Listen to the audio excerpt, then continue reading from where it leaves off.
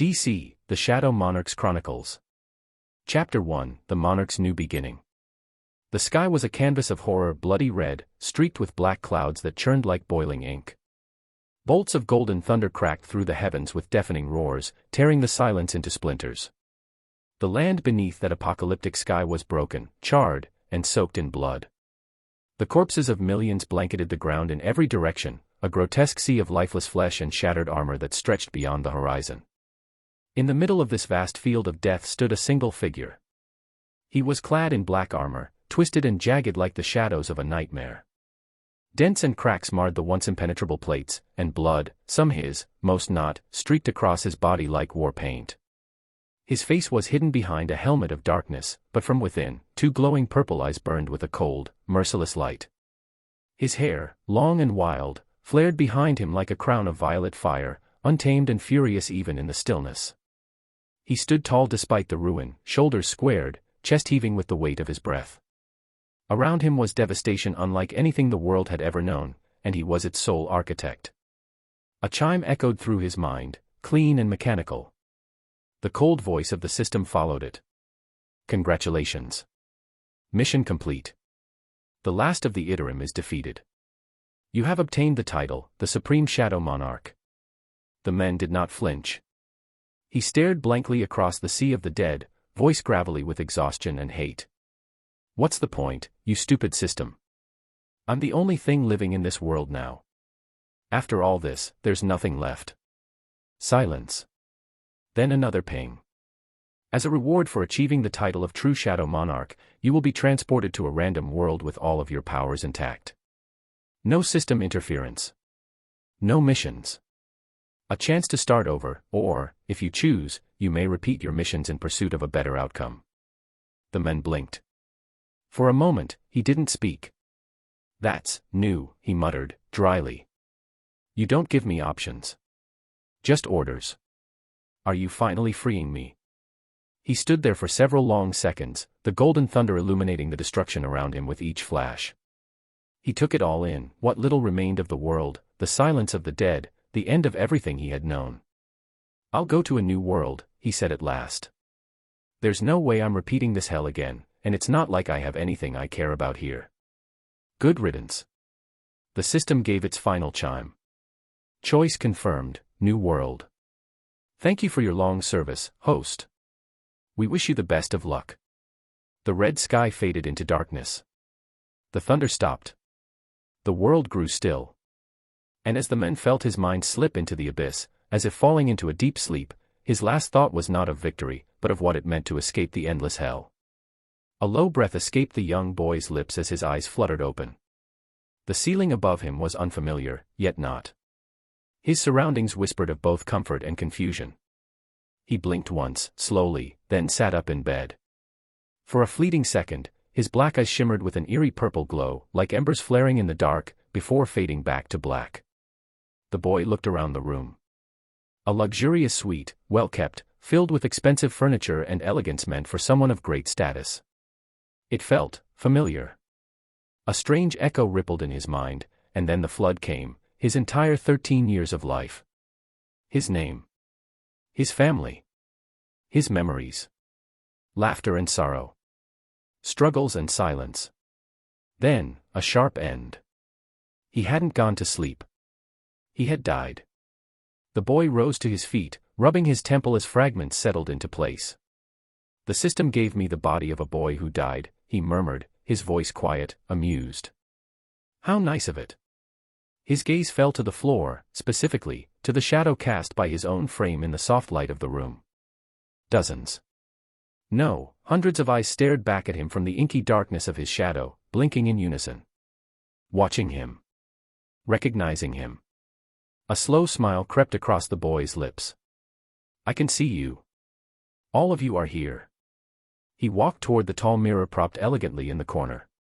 The reflection staring back at him was youthful, fair-skinned, with messy black hair and dark eyes full of thought. A beautiful child, born into wealth and privilege.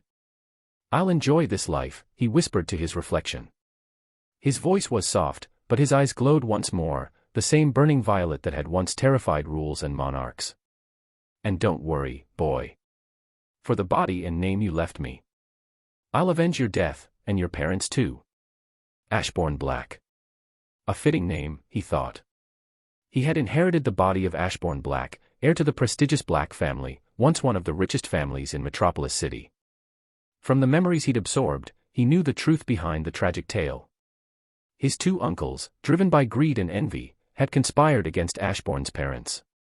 They poisoned them slowly and efficiently, removing the family one by one. The boy himself, barely tolerated by either uncle, had been fed the same fate, his death planned to be brushed off as a fragile constitution and a broken heart. Ashborne, no, he now wasn't fragile. And he was far from broken. With deliberate steps, he walked through the grand villa halls, the polished floors echoing beneath his bare feet. His destination was the grand dining room. From the laughter echoing within, he could tell the parasites were enjoying their feast. He pushed open the double doors without knocking. The opulent dining room was filled with the sound of forks, glass clinks, and idle chatter, until silence swept the room like a winter storm. Every head turned. Scowls, sneers, and disdain met his presence. The first uncle, the elder of the two, lowered his wine glass. "What are you doing here?" Ashborne smiled, but it was a cold, dead thing that didn't reach his eyes. "Congratulations," he said, tone almost cheerful. "You killed your brother, his wife, even his only son, your own nephew. Now, I take his place. So I owe him to avenge him." The lights flickered. His shadow moved. No, grew. Darkness poured out from his feet like a tidal wave, flooding the room, swallowing the table and walls in seconds. Shadows wrapped around chairs, glasses shattered midair, and all color drained from the room. The two families froze in terror. None of them could move, not even to scream. "Any last words?" Ashborne asked. The first uncle fell to his knees, weeping. "Please. We're your family." "My family." Ashborne chuckled. His voice rang deep, like a blade sliding from a sheath. "I told you. Your nephew is dead. His soul isn't here anymore." He tilted his head. "I took over. I have no relatives. One of a kind, you could say." And with that, the darkness surged forward. The screams of the first uncle and his wife and sons were muffled by the abyss as the shadows devoured them whole. Ashborne turned his head slowly toward the second uncle. The men trembled, trying to speak. "My daughters, they have nothing to do with this. Please, at least spare them." Ashborne looked at the two girls, one, perhaps 15, the other barely 9. His smile returned, cruel and sharp. "The older one's pretty enough to be my slave," he said with mock thoughtfulness. "And the young one, probably going to grow into her sister's beauty." He paused. His smile faded. "Unfortunately for you." His voice turned low, venomous. "I don't care for that. Nor do I care for their age. A family for a family. Revenge of equal proportions, nothing more, nothing less." The second uncle screamed as the darkness devoured his daughters, then the shaking wife, and lastly he was devoured. One by one, all of them vanished into the abyss. That night, Ashborne purged the villa of its rot. Every servant, every smiling traitor who had bowed to the murderers, fell beneath the shadow. No plea was heard. No mercy was given. And once it was over, silence reigned. Ashborne sat alone in the grand dining room, shadows flickering around him like loyal beasts. He rested his chin on his hand, gazing into the candlelight as memories stirred once more. The original Ashbourne's mind had offered much, but one memory held his attention above the rest. A memory of a man flying through the sky. A red cape. A red S on his chest. Ashbourne's glowing eyes narrowed. "So this world has Superman," he murmured. A slow grin curved across his lips. "I know this world." Chapter 2, Shadow Corp.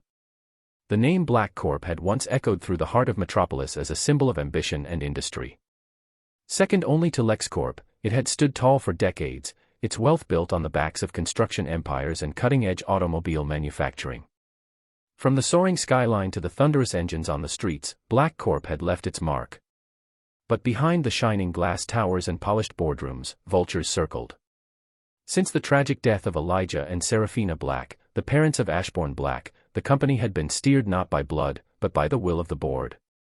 Until Ashborne came of age, or until he too died, the decision-making remained suspended, awaiting the legal shift of power to the two uncles. But the uncles were dead now.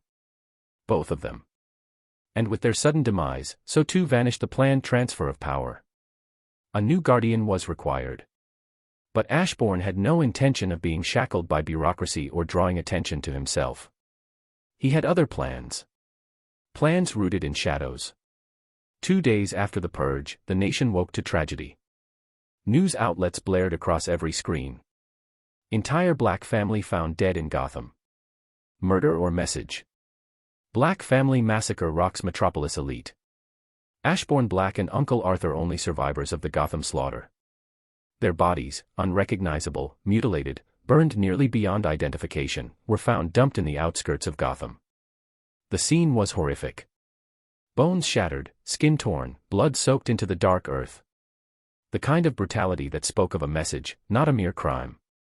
According to the police report, only Ashborne and Arthur Black had been spared. Arthur, having stayed behind to care for the sickly Ashborne, was now the grieving patriarch of a family wiped from existence. And Arthur wept well. Because Arthur was Ashborne. The Shadow Monarch had simply taken the man's form through his shape-shifting ability, every wrinkle, every mannerism, every trembling sob in front of the cameras. He played the devastated uncle with haunting precision. A man who had lost his brother, his wife, and both daughters in one vile stroke of violence. The investigation dragged on with no real answers. No fingerprints. No digital traces. No signs of motive except a vague connection to organized crime. Some speculated that a Gotham-based crime syndicate had struck, enraged by Black Corp's plans to construct several high-end buildings in their turf. With the family dead and the Gotham project scrapped, the theory made sense. But truth, as always, remained buried in the dark. With the guardianship rendered irrelevant and no surviving claimants to challenge him, Arthur Black, Ashborne in disguise, was granted control of Black Corporation legal, clean, unquestioned. And his first act as the new head? He buried the name Black Corp. From its ashes, a new monolith rose. Shadow Corp. The change made waves across every major financial outlet. Analysts debated the implications. Reporters asked why such a drastic rebranding had occurred so suddenly. A week later, Arthur Black finally answered during a quiet press interview, voice low and eyes dimmed by fabricated grief. Ashborne wanted this.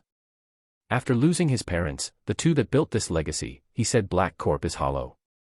A shadow of what it once was. He asked if we could rename it, to honor what's left. Just a broken-hearted child's wish, I suppose.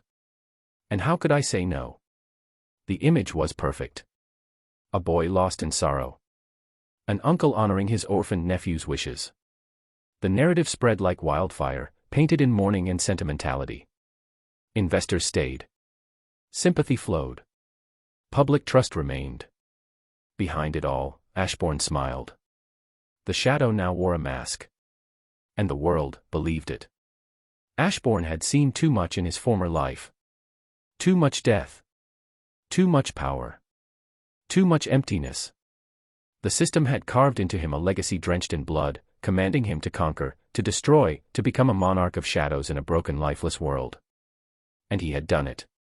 He had stood atop a mountain of corpses, crowned by lightning and silence. Billions dead. Centuries of endless war. He was tired of that. In this new world, he had no desire to wage wars or be conqueror. No hunger for domination. He craved something far more simple. Enjoyment. So, Ashborne designed a life for himself with a singular vision: he would live like a human. He would work, enjoy, and indulge in the mortal pleasures this world offered. No missions. No systems. No endless war. But that didn't mean stagnation. To ensure Shadow Corp remained dominant and untouchable, Ashborne began collecting shadows, not of soldiers or assassins, but of the greatest minds in this era. Scientists, engineers, economists, doctors. He extracted them from the forgotten dead, snatching up every intellect the world buried in obscurity. Biologists who once played with the edges of life. Chemists whose formulas held many revelations. Tech pioneers and financial geniuses. Each one reduced to pure skill and intelligence, their personalities erased. Perfect tools. Silent, tireless, and bound to his will. Under fake identities and fabricated backstories, their groundbreaking work was quietly filtered into Shadow Corp's pipeline. Products, patents, and advancements flowed like water, and no one outside of him had a clue. And it worked. In just 5 years, Shadow Corp exploded into new industries: medicine, energy, and software development. Medical breakthroughs pushed the company to the forefront of biotech. Revolutionary battery designs and sustainable energy tech drew global attention. Their software branch released tools years ahead of competitors. News outlets sang praises of Arthur Black, the man who endured the loss of his entire family and still carried forward the legacy. A resilient soul, they called him. A genius guardian to his young nephew. And then, the second tragedy struck. On the eve of Ashbourne's 18th birthday, Arthur Black, his own disguised persona, was reported dead in a catastrophic accident inside Shadow Corp's energy laboratory. The company had been working on a new high-capacity battery system when something went catastrophically wrong. The entire lab was incinerated in an instant. No bodies were recovered. Only ash remained. Among the dead, Arthur Black, beloved head of Shadow Corp. The public mourned. News anchors called it a cursed family legacy. And Ashborne. He buried Arthur's mask for good. The next morning, Ashborne Black walked into the towering Shadow Corp building not as a boy, but as its new master. The board had seen opportunity in the loss. A young heir. No degree. No experience. No Arthur to shield him. It was time to wrest back control. One board member stepped forward, speaking in syrupy words about his deep friendship with Arthur, about how the board stood ready to help Ashborne during this difficult transition. Ashborne listened with a calm expression. Then he laughed. Friendship, he echoed coldly. Jack Everstone, you lobbied to cut R&D funding last quarter. Arthur had to personally override your vote. The man's face drained of color. Ashbourne's smile never reached his eyes. Don't lie to me. I've known everything this company does, every project, every budget, every backdoor deal. I let Arthur play his part, but don't confuse the mask for the mind beneath. A heavy silence fell over the boardroom. Then Ashborne turned to the rest of them. Shadow Corp continues. As it is. No changes. They didn't argue. Not after that. They had watched Arthur carry the company through its golden age. But now, in the presence of this young man, this 18-year-old who radiated calm power and unflinching control, they began to see the truth. Ashborne wasn't Arthur's successor. He was the one behind Arthur's success. Efficient. Ruthless. Brilliant. Whispers began to circulate. Ashborne proved himself to everyone quickly. Everyone viewed him as a prodigy with a boundless future. Under Ashborne's control, the Shadow Corp grew much faster than before and began to catch up with LexCorp. Chapter 3, Friends with Benefits. 1 year had passed since Ashborne Black stood as the face and force behind Shadow Corporation.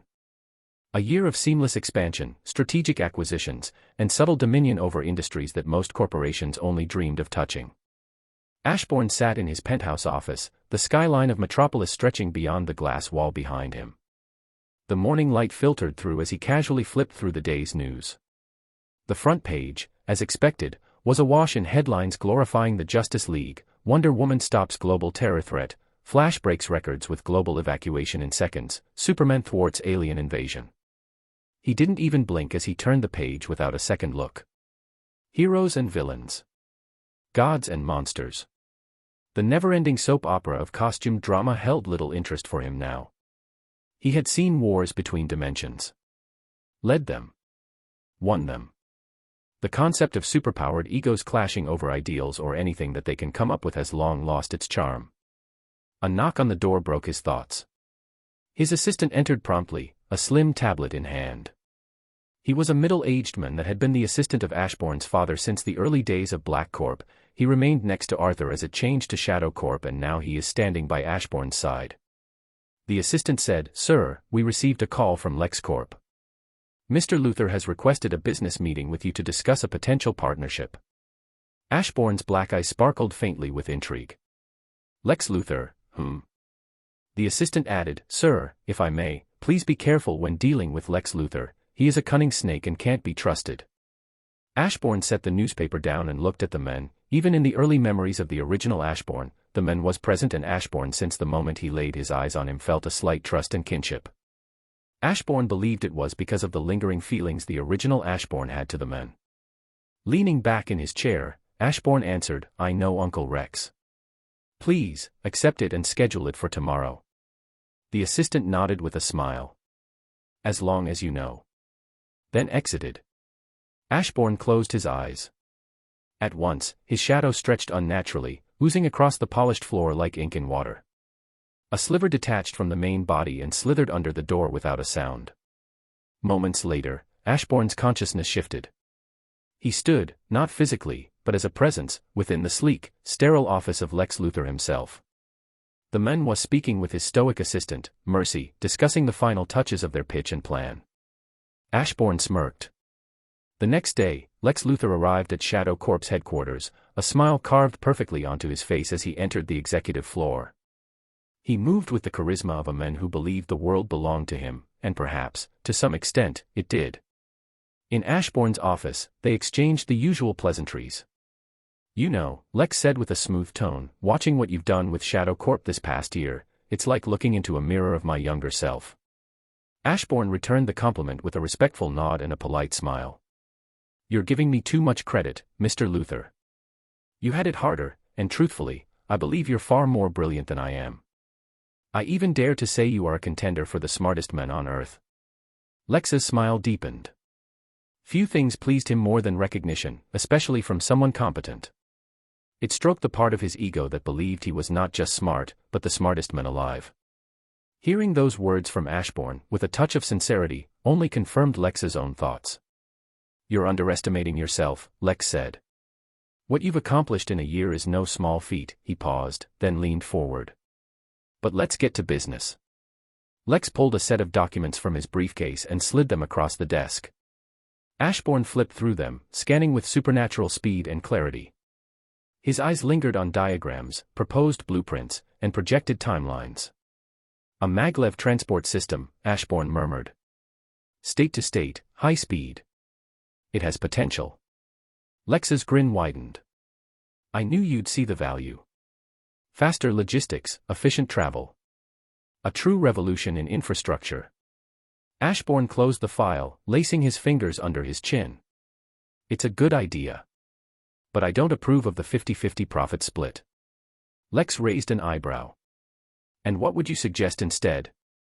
20/80, Ashbourne said coolly, "in my favor." There was a pause. "That's unusually greedy," Lex remarked, leaning back. 50-50 is a fair share by any business standard." Ashbourne's smile remained fixed, but his tone dipped with amused certainty. "LexCorp could build this on its own. It doesn't need us. But you came here anyway. Let me guess, you plan to use the infrastructure to move certain unregistered items. Weapons. Tech. Maybe other assets. And with Shadow Corp involved, if something goes wrong, blame and damage are shared. That makes it legally complicated to touch you." Lex's face froze momentarily, the flicker of surprise betraying his otherwise composed expression. Ashbourne's smile turned razor sharp. "Mr. Luthor, my opinion of you isn't low. It's high.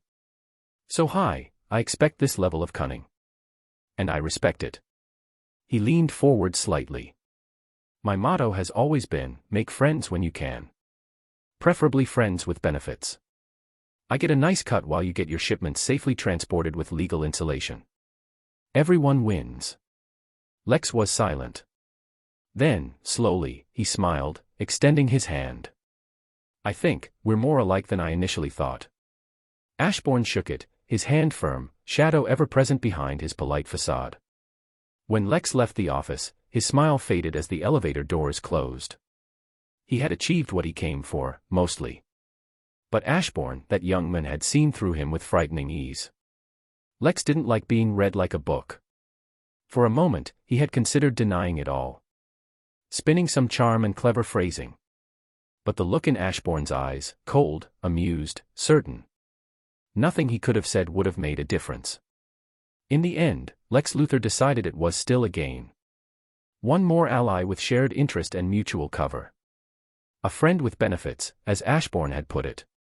But Lex also knew, beneath that polite young face was something darker. Something even he couldn't quite see through yet. A week had passed since Shadow Corp and LexCorp signed their historic joint venture. The announcement of a massive new infrastructure project, a nationwide maglev transportation network, swept across the media like wildfire. 3 years of work, billions in projected revenue, and the promise of faster, cleaner transportation had the public in an uproar of support. News anchors praised the forward-thinking partnership. Economists speculated how this would reshape interstate commerce. Public approval surged for both corporations. And yet, amid the celebration, Ashbourne received a visitor no media channel could have predicted. It happened late in the day.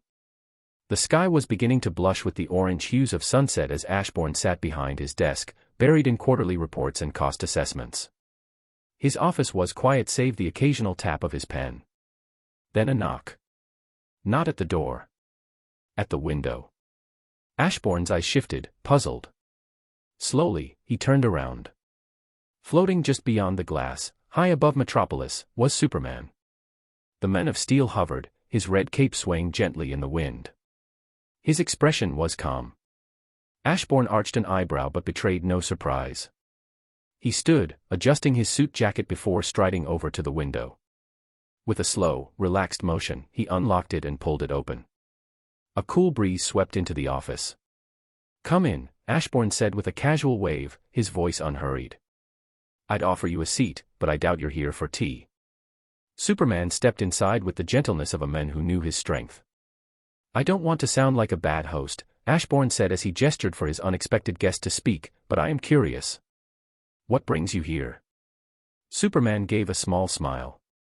"I saw the announcement today. Your partnership with Lex Luthor." Ashbourne nodded, keeping his expression neutral. "I came," Superman continued, "to offer a word of caution." Ashbourne listened silently.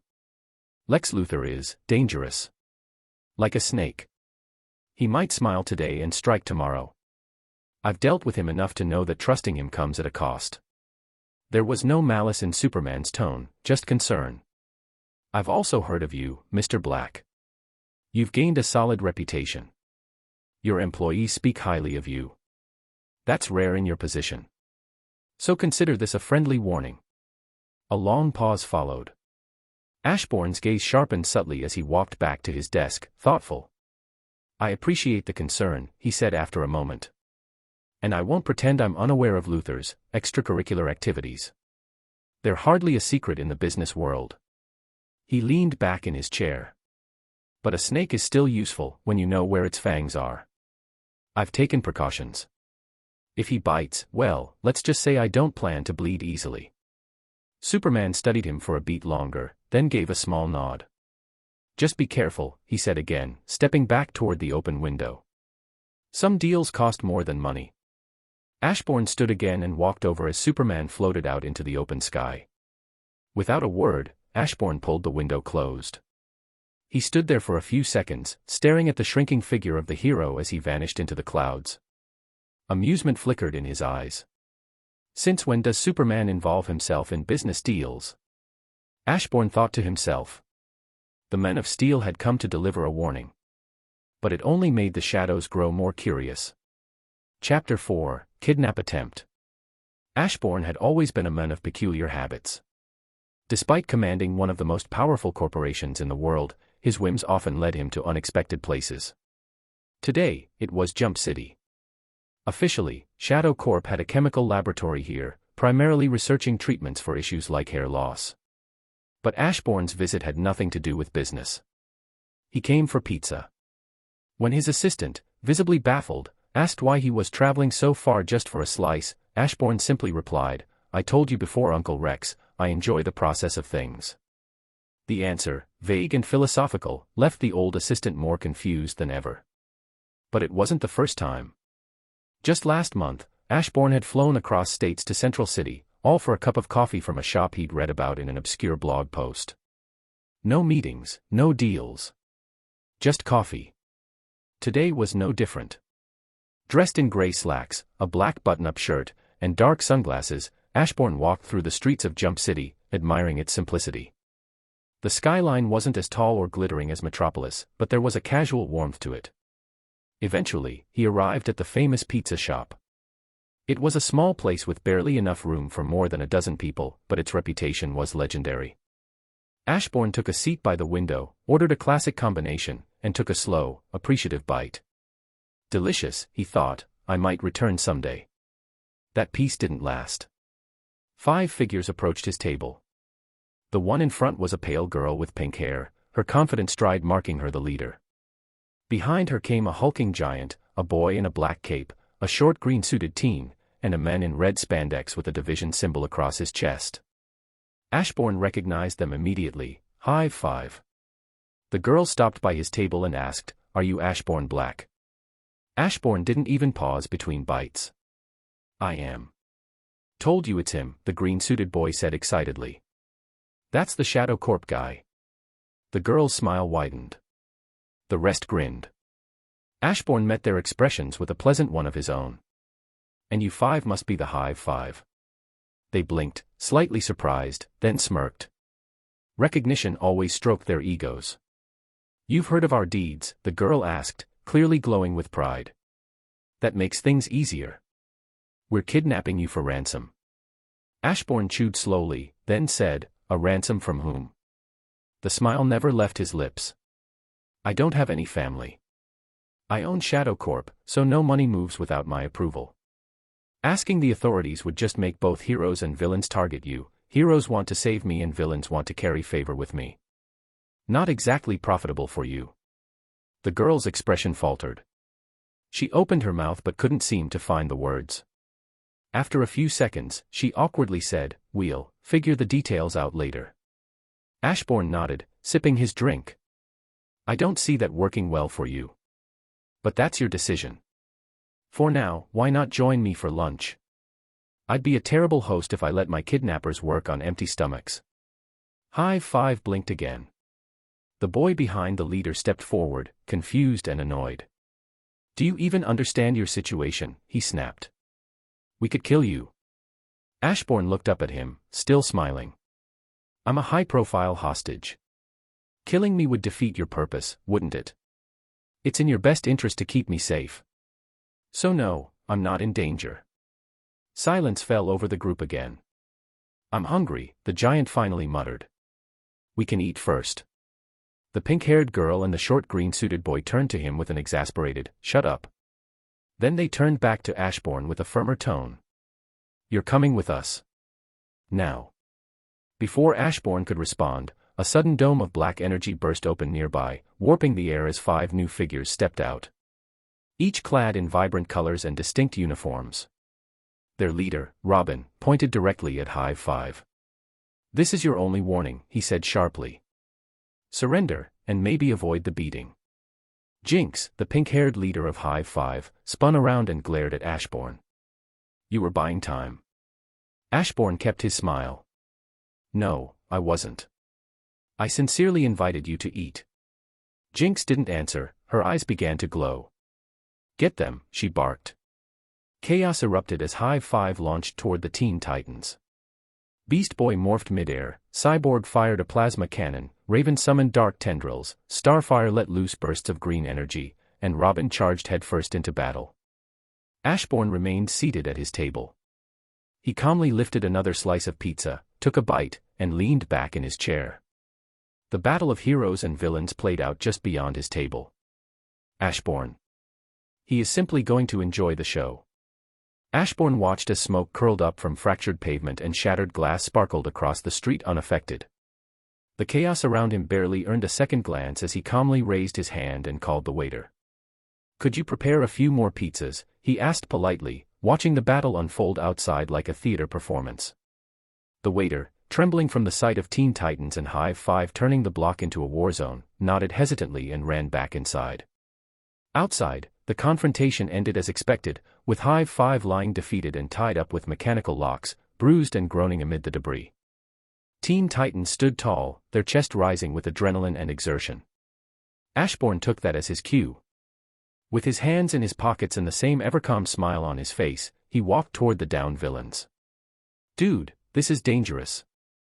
Stay back," Beast Boy called out when he noticed the stranger approaching. Ashborne barely slowed his pace. "It's fine," he said softly, still smiling. "I just want to talk to them." The Titans exchanged uneasy glances. All except Raven, who furrowed her brow. There was something strange about this man. She couldn't quite place it. His aura was quiet, almost dull, but beneath it, something stirred. A sliver of something dark and familiar. She frowned, the idea forming in her mind, was he like her? Did he have demon blood too? Her expression shifted, eyes narrowing in suspicion and a strange, involuntary interest. Ashborne stopped in front of the restrained Hive 5. He looked at them without condescension, just quiet contemplation. "You're not suited for crime and villainy," he said bluntly. The 5 glared at him. Jinx managed to growl, "Wait till we're free. Then you'll see how unsuited we are." Ashborne raised a brow, still smiling. "No need to be angry. I'm just commenting on the facts. Kidnapping for ransom. That's weak. The proper approach would have been, kidnap me, torture me for money, then execute. You didn't think that far, did you?" Jinx blinked. The sheer absurdity of what he said froze her mind. Her team wasn't doing much better. Even the Teen Titans looked stunned. Ashborne chuckled lightly. "As I said, you're not suitable for villainy. But..." His eyes softened, "I see potential in you elsewhere.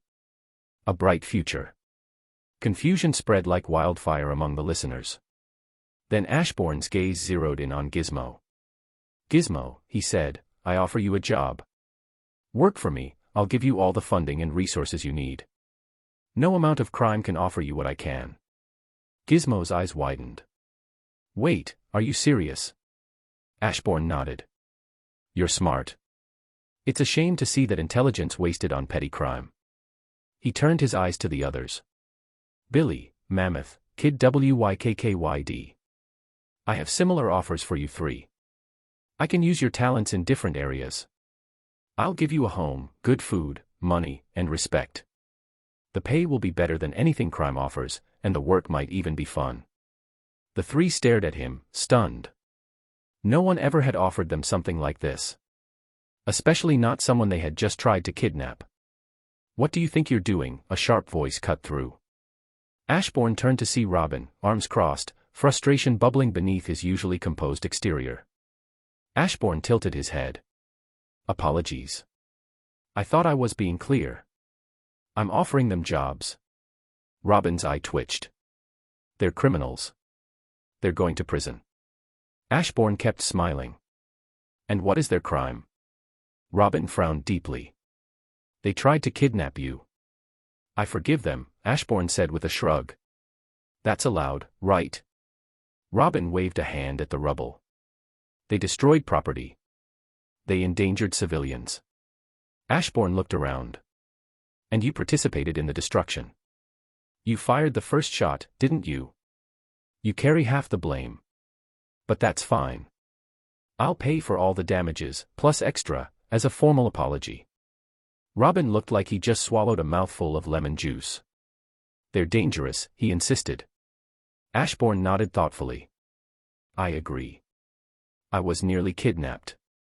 The words were calm, factual, yet carried a quiet, unnerving logic that made Robin clench his fists. Then Ashborne turned to Cyborg. "Would you mind releasing them? I'll have my assistant pay for everything before the day ends. If not, you're welcome to take them to the station. I'll just post their bail." Cyborg glanced at Robin, unsure. Ashborne added gently, "I'll cover everything. No tricks." The Titans looked among each other. All 5 of them were thoroughly annoyed, Raven still suspicious, Beast Boy confused, Starfire outright frowning, Cyborg hesitant, and Robin glaring daggers. At last, Robin spoke. "Let them go," he said tightly. A part of him hoped Ashborne would regret this decision down the line. Ashborne bowed his head slightly. "Thank you." As the restraints were removed, he turned back to the bewildered villains. My offer still stands. If you refuse, I'll walk away, pay the damages, and forget today ever happened. If you accept, we'll head back to sign contracts. He grinned and gestured toward the nearby restaurant. After lunch, of course. The Hive Five exchanged uncertain glances, the world around them slowly beginning to shift in a way none of them could have predicted. Chapter 5, Hiring Hive 5. The silence that followed Ashbourne's offer was heavy, almost hesitant, until Gizmo looked at the others, then back at Ashbourne, and gave a small nod. The others followed one by one, and finally, they all nodded in agreement. We'll give it a shot, Gizmo said. Ashbourne's calm smile widened ever so slightly. Excellent choice, he said. I already asked the waiter for a few extra pizzas for the four of you. Please, come with me. As he turned toward the pizza shop, the group began to follow, until a soft cough halted them. Jinx stood still, arms crossed, lips tight. Are you not forgetting someone? Ashbourne stopped, glanced at her, and with the same unchanging, cordial smile replied, No, I haven't forgotten. The offers are for these four because I value their abilities to work for me. In your case, I have no suitable job for your talent. And I have no intention of hiring a cute and pretty face for no purpose. Jinx's eyes widened. You think I'm cute and pretty? Ashbourne tilted his head slightly. Yes, I do. She blinked, quickly shaking her head as if to snap out of it. That's not the point. My powers are amazing. I can. I agree, Ashbourne cut in gently, your powers are good. But I simply don't have a job where I could utilize them properly. That's all. The other four looked at their stunned teammate. Gizmo narrowed his eyes, then turned toward Ashbourne. We're a bundle deal, he said. Either all five of us come, or none of us do. Billy, Mammoth, and Kid WYKKYD nodded in agreement. No hesitation. Ashbourne observed them silently for a few seconds, his gaze unreadable. Then he exhaled softly and nodded. Fine. She'll come too. I'll do my best to find something that suits her. Jinx blinked again, clearly trying to process the emotional roller coaster she was being dragged through. With the matter settled, Ashbourne turned and continued walking toward the pizza shop, hands in his pockets. The five young villains. No, former villains, followed behind him, wearing small but genuine smiles. Behind them, the Teen Titans stood silently, watching the surreal scene unfold. It was like they'd been entirely forgotten, mere background players in a bizarre play. If he gets kidnapped again, Robin muttered, rubbing his temples, I'm not saving him. He turned and walked off. The rest followed. Cyborg shook his head. Starfire looked confused and mildly insulted. Beast Boy whispered, is this how villains get hired now? Raven lingered behind for a moment longer. Her violet eyes flicked toward the pizza shop, where the six had already stepped inside. What was that feeling? There was something off about that man, she thought. Something buried beneath that gentle smile. Not malevolent, but not normal either. Something like her. With a quiet sigh, she turned and followed her team, but her mind was far from finished with the strange man who'd turned a kidnapping into a recruiting session. Lunch had gone surprisingly well. Amid laughter, curious glances, and boxes of half-eaten pizza, the atmosphere around the table felt less like a group of former villains and more like new recruits on their first day. When the final slice was eaten and the drinks were emptied, Ashbourne stood and turned to Kid WYKKYD. Teleport us back to Shadow Corp, please, he said, his tone as casual as ever. Kid nodded, and with a flicker of darkness, the group vanished from Jump City and reappeared in the heart of Metropolis, right inside the towering, glass-clad headquarters of Shadow Corp. As Ashbourne stepped inside with the 5 former Hive members trailing behind him, heads turned. Employees paused mid-conversation, mid-typing, mid-walk, but none dared speak. The presence of Ashbourne was enough to keep them silent, and his unexpected entourage was just another mystery they knew better than to question. At the reception desk, Ashbourne's assistant spotted him, froze, and dropped his tablet in shock. Ashbourne walked up to him, placed a hand on his shoulder gently and said, later, send someone to check on Jump City. There was a fight near the pizza shop I visited. I want all the damages to be paid. The man nodded weakly, unsure what was more surprising, the fight or the 5 villains now casually standing behind his boss. "Come," Ashborne said, still smiling, and walked deeper into the building. The assistant followed, as did the 5 former villains, who exchanged curious glances at the sleek, corporate hallways of Shadow Corporation. They eventually entered Ashborne's personal office, a large, modern space filled with dark wood, elegant furniture, and a panoramic view of Metropolis. Ashborne sat behind his desk and leaned back in his chair, folding his hands as he looked at the 5 expectant faces before him. "Let's begin." His gaze moved to Gizmo. "Gizmo, I want you in the engineering department. They're working on mechanical systems and advanced tech, some of the brightest minds in the world. I'm sure you'll find their work interesting. If you have your own ideas or inventions, you're welcome to pursue them. The only condition," he lifted a finger, "is you must check with the safety department before building anything. We had incidents before." Gizmo grinned and nodded quickly. "Got it, boss." Ashborne's gaze moved next to Billy Numerous. "Billy, do you like video games?" Billy blinked, caught off guard. "Ah, yeah." Ashborne smiled. "We recently started a division focused on creating video games. We need testers. With your ability, you could do the work of dozens by yourself." Billy's mouth dropped open. "You serious? Just play games and get paid?" "With myself." Ashborne nodded. "Yes." Billy looked ready to cry with joy. Next, Ashborne turned to Mammoth. "Mammoth, I'd like you to work in construction. You'll follow architecture engineers and demolish areas scheduled for rebuild. Controlled destruction, a legal outlet for your strength." Mammoth nodded enthusiastically. "That's a job." "Heck yeah." Ashborne's eyes now met Kid WYKKYD's. "You'll assist with transportation logistics. We'll figure out your range, stamina, frequency, and any limitations. You'll be fairly compensated, and whatever you save us in costs, will reflect in your pay." Kid gave a silent thumbs up. Then came the pause. The atmosphere shifted slightly as Ashborne's gaze settled on Jinx. He studied her in silence, then asked, "Do your powers do anything besides damage and bad luck?" Jinx blinked, then shook her head. "Do you have a degree in any field?" Another shake of her head. "Do you have any preferences or hobbies? Something you're good at?" Jinx's lips trembled. Her third silent shake was slower than the rest. The room quieted. Her teammates fidgeted uncomfortably.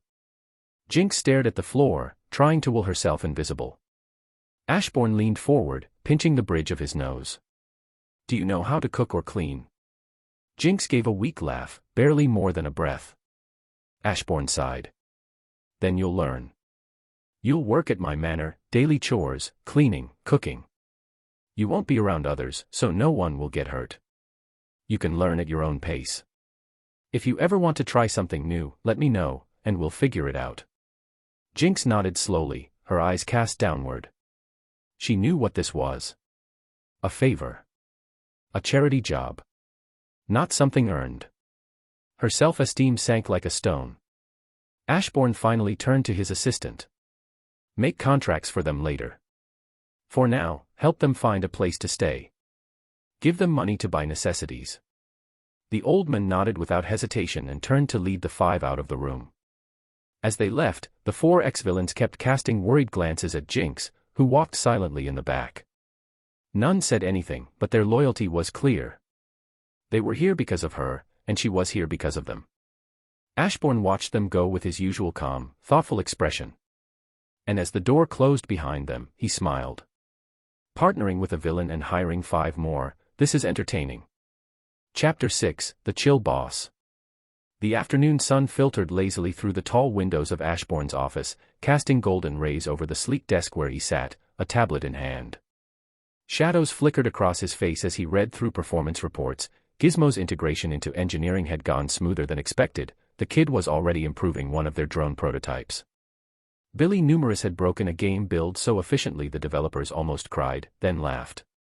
Mammoth had managed to bring down a condemned building in record time without damaging nearby infrastructure. Kid WYKKYD's teleportation range was still being tested, but but so far, logistics loved him. Jinx had no report. The villa had no staff to monitor and report her performance, and he himself didn't go there as he was busy with other stuff. But his shadows did monitor the girl, and it seems she was trying to work with unexpected diligence. Despite having no one beside her in the villa, she was going around cleaning and wiping dust. According to the shadows, she wasn't a problem. But she wasn't thriving yet either. Just as Ashborne swiped to read the message from the head of the finance department, his monitor buzzed with an incoming video call. The name flashing on the screen brought an amused glint to his eyes. Lex Luthor. Ashborne accepted the call with a casual flick of his finger. His expression didn't change, still calm, still smiling. To what do I owe the pleasure? He greeted smoothly, folding his hands. Lex Luthor appeared on screen, his signature confident smirk in place, seated in a tastefully minimalist office. I received a call this morning from Wayne Enterprises, he said with practiced ease. Bruce Wayne is coming to Metropolis to discuss joining the maglev infrastructure project. Ashborne's smile didn't falter. You don't have a problem with that, do you? The more, the merrier, right? Lex leaned back, matching his tone. Your motto, isn't it? Make friends when you can. Ashborne chuckled, nodding. True. Glad you understand me so well already. He let a pause hang just long enough before continuing. I'm fine with it. But a word of advice from a friend. Lex raised an eyebrow, intrigued. Ashborne's smile dimmed just slightly, just enough to let the seriousness slip through. Be extra careful with Bruce Wayne. He can't be trusted. That got Lex's full attention. Oh. And what makes you say that? Ashborne leaned back, his fingers tapping together thoughtfully. Wayne Enterprises doesn't need to join a maglev infrastructure project. Their tech division is self-sustaining, their urban investments are Gotham-centric, and historically, working for the benefit of the world outside Gotham has never been the Wayne's style. Lex narrowed his eyes as Ashborne continued. He's not here for the project. He's here for something else. It might be related to us, or we might just be the distraction. Either way, I suggest keeping an eye on him. Lex went silent for a moment, the gears in his mind clearly turning. Then he gave a small nod. Thank you for the warning. The call ended moments later. Ashborne leaned back in his chair again, this time with a thoughtful look that lingered in his eyes. He recalled Superman's warning, which had been vague but genuine. Luthor's planning something. And the Justice League is onto him, or at least they are doubting him, Ashborne thought to himself. And now, Bruce Wayne, or perhaps more accurately, the big brooding bat, was entering the equation. Ashborne smiled, a slow, amused curve of the lips. Let's see how this plays out. The night was quiet around the Black family villa. Inside, Jinx collapsed onto the grand, but lonely, sofa in the sitting room. The polished floor gleamed, the shelves were dust-free, and every cushion on every couch was aligned with obsessive precision. She had cleaned the villa from top to bottom. And for what? She pulled her knees to her chest, resting her chin on them as she stared blankly across the room. The job felt like a punishment masked as charity. Being a villain had been wild, dangerous fun. Her powers were respected, even feared. Now, she was scrubbing floors and organizing cutlery. Not because she was the best suited for the job, but because she had nothing else to offer. The others, Gizmo, Billy, Mammoth, even Kid, were thriving. Using their skills in places that made them smile. She wasn't stupid. She knew Ashborne had only taken her in because the others refused to leave her behind. And as if to punctuate that lonely thought, her gaze drifted to the empty hall. Ashborne hadn't been home since she started working here 3 days ago. No staff came or went. The food supplies were stocked when she arrived, and the villa had been spotless. If she hadn't seen it with her own eyes, she would have thought this place was long abandoned. So who was taking care of this mansion before she came? Her musing was cut off by the sudden chime of the front doorbell. It echoed through the marble halls like a whisper in a cathedral. Jinx blinked, confused. She hadn't been expecting anyone. She stood and made her way to the large, ornate door, half expecting to find a courier or maybe the old assistant. Instead, she found Gizmo, flanked by Billy, Mammoth, and Kid Wykkyd, each one holding a box of pizza or a drink. Gizmo laughed the moment he saw her. Didn't think I'd live to see the day you'd be in a maid outfit, he cackled. We brought food. Thought we'd hang out a bit. A small, reluctant smile twitched at her lips before it faded again. It's better if you don't stay, she said, voice low. Ashborne might not like it. Billy waved a hand dismissively. Nah, he's chill. Won't care if his good employees have a little fun. Jinx shook her head, concern creeping in. He might not care about you guys, but this is his house. He probably doesn't want people lounging around it. Gizmo, as usual, didn't care for logic. It's fine. We're not trashing the place. He stepped inside like he owned the villa, and the others followed without hesitation. Jinx stood frozen in the doorway for a moment, then sighed and followed them in.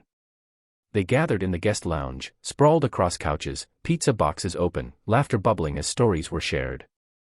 Gizmo was building something new with the engineers and loving the creative freedom. Billy had nearly broken the simulation program with his clones, much to everyone's amusement. Mammoth had been nicknamed the Wrecking Crew by construction workers. They were proud. Happy. And Jinx smiled along with them. But it didn't reach her eyes. Then it happened. Billy cracked a joke at Mammoth's expense, something about brains and wrecking balls, and before anyone could stop it, Mammoth picked up a glass bottle and hurled it straight at Billy. Billy ducked instinctively. The bottle didn't shatter. A loud thud echoed behind Billy. The room froze. All heads turned. Ashborne stood in the doorway, completely still, holding the bottle in his hand. The room was dead silent. Ashborne raised a brow, eyes scanning the frozen faces before him. Throwing a glass bottle at me the moment I walk in, he said, dryly amused. Really? Even if someone hates their boss, that's excessive, don't you think? Mammoth's hands shot up. It was an accident. Ashborne tilted his head. If that was an accident, I fear for what your intentions look like. The group stiffened, unsure if he was joking. Then Ashborne chuckled and stepped forward. Relax. I know it was an accident. I'm just messing with you. But if you must fight, do it outside. I'd rather not wake up one day buried in the rubble of my own home. Gizmo, looking unusually sheepish, scratched the back of his head. Don't worry, boss. Won't happen again. Ashborne smiled. Good. And remember, Jinx is the one who cleans up your messes. Be considerate. Don't make her job harder. That made them all pause. He turned, plucked a slice of pizza from the box nearest him, and glanced back casually. I'll be in my room. Stay here if you want. Just don't burn down the place. He started walking away, then added with a smirk, thanks for the pizza. And the drink. He vanished down the hallway. The moment he was gone, Billy grinned wide and slapped his leg. See? Told you the boss is cool and chill. The others nodded, relieved. Anyone else would have at least yelled, Gizmo muttered, shaking his head. Jinx watched them with a strange feeling stirring in her chest. Maybe, just maybe, even if this wasn't where she wanted to be, she wasn't entirely alone. Chapter 7, The Casual Hostage. The sunlight seeped gently through the tall windows of the manor. The living room bore the signs of a small, unplanned sleepover, pillows scattered, blankets half-draped over furniture, and 4 unconscious figures sprawled across the couches and floor. Ashborne walked in, crisp and sharp in his dark suit. His gaze swept over the chaotic scene with amusement before settling on the only sign of movement, Jinx, mop in hand, wiping away a particularly sticky spot on the floor. Good morning, he said, voice smooth and unhurried. Didn't expect to see you up so early. Jinx glanced up and gave him a faint, tired smile. It's my job, she said softly. And, kind of my fault the place got trashed. Ashborne walked a few steps closer, casting a glance at the still snoring heap that was Mammoth and Billy entangled in a blanket on the floor. It's fine, he replied with a casual shrug.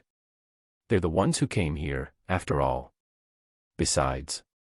He turned to her with a small smile, it would be bad for my reputation if you turned visitors away, right? Jinx let out a small laugh and nodded. Ashborne adjusted the cuff of his shirt. I'm heading to Shadow Corporation, don't forget to wake the 4 up. If they overstay, the manor might collapse under their collective snoring. Jinx nodded again, more easily this time. Got it. He turned toward the door, steps light but firm. As he reached for the handle, Jinx hesitated, then called out, "Boss." Ashborne paused. "Thanks for giving us a chance," she said, her voice uncertain at first, then stronger. "And for being so accommodating." For a moment, Ashborne didn't move. Then, without turning back, he simply replied, "You're welcome." The door clicked shut behind him, and Jinx stood quietly in the silence that followed, mop still in hand. Despite the mess, despite the doubts, a small warmth settled in her chest. Lex Luthor sat behind his sleek desk, his fingers tapped rhythmically on a data pad as he reviewed reports, financial projections, infrastructure progress, and recent defense systems upgrades. All standard, all efficient. Just the way he liked it. A soft knock preceded the quiet whoosh of the door sliding open. His trusted assistant, Mercy Graves, stepped in, her tone sharp and respectful. "Lex, your visitor is here." Lex didn't look up immediately. Only after finishing the last line of a report did he glance at her and nod. "Let him in." The door opened wider, and in stepped a man dressed far too flamboyantly for the environment. A deep purple coat, a matching hat, and a face painted in an all-too-familiar grinning clown makeup. The Joker. "Lexi. You're almost out of smiles today," Joker cackled as he removed his hat with a theatrical bow. "You know, sneaking into Metropolis unnoticed is so unfriendly to folks like me." Lex leaned back in his chair, folding his hands in front of him. "You're almost late." Joker strolled into the room, spinning his hat on one finger before plopping it onto a nearby table. Traffic was murder. Literally. His grin widened as he placed a sleek, black briefcase on Lex's desk and opened it with a satisfying click. Inside was a single object nestled in a custom-molded case, glowing faintly. Lex's eyes narrowed. "You brought it." "Oh, I always keep my promises," Joker said with a low giggle. "Besides." He tapped the edge of the case. "This little beauty is going to make things so much fun." Lex allowed himself a rare, thin smile, cold, calculating. "Good. Everything is falling into place." The two men stared at the briefcase for a moment longer. Unbeknownst to them both, in the far corner of the room, where the soft lighting met the deepest shadows, something shifted, subtle, almost imperceptible. A flicker in the darkness. A whisper of movement. The shadows settled once more. Watching. Listening. Waiting. In one of Metropolis' most luxurious restaurants, the glittering lights and soft symphony music set the perfect backdrop for a gathering that was equal parts power and politics. The room was filled with influential business magnates, well-dressed executives, and reporters from the biggest papers in the world. Among them stood Lois Lane, clipboard in hand, ever the professional. Near the heart of the gathering, Lex Luthor stood in a dark charcoal suit, engaged in a casual yet calculated conversation with none other than Ashborne Black, the enigmatic CEO of Shadow Corporation. The two stood shoulder to shoulder like twin pillars of wealth and power. Then, the crowd subtly shifted as Bruce Wayne made his entrance, radiating charm and confidence in equal measure. His name needed no announcement, the entire room noticed when he walked in. Lex turned and greeted Bruce with a familiar nod. "Mr. Wayne." Bruce smiled. "Lex." But his attention turned curiously to the men beside him.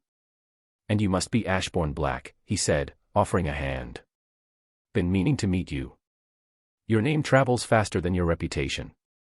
Ashborne took his hand with a warm, polite smile. "A pleasure. I've heard quite a bit about you as well." Bruce chuckled. "I have to ask, Ashborne. That's unique. Real name?" Ashborne nodded lightly, his tone casual. "Yes. My parents gave me that name. The hospital I was born in had a massive fire that night. Oddly enough, only our section of the building was untouched by the flames." Bruce raised his eyebrows. "That's poetic. Or dramatic," Lex added dryly. The three continued their exchange, a mixture of subtle probing and polite jabs, when Lois Lane approached them with her usual confidence. "Well, well," she said with a grin. "Three of the richest men on the planet in one room. That's not a board meeting, that's a headline." Ashborne offered a gentleman's bow of his head. I'm not sure we're that interesting. Just 3 men in suits with too much money and not enough taste. Lois laughed. You'd be surprised what interests people, Mr. Black. Her eyes briefly lingered on Bruce, sharp, knowing. She knew who he really was. Meanwhile, Lex smiled faintly, pleased. After all, he had ensured Lois received an invitation. The conversation continued pleasantly, until the calm was shattered. A gunshot rang out. The music died. Screams erupted. Chaos bled into elegance. Men in clown masks burst in, weapons raised. The restaurant froze. Standing tall among them, dressed to kill in bright chaos, were Joker and Harley Quinn. The air thickened with tension. Guests trembled. A waiter dropped his tray. But 3 individuals didn't flinch. Bruce Wayne's eyes narrowed, cool and calculating. Lex Luthor's expression remained calm, a small smirk tugging at his lips. And Ashborne Black just kept smiling. In a voice just loud enough for Lex, Bruce, and Lois to hear, Ashborne muttered, I'm betting they will take Ms. Lane as a hostage. Any takers? The 3 stared at him, stunned by the casual remark. Lois whispered, shouldn't you be worried? Ashborne sipped from his wine glass. Not really. They're probably here for you. Lex stiffened ever so slightly. How did he know that? Right on cue, the Joker strolled through the room with his signature bounce, scanning faces until his eyes landed on Lois. Lois Lane, he beamed. There you are. For a second, I thought I crashed the wrong gala. Lois didn't reply. Instead, she glanced sideways at Ashborne. Ashborne merely shrugged. Called it. Joker tilted his head. You 2 are in on a joke, and I'm not part of it. Rude. Ashborne met his eyes calmly. I bet you would go after Ms. Lane. Beauty, brains, beloved by the public, it's classic. Damsel in distress, hero shows up, let me guess. Superman, right. He took another sip of wine, unbothered. Joker laughed. You are funny. Then, with a sudden flare of movement, he pointed his gun at Ashborne. What if I shot you now, Ashborne didn't even blink. That would ruin the show. Violence before the guest of honor arrives. No taste. The Joker tilted his head, considering. You get it. Then he lowered the gun as an idea struck him, and his grin widened. What if I take you as a hostage instead? Ashborne looked genuinely thoughtful. Not bad. But not as dramatic. You need 2 hostages. Force the hero to choose. High drama, tension, emotional damage. The Joker gasped in glee. Yes. I like you already. He clapped his hands. You 2, it's settled. You're my main hostages.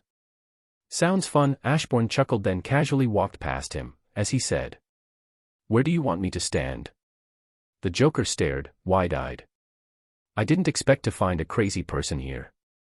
This is better than I imagined.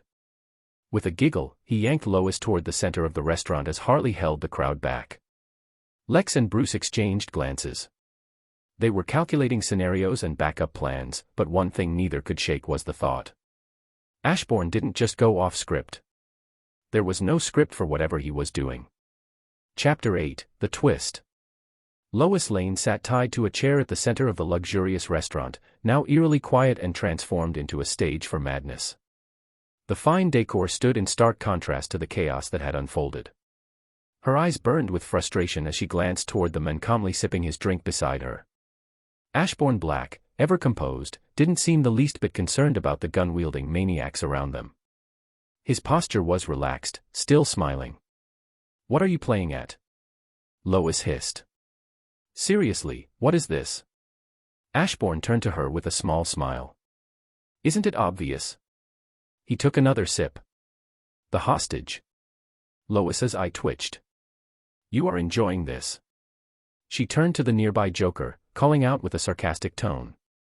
Hey, can you at least be a gentleman and give me the same treatment as the other hostage? You know, equal treatment and all that. But it wasn't the Joker who answered. Ashborne raised a hand in a mock courteous gesture. Ah, but you see, Miss Lane, you are the damsel in distress. A little rough treatment is expected, adds to the drama. And let's be honest, your rebellious spirit doesn't exactly earn you sympathy points. Meanwhile, I'm just a humble businessman enjoying Mr. Joker's performance. We're not the same. Lois stared at him, baffled. You're insane. The Joker, however, threw his head back and laughed. I like this guy. Ashborne gave a slight bow, like an actor at the end of a scene, before returning to his upright, poised stance. Lois gave up. There was no reasoning with him. She couldn't tell if Ashborne Black was a genius, or just a lunatic. Meanwhile, Joker's goons continued their work, herding the other guests to the lower floor.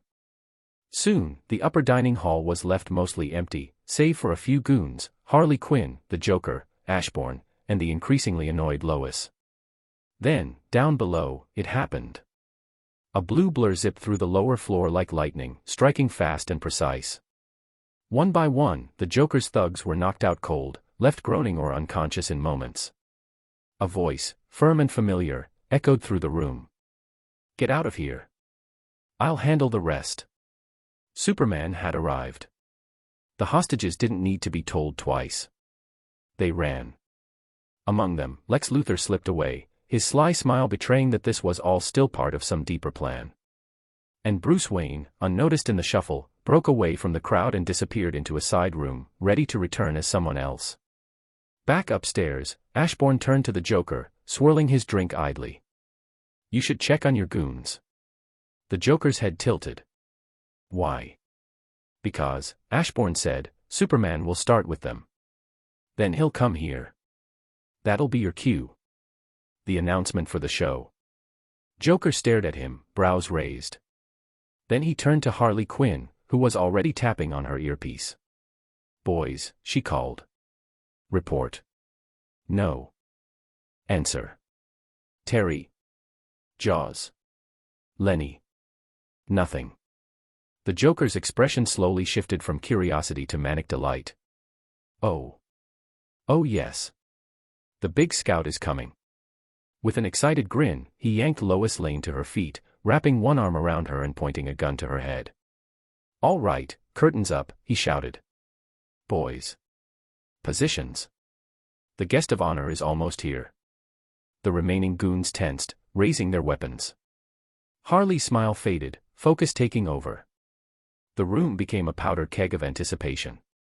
Ashborne calmly stood on the side, drink still in hand, his smile unwavering as a goon pointed a gun to his head. Soon, the grand double doors of the restaurant creaked open with a low groan, and a gust of wind signaled the arrival of Metropolis's champion. Superman floated inside, his red cape fluttering, his eyes immediately scanning the scene. Lois Lane was being held at gunpoint by the Joker, and not far from her, Ashborne Black stood just as calmly, with a gun to his head as well. Yet unlike Lois, who showed signs of tension, Ashborne looked relaxed. Too relaxed. Superman's brow furrowed slightly at the sight, but now wasn't the time to think about that. Joker, you picked the wrong city. You should have stayed in Gotham, Superman said, voice firm and low. The Joker cackled, completely unfazed. Oh, but I needed a change of scenery, you know. And Metropolis? It just screams opportunity. With a flourish, he grinned. Now, I was just about to present your options, Supes. Two thrilling choices. First. But the Joker didn't finish. A blue streak flashed across the room. In the blink of an eye, all of the Joker's goons were on the floor, groaning or unconscious. Harley Quinn included. Then with a sonic crack, the Joker himself was slammed into the ground, hard enough to crack the tile. Superman landed with a solid thud, the tension in the room completely flipped. He approached Lois with a reassuring smile. Are you okay, Ms. Lane? Lois, still shaken but smiling faintly, gave him a familiar look. My hero. Behind them, the Joker staggered up, his green hair messy, his makeup smudged. Well, that was rude, he whined, holding his ribs. Is that how heroes behave these days? Interrupting people mid-monologue. No class, really. Superman turned to face him, eyes stern and unwavering. Metropolis isn't a place for your lunacy, Joker. Joker put on a mock-hurt face. Lunacy. That's a little harsh. I like to think of it as creative disruption. Then with a flourish, he pulled a dagger from inside his jacket and pointed it toward Superman. The world needs more lunatics. Keeps things interesting. Superman stepped forward without hesitation. It was a knife. A joke. There was nothing it could do to him. But then, the Joker pressed his thumb on the handle. The outer shell clattered to the floor, revealing a glowing, green blade, kryptonite. Superman stumbled back as the sickening wave of weakness swept through him. His knees buckled slightly. Kryptonite. The Joker didn't wait. With a manic cry of glee, he lunged forward and plunged the blade into Superman's abdomen. What's the matter, Boy Scout? Not feeling so super anymore, the Joker howled with laughter as Superman collapsed, clutching his bleeding side, weakened and gasping. Lois screamed, fear flashing across her face. For the first time tonight, she truly felt fear. The Joker raised his blade, the tip aimed downward. Now then. He whispered, where to stab you next? Heart. Spine. Somewhere poetic.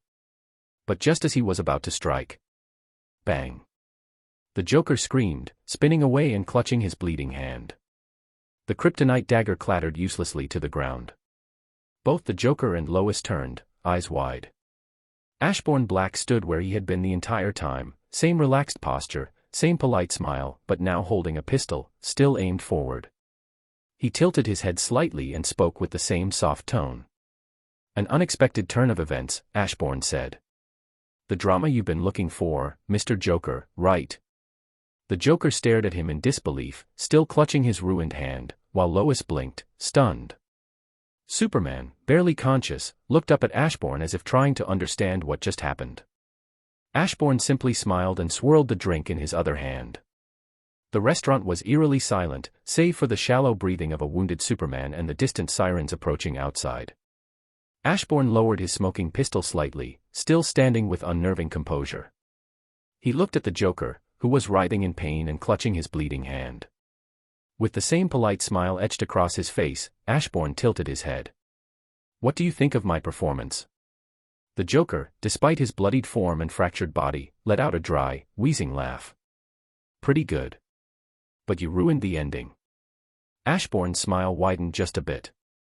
I gave it a surprising twist. He lifted his glass in mock cheer. The hostage is the last one standing. The Joker was still chuckling when he shifted his weight ever so slightly, trying to reach for something.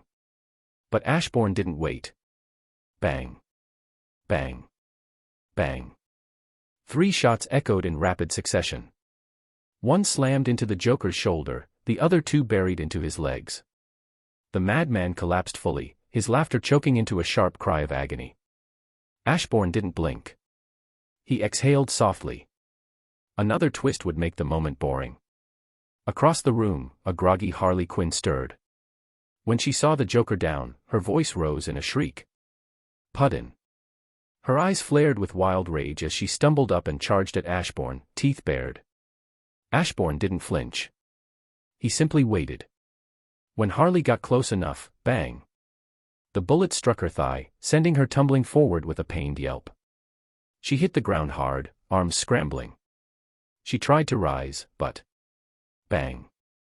A clean shot to her shoulder knocked her flat again, a pained scream escaping her lips as she collapsed, twitching. Ashborne lowered his weapon once more, exhaled softly through his nose, and resumed his casual stance, as if nothing extraordinary had happened. The smoke from the gun curled upward in lazy spirals. Superman, still weak but conscious, looked at Ashborne with visible confusion and a tinge of awe. Lois, on the other hand, simply stared at Ashborne in a stunned silence, trying to decide if he was the hero of the night. Ashborne glanced at them both, his voice smooth as ever. Shall we call that curtain closed? Chapter 9, The New Legend. A gruff voice echoed from the restaurant entrance, sharp and commanding. Ashborne Black. Put the gun down. All eyes turned to the new figure entering the scene, cloaked in shadows, dark armor gleaming beneath the broken lights. Batman. Ashborne turned his head slightly, smile still perfectly in place. You're far away from your turf, don't you think so? From the ground, bloodied but grinning, Joker let out a strained chuckle. Batsy couldn't bear staying far from me and came to find me, how touching. Ashborne hummed thoughtfully, tilting his head. Is that so? Are you here for him? Batman didn't answer. He stepped forward, silent as ever, his eyes narrowed behind the cowl. Ashborne's smile only widened as he turned his attention back to the Joker. Hearing your news, I always thought there's some kind of twisted bro code between you two. Some warped version of brothers before hoes, but the more I look at it, I think it's deeper than that. Joker blinked. That's defamation, he huffed, then added, I'm not into that. The relationship between me and Batsy is pure. Ashborne gave a solemn nod, as though he were truly touched. Ah, a pure love without sexual interest. Rare, but not impossible. He sighed with a mock tear. Truly touching. You two are a pair made for each other. Silence followed. Even Superman, still groaning in pain on the floor, seemed caught off guard by the direction of the conversation. Joker finally broke the silence. This is not how I want to be remembered with Batsy. Lois groaned. Can you take this seriously? Ashborne gave a casual shrug with both hands, then. Bang. Another shot rang through the air. Gasps filled the room as the smoke curled up from the barrel of Ashborne's gun aimed squarely between Batman's legs. Batman's eyes widened.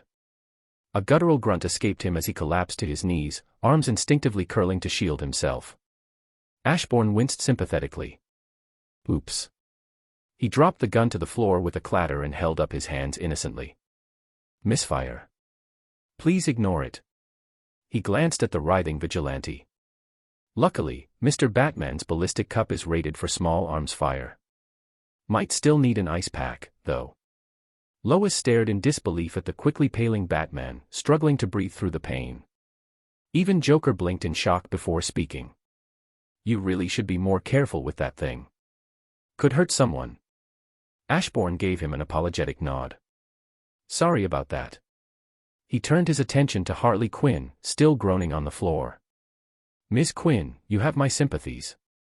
He said in a surprisingly sincere tone. The man you love has another man in his heart. It's truly tragic, the life you're leading. I sincerely hope you'll find yourself a new boyfriend, or girlfriend. Harley whimpered something incoherent as Ashborne stepped forward, picked up the kryptonite dagger from the floor, and admired it with a curious look. I'll keep this as a souvenir. He looked around the room once more, carnage and chaos painted in every direction.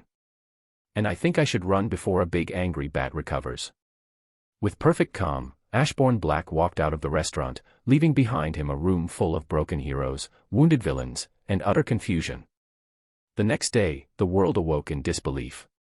News outlets exploded with headlines, social media flooded with memes, reactions, and furious debates, and the internet groaned under the weight of one video. Surveillance footage from the restaurant, uncut, unfiltered, and surreal, had leaked to the public. It began with the Joker's goons swarming in, guns drawn, taking hostages with theatrical flair. Then came Superman, arriving like a divine savior.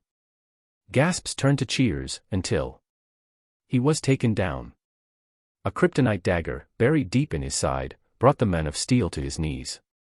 And just as the video seemed to reach peak insanity, in walked Ashborne Black, and everything changed.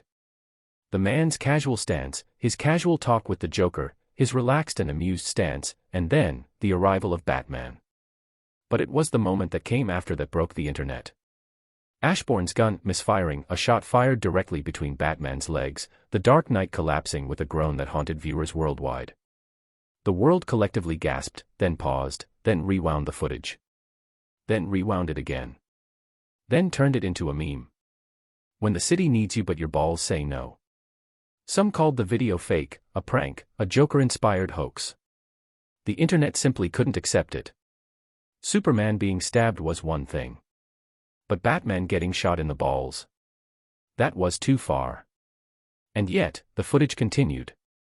The Joker, stunned. Harley, down. Ashborne smirking like a man who knew he just became a legend. Then came the arrival of the Flash, moving like lightning, blurring into the frame to retrieve the fallen Superman and a very delicate-looking Batman, vanishing again in an instant. The police issued an official statement soon after. The video is authentic. Mr. Ashborne Black's actions fall under justified self-defense. The injury sustained by Batman was the result of an unfortunate accident. No permanent damage was reported, probably. The world was still reeling when a reporter finally caught up with Ashborne, asking the question on everyone's mind. Why were you carrying a gun at a gala? Ashborne, with his signature smile and a nonchalant shrug, answered. A rich businessman from Gotham attending a high-profile gala with other rich and influential people, isn't that exactly the kind of place Gotham criminals attack? It sounded ridiculous. And yet, the logic was bulletproof. Of course criminals would show up. Of course he was armed. The people loved it. Commentators and influencers dubbed him Bat's Bane, Ballbreaker Black, and the rich nutter who saved the day. Joker and his gang were sent back to prison bruised, broken, and injured. Ashborne Black, meanwhile, was celebrated. Awards were whispered. Invitations to talk shows poured in.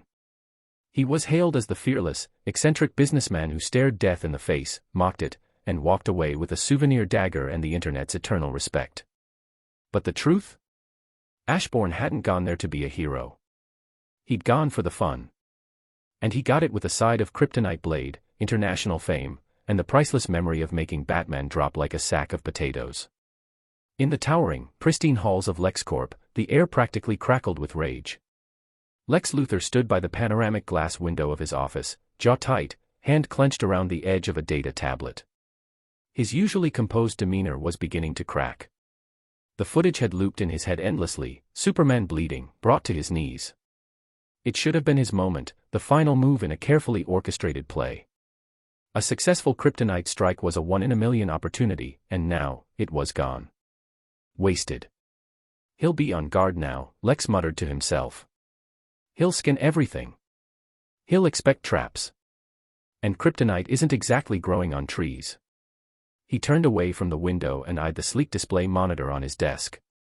A single message blinked on the screen, one he'd read multiple times that morning, each word grinding further into his nerves. From Ashborne Black. I traced the source of Lois Lane's invitation. It seems she got in through one of your business associates. Fascinating, isn't it? Last night was fun. Thank you. Lex exhaled sharply, the tension in his chest flaring into fire.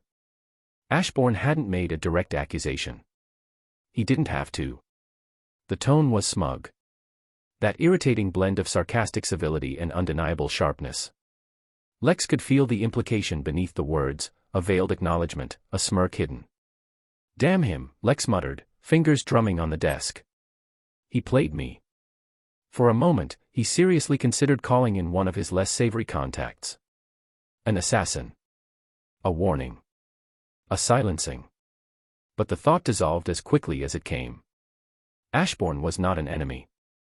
Not yet. He was unpredictable, yes. Dangerously intelligent, even more so. But he had shown no interest in virtue. The man had interfered for self-amusement, not justice. He was not even aware of the situation ahead of time. And that was useful. Still. Lex added a mental note, never underestimate him again. Back in Gotham, in a darkened cave of Wayne Manor, the Bat Cave, the atmosphere was no less grim. Bruce Wayne sat slouched in his chair, a rare look of emotional defeat etched on his face. His phone buzzed again, another concerned text from a colleague. The previous one had been from Oliver Queen, asking if he should send an emergency ice pack. But the one that stung the most was Alfred's question, do you still possess the necessary equipment to ensure a Wayne heir, Master Bruce? The family tree is concerned. Bruce growled and tossed the phone on the ground. He had watched the video multiple times. He had seen the shot, the flash, the angle, the stupid oops face Ashborne made, and he had seen his own knees hit the floor in what would soon become the most replayed fall in superhero history. Humiliation wasn't unfamiliar to Bruce. But this was different. He tapped into the Batcomputer, pulling up Ashborne Black's records. Everything looked normal. Too normal. No criminal history. No under-the-table dealings. No dark files. Just eccentric habits, absurd investments, and a reputation for being both brilliant and unmanageable. Too much money and too much brain, Bruce muttered. A dangerous combination. He leaned back, piecing together a profile. Ashborne Black is confident, fearless, and deeply intelligent. He follows rules, but is not strictly adhered to the normal moral codes. A chaos element. A wild card. Not a villain, but not a hero either. You're not a threat, Bruce said, not yet. But evaluation would continue. Because a man who could shoot Batman in the groin, on accident or not, and walk away grinning. He couldn't be ignored. Chapter 10, The Calm in Chaos. Ashborne Black sat comfortably in the middle of an expensive, oversized couch. The room around him was bright and modern, with a wall-sized aquarium casting shifting blue light across the polished floor. But the luxury of the space wasn't what made it feel crowded today, it was the 5 ex-villains surrounding him, each wearing a strangely similar expression of exasperation and worry. Jinx stood with her arms crossed, eyes narrowed, while Gizmo was pacing back and forth muttering to himself. Mammoth leaned against the wall silently like a frowning statue, while Kid WYKKYD and Billy Numerous sat side by side on the edge of a sleek coffee table, both clearly trying to find the right words. You need a bodyguard, Jinx said flatly, not even waiting for pleasantries. It's not a debate, boss. Ashborne looked up from the glass of wine in his hand, one eyebrow raised. I just survived a dinner party with Joker and came out with a free dagger. I think I'm doing fine. You were lucky, Jinx said, waving a hand. That guy had a kryptonite blade. That was serious. You don't always get to charm your way through madness. I didn't charm anything. I just didn't panic, Ashborne replied with a cool smile. Which was impressive, Billy said with a grin, but still, you're not bulletproof. Or laserproof. Or swordproof. Or. I get it, Ashborne interrupted gently. Jinx stepped forward, arms still crossed but her tone more intense now. Let me do it. My powers are perfect for messing with people who get too close. I can twist their luck into a living nightmare. You won't even know I'm there unless someone's threatening you. Ashborne chuckled. That almost sounded romantic. Jinx didn't smile. I'm serious. I know, Ashborne replied, standing up and setting the wine glass down. He looked around at the small group. I appreciate the sentiment, all of you. It's touching, in a dysfunctional, chaotic sort of way. But. Mammoth rumbled, arms folded over his broad chest. But I don't need a bodyguard. I can take care of myself. There was a silence that followed, heavy and annoyed. Gizmo huffed and threw his hands in the air. You're too fearless for your own good. The first time we met, we almost kidnapped you, now it was the Joker. What is next, he snapped. At least I'm building something.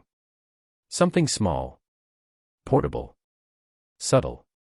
Like a defense drone or an invisible laser field or a self-healing vest. Something you won't even notice. Ashborne tilted his head. Would it make you feel better? Yes, Gizmo and Jinx said in unison. Ashborne gave a soft sigh and smiled. Very well. But just one gadget. No armies of drones following me. Gizmo immediately walked off, already pulling out a small device and typing. As Ashborne stepped out of the room, waving a hand back at the group, the others all watched him go with varying degrees of frustration. He's gonna get himself killed, Jinx muttered, slumping onto the couch. Yeah, Gizmo agreed. And he's too stubborn to let us help. Unless we stalk him, Billy suggested, only to receive a smack on the head from Jinx. No stalking, Mammoth said. He said no. We listen. Jinx sighed. He's our boss, and a lunatic. But he's our lunatic, Billy added with a smirk. And in the silence that followed, they all agreed without saying a word. Ashborne Black walked through the bustling streets of Metropolis. His sharp black suit contrasted the city's casual morning energy, but he moved as if he belonged, no, as if the city itself bent slightly to make way for him. The suggestion of a bodyguard still played in his mind, more as a joke than a serious proposal. Him? Protected. He chuckled to himself. He didn't need someone watching his back. And as for those powers of his, he had no desire to share that with anyone. Some cards were better left close to the chest. Just then, the sharp beat of helicopter blades sliced through the city's usual rhythm. Ashborne tilted his head toward the sky, watching a military-style chopper weaving erratically through the skyline. Trailing it, focused and fierce, was Supergirl. The side door of the helicopter slid open, revealing a gunman with a heavy machine gun. He opened fire at Supergirl, round spraying, but the bullets simply bounced off her. Supergirl responded quickly, darting forward and grabbing the tail of the helicopter. The aircraft spun from the force, spiraling toward the nearest rooftop before crashing through it and slamming down to the street below. People screamed and scattered in a panic as debris rained from above. But Supergirl's grip remained steady, ensuring the crash didn't turn catastrophic. Ashborne didn't flinch. His walk continued, uninterrupted. The crash site happened to be the very coffee shop he'd been heading to. How inconvenient. He stepped over a crumpled light pole, past a collapsed wall, and sidestepped a sparking cable as he reached the cafe entrance. The helicopter was barely feet away, smoke rising from its broken chassis, but he didn't so much as glance at it. Neither the shaken gunman nor the still hovering Supergirl noticed him. Inside, he ordered his usual blend, waited patiently, still ignoring the chaos outside, and left exactly 3 minutes later, coffee cup in hand. Outside now, he found a gathering had formed. Superman stood beside an angry Supergirl, speaking to her in a calm, quiet voice. Lois Lane stood just off to the side, phone in hand but not recording, observing with a mixture of curiosity and exasperation. Ashborne approached, raising his coffee in greeting. "Mornin'. Fine weather for a city brawl, don't you think?" Superman turned first, a flicker of recognition flashing in his eyes. "Mr. Black. It's good to see you again. Is this another kidnapping attempt, Ms. Lane?" Ashborne asked lightly, sipping his coffee. Lois looked at him, her eyes twitched, lips tightening in that way they did when someone got under her skin. "You're unbelievable." Superman chuckled quietly. "Unfortunately, yes. And I've been meaning to thank you for the other night."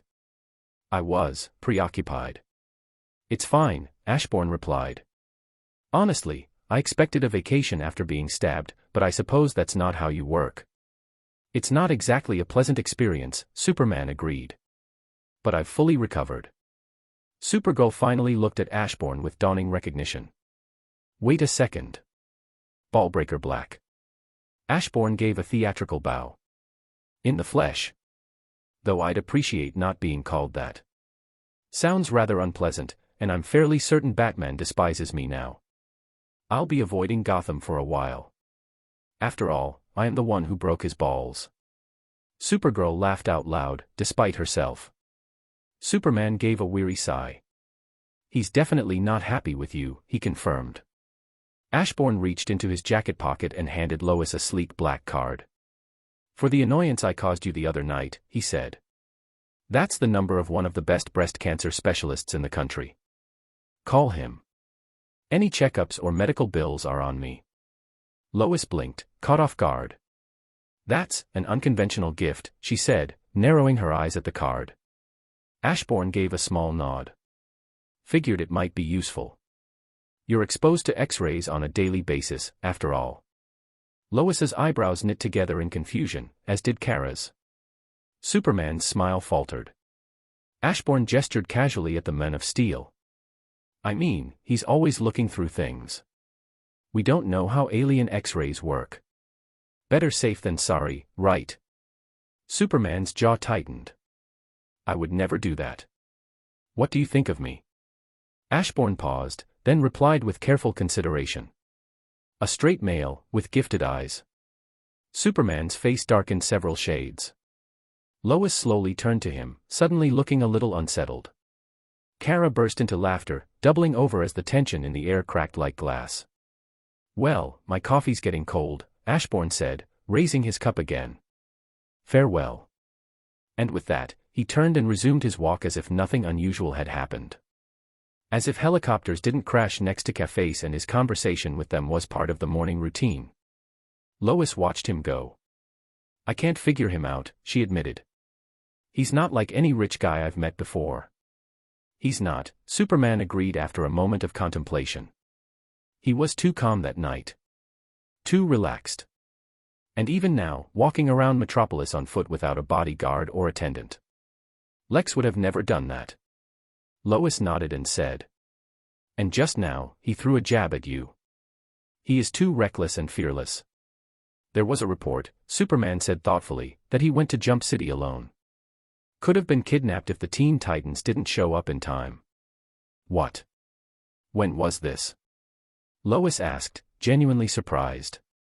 Superman replied, not long ago. And he still had lunch with the people trying to kidnap him, and offered them legal jobs. Lois shook her head in disbelief. That guy is something else. Supergirl had a thoughtful look on her face. He's interesting. I'll give him that. Chapter 11, Suing Supergirl. A month had passed in relative calm, or as calm as life could be when you were Ashborne Black. But now, he found himself at the heart of a federal investigation. The reason? His partnership with none other than Lex Luthor. Luthor Corp had come under intense scrutiny following allegations of illegal weapons trafficking.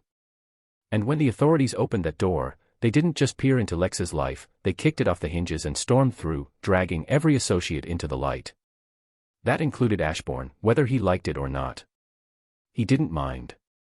Ashborne, unlike most men, truly had nothing to hide. His records were clean, his operations legitimate, and his connections, while sometimes shady in appearance, were more a matter of convenience than criminality. What irked him wasn't the attention, but the stupidity of the whole ordeal. The entire investigation had started from a public accusation by Superman. No hard evidence. No formal intelligence report. Just Superman pointing a finger at Lex Luthor. And somehow, that was enough to launch a legal circus. It was absurd. If Superman's word is all it takes, Ashborne had muttered during an interview, why not just toss Lex in prison and save everyone the paperwork? Once his part in the process was over, Ashborne stepped out into the sunlight, loosened his tie, and pulled out his phone. A few taps later, the line connected. Lex, he said with a grin in his voice, how are you holding up? Superman seems hell-bent on throwing you in a cell. A snort came from the other end. Nothing will come of this, Lex replied. Nothing ever does. They poke around, find nothing, and move on, until the next tantrum Superman throws. Ashborne looked through the window, watching Metropolis traffic pass. I really do wonder why you go this far against him. Seems like a waste of resources for someone as meticulous as you. There was silence for a moment. Then Lex's voice came back, colder. Because he doesn't belong here. He's not human, yet they look at him like he's some god, like he's the best of us. He's not. He was born with power beyond anything we could imagine. He didn't earn it. He didn't build it. He woke up one day and could fly. What does that teach the world? That strength and morality come from birth. That the best man is the one who fell from the sky. Lex's tone grew sharper. I built everything I have. Every inch of my empire, every invention, every advancement, I clawed it into existence. And still, the moment Superman shows up, I'm the villain. I'm the one under suspicion.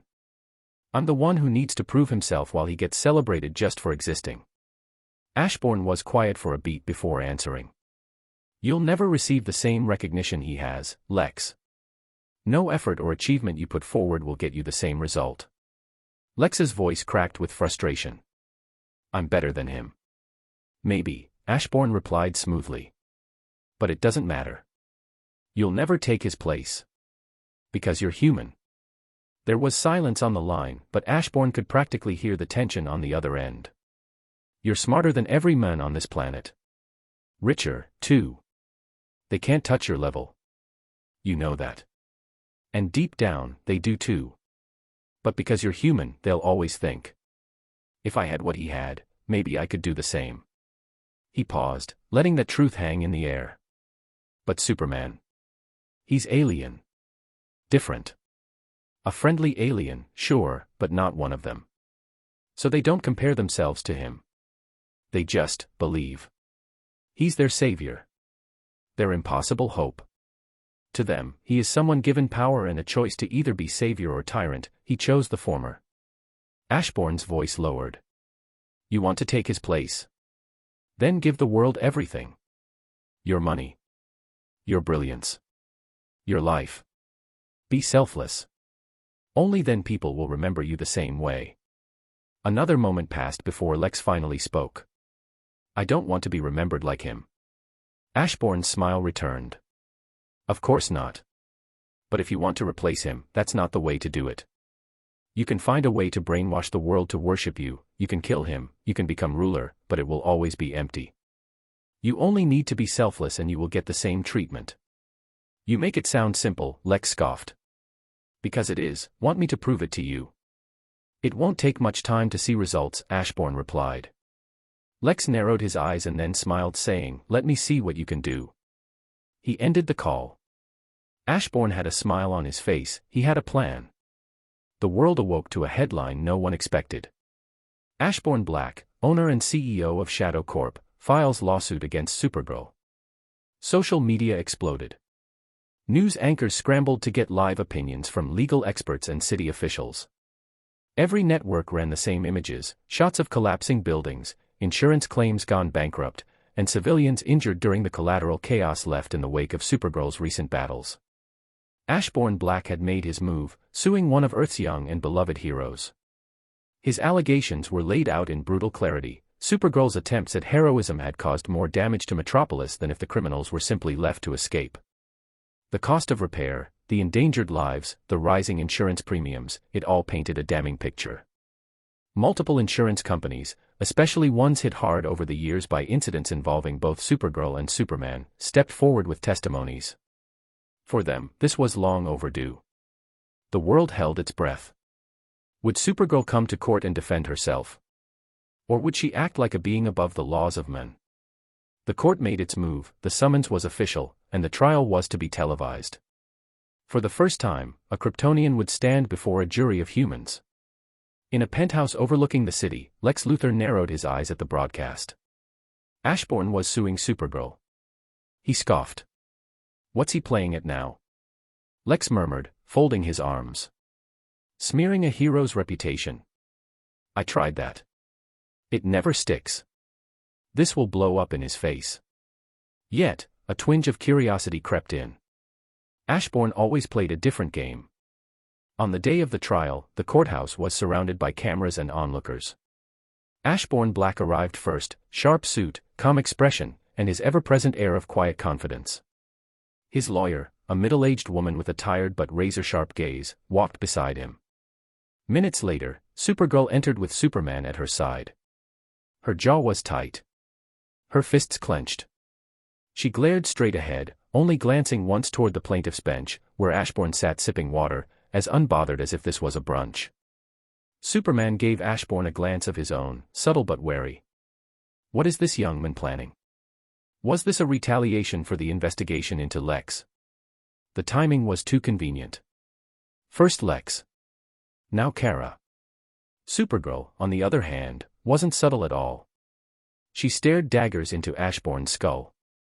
This smug bastard dragged her into a trial. A public one. And over what? Saving lives. She wanted nothing more than to put him through a wall. The judge entered. The jury sat. The bailiff called for order. The trial began. Prosecutor, you may begin, the judge said, adjusting his glasses. The prosecutor stood but only said one thing: Mr. Ashborne Black would like to speak as a witness. The judge blinked, confused. That's not the usual start to things, but given the nature of this case, fine. Proceed. Ashbourne rose and made his way to the stand, calm and measured. He sat, adjusted the mic, and began speaking. Not long ago, he said, Supergirl intervened with a rogue helicopter. The result was a crash near civilians, a building was damaged, and lives were endangered. Superman, who was present, clearly disagreed with her actions. They argued. Supergirl's eyes glowed red for a moment. Her rage was boiling over, but Ashbourne didn't even glance at her. This, he continued, was not an isolated incident. She's strong. Noble, even. But reckless. This cannot continue. The room was silent. People braced for an attack on her character, or worse, some motion for imprisonment or exile. But Ashbourne's tone shifted. However, he said, No one can deny that she wants to help. But she is not like her cousin. Superman grew up here. He understands us, he acts like us. Supergirl doesn't. Not yet. A pause. So this case isn't about punishment. It's about integration. We're not asking to imprison her or exile her. That would be a loss for Earth.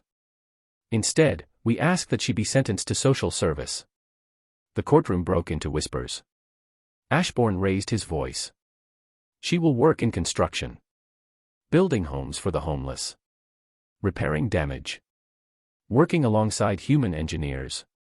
Learning the value of creation, learning how to control her power and act with clear judgment.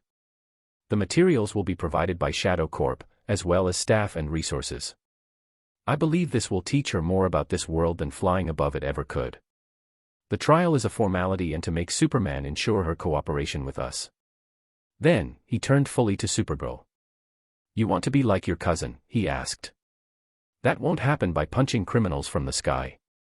You must live with us, not above us. Ashborne stood. That's all my side will present. The defendant may respond as they wish. We will raise no further witnesses or objections. He walked back and took his seat. Supergirl and Superman were stunned. Her lawyer, just as blindsided, asked for a recess. The judge, more confused than irritated now, agreed. Nothing about this case had followed traditional form, and frankly, he'd given up on normal expectations. An hour later, the lawyer returned with a troubled expression. We have nothing to add. Sometimes later, the judge leaned forward. Then it is decided. A bang of the gavel. Supergirl is hereby sentenced to 1 year of mandatory social service under the leadership and guidance of Shadow Corp, with duties focused on construction and public infrastructure. The courtroom erupted in a mix of applause, gasps, and flashes from 100 cameras. Supergirl sat frozen. Superman remained composed, but his mind raced. He couldn't help but wonder if this strange trial, so deliberately twisted from the norm, was just the beginning of a bigger plan. Ashborne simply leaned back, relaxed as ever, as the world around him tried to understand what just happened. Chapter 12, The Amused CEO. The courthouse was still swarmed with reporters and flashing cameras when Ashborne Black walked out. Unlike most public figures involved in groundbreaking legal drama, he gave no statements, no soundbites, and certainly no interviews. To every journalist that swarmed his path, he simply said the trial was clear. We begin work tomorrow. It was all he offered, but it was enough. That single sentence sent reporters into a frenzy, rushing to draft headlines and opinion pieces. Social media boiled over with debate, praise, and outrage. The idea of a superhero being ordered into social labor wasn't just unprecedented, it was transformative. Ashborne didn't linger. He returned straight to Shadow Corp HQ. Reaching his office, Ashborne stepped in, removed his suit jacket, and walked to the large, glass windows overlooking the city. He unlocked the latches and pushed them open. Seconds later, 2 high-speed blurs sliced through the sky and landed inside, Superman and Supergirl. Superman's cape fluttered slightly behind him as he asked, "How did you know we were waiting?" Ashborne turned with a faint, amused smile. "The two of you were glaring at me the entire trial. I figured you'd want to chat away from microphones and cameras. If you didn't come in 10 seconds, I'd have closed the windows and assumed I was wrong." Supergirl clenched her fists at the sight of that smug smile. She really wanted to punch him. Superman, however, stood still, studying Ashborne with sharp, calculating eyes. "What are you planning?" he asked. Ashborne gave a half-shrug. "To have Super Construction Girl build houses. Putting her talents to something more productive." Supergirl took a step forward, her eyes glowing faintly. Superman stopped her with a calm hand on her shoulder. Ashborne raised a brow. "I'm giving you the best shot you'll ever have at building a real life on Earth. Your anger is unreasonable. You put me through a trial like some kind of a criminal." Supergirl snapped. Ashborne nodded. "Because it was easier that way. The moment I met you a month ago, I saw it in your eyes, stubbornness. I figured we'd save time by forcing change rather than asking for it." Supergirl clenched her jaw, her whole body radiating tension. Superman's tone grew firmer.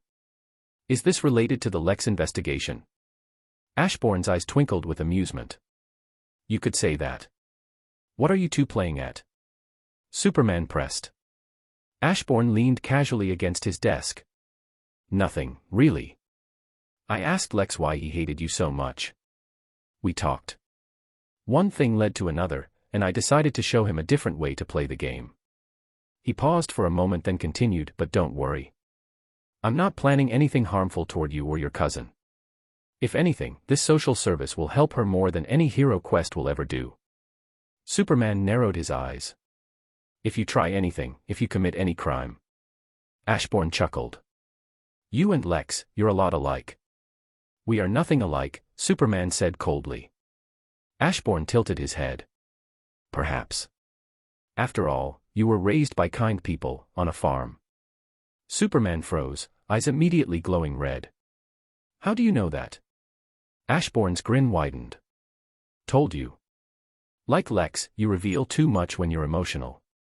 Your reaction to my random guess just confirmed that at least one of your adoptive parents is still alive and lives in a rural area. Superman's fists tensed. His posture stiffened. Ashbourne raised a calming hand. Relax. I have no interest in harming anyone. I don't stalk families. I don't commit crimes. Unlike Lex, I don't have an ego that needs public worship. Superman stepped forward, voice low and threatening. If I even hear about someone poking around my parents, if you so much as think about hurting them, you'll regret it. Ashbourne didn't flinch. He turned to Supergirl instead, smile still in place. Tomorrow morning, report here, he said. We'll assign your team and the project you're going to work on. For a moment, the Kryptonians stood in silence, trading glances with Ashbourne and each other. Then, without a word, they turned and flew off through the open window. Ashbourne walked back to his desk and stretched, cracking his neck. Messing with serious people is always fun, he muttered to himself. High above the building, Superman's ears caught every word. His jaw tightened, and for the first time in years, he felt the urge to hit someone who hadn't committed a single crime. Not yet, at least. Back in the office, Ashbourne sat alone at his desk, leisurely sipping a cup of black tea he just ordered when the call notification blinked on the screen. It was Lex. He pressed a key, and the video call opened, revealing the sharp, focused eyes of Lex Luthor on the other end. Ashbourne didn't miss a beat. Hope you enjoyed the trial, he said casually, the smile already forming on his face. Lex didn't bother with pleasantries. What are you planning, he asked bluntly. Why go through the effort of putting Supergirl on trial, only to request community service at the end? Ashbourne leaned back in his chair, the smile on his face unshaken. She's doing too much damage, that much is true. But she's not beyond redemption. With time, she'll learn. She'll adapt. All I did was spend a bit of money to make this public, and get her to work for me. Lex narrowed his eyes, still unconvinced. Ashbourne continued, she'll help me with construction, speed up my development projects for practically nothing. Meanwhile, the public will believe any heroism she shows later was thanks to me. That I gave them a superhero instead of a reckless alien. He lifted his cup for another sip, voice calm and confident. I only stand to gain from this. It's completely legal. Lex remained silent, his expression unreadable. Then Ashbourne's smile widened, his tone shifting slightly, still light, but with a sharper edge. I do a few more stunts like this, and you'll find people trusting my word as much as they trust Superman's. Maybe more. Even Superman will be on my side eventually as he realizes that he misjudged me. What do you think? For a moment, Lex said nothing. He saw the brilliance in the strategy. It was clean, clever, and insidious. It didn't challenge Superman head-on, didn't scream war, it whispered influence. And that made it dangerous. Still, Lex's pride refused to be impressed. I'm not interested in matching Superman's image or becoming his friend, Lex said coldly. I want to crush him. I want the world to look at him the way they look at insects. Small. Weak. Ashbourne's smile didn't fade, but his eyes gleamed with interest as Lex added, but for now, let's see how things go for you. With that, Lex ended the call. The screen went dark. Ashbourne stared at it for a few seconds longer, then leaned back in his chair, chuckling softly to himself. He was enjoying every second of this. Flying just above the clouds, Superman and Supergirl soared in silence, the sun casting a golden glow over the distant cityscape below. The wind roared past them, but between the two Kryptonians, the tension was louder. Kara finally broke the silence, crossing her arms mid-flight and muttering, "You should have punched that annoying smile off his face." Kal-El sighed, his eyes fixed on the horizon. "Trust me," he said, "I felt like doing that. But Ashborne Black hasn't committed any crimes." The words hung in the air for a moment. Kara glanced at her cousin, surprised by the weight in his voice. There was something else there, concern. Kal-El was silent for another moment, then added, "Kara, be careful around Ashborne. He's intelligent. Sly.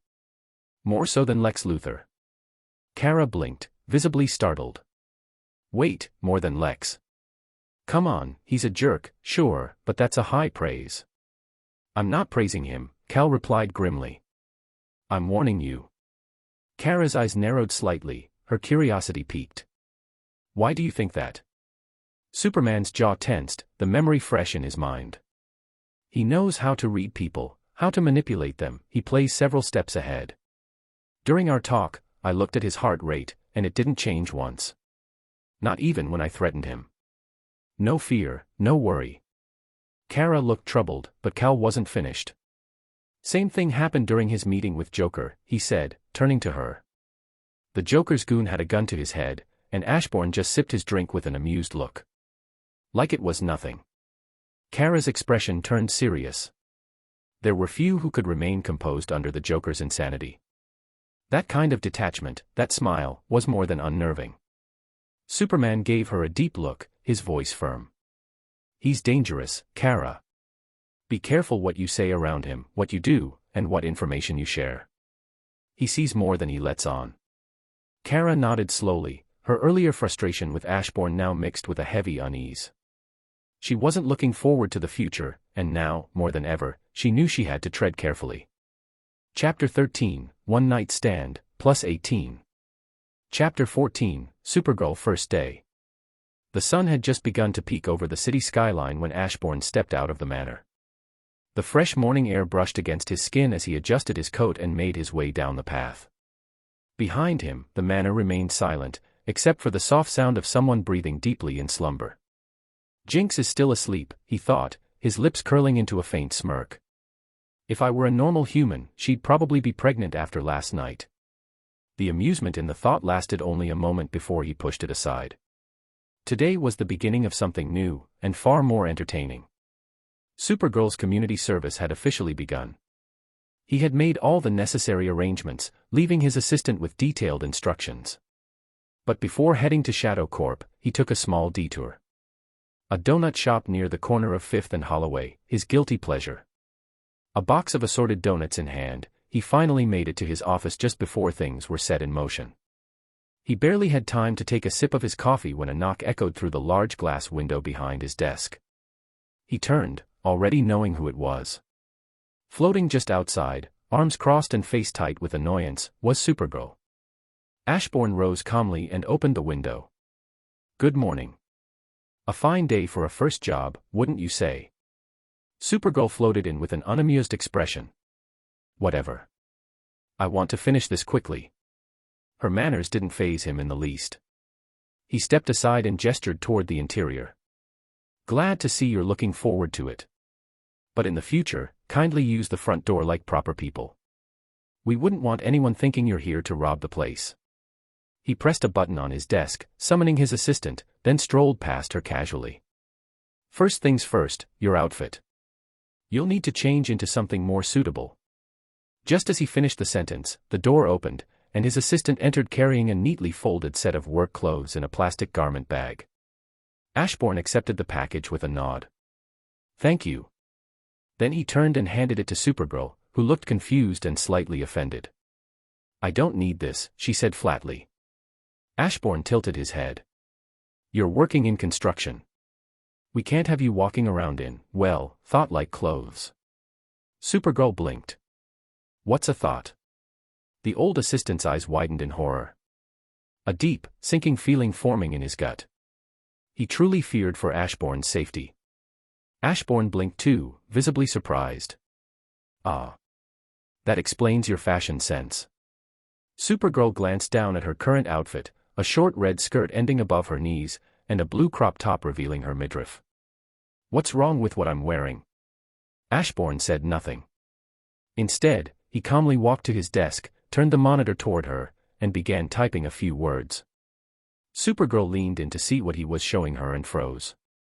A few seconds passed. Then her fists clenched. The next instant, with a burst of rage, she slapped the monitor with such force that it shattered and flew across the room, crashing into the wall. Ashborne, still calm, gave a long-suffering sigh. That was uncalled for. The monitor didn't do anything to deserve such treatment. Supergirl didn't respond with words. Instead, she stepped forward, eyes blazing with fury, and launched a punch straight toward Ashbourne's face only to stop 1 centimeter short. The wind force alone tousled Ashbourne's hair violently. Yet he didn't flinch. Not even a twitch. Instead, he simply tilted his head, still smiling. Please control your temper. A punch like that could kill a human 100 times over. And I'd prefer if you didn't traumatize my employees. They're rather delicate. Supergirl stared at him, really stared. And then she saw it. Just like Kal-El warned her. His heart wasn't racing. His breath was steady. His eyes didn't even blink. He wasn't scared of her. He didn't care. Ashbourne pointed behind her, toward the pale-faced assistant still frozen in place. See? He's scared of you. That's the effect you have when you let your temper run loose. Supergirl turned her head slightly to glance at the assistant. She said nothing. Change your clothes, Ashbourne continued, stepping over the monitor debris like it was nothing. Then follow Uncle Rex. He'll show you around. And hopefully, by the end of the day, he'll stop fearing you.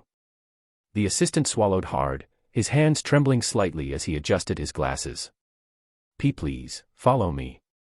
Supergirl shot Ashbourne one final glare, eyes full of suppressed heat. He gave her a pleasant smile in return and popped open his box of donuts. She turned and followed the old assistant out. Ashbourne took a bite of a chocolate-glazed ring and leaned back in his chair, a content sigh leaving his lips. What a glorious morning. The morning sun was already climbing higher when the company car rolled out of Shadow Corp headquarters. Inside, Supergirl sat in stiff silence, her arms crossed, dressed now in an orange and blue construction outfit that did not flatter her mood in the slightest. The bright color scheme clashed with her growing irritation. Next to her sat Ashbourne's assistant. She turned to him, barely able to hide her annoyance. You. Why are we even in a car? I can fly us to the construction site in less than a minute. Rex gave a calm, polite smile, ever the professional under pressure. You can call me Rex. And as for that, Ashbourne insisted that you don't fly and instead take the car. I don't actually know why. Supergirl's eyes narrowed dangerously. Does that jerk enjoy annoying me? Rex laughed weakly, rubbing the back of his neck. I wouldn't put it past him. I have known him since he was a little child. He's not a bad person, just eccentric. You'll get used to him. Probably. She didn't respond. She didn't have to. The look on her face said it all. She definitely was not getting used to Ashbourne anytime soon. The rest of the drive was spent in silence, filled only by the soft hum of the engine and Supergirl's restrained sighs of frustration. When they finally pulled into the dusty clearing that marked the edge of the construction zone, Supergirl stepped out of the car and surveyed the scene. It was a sprawling area of activity, vehicles beeping as they reversed, workers shouting instructions, sparks flying from welders, and clouds of dust rising with every movement. Everyone was wearing the same outfit she now had on, giving the sight a sense of unity. But one man immediately stood out. A giant of a worker trudged across the yard with two steel beams balanced on his shoulders like they weighed nothing more than pool noodles. Muscles bulged, veins popped, and he moved with the look of someone who loved every minute of his work. Supergirl raised an eyebrow. Okay, that's impressive. Before she could get a closer look, an older man with gray stubble and a hard hat approached them. He smiled warmly, his crow's feet deepening as he extended a hand toward Rex, then turned his attention to her. So this is the newbie superhero I've been hearing about, he said cheerfully. Supergirl's eye twitched. Newbie. We've got a lot of work to do, Missy, the man continued, clearly not sensing or ignoring her rising irritation. You'll get the hang of it quick enough. We've all been looking forward to seeing how much muscle a Kryptonian can actually offer on a real job site.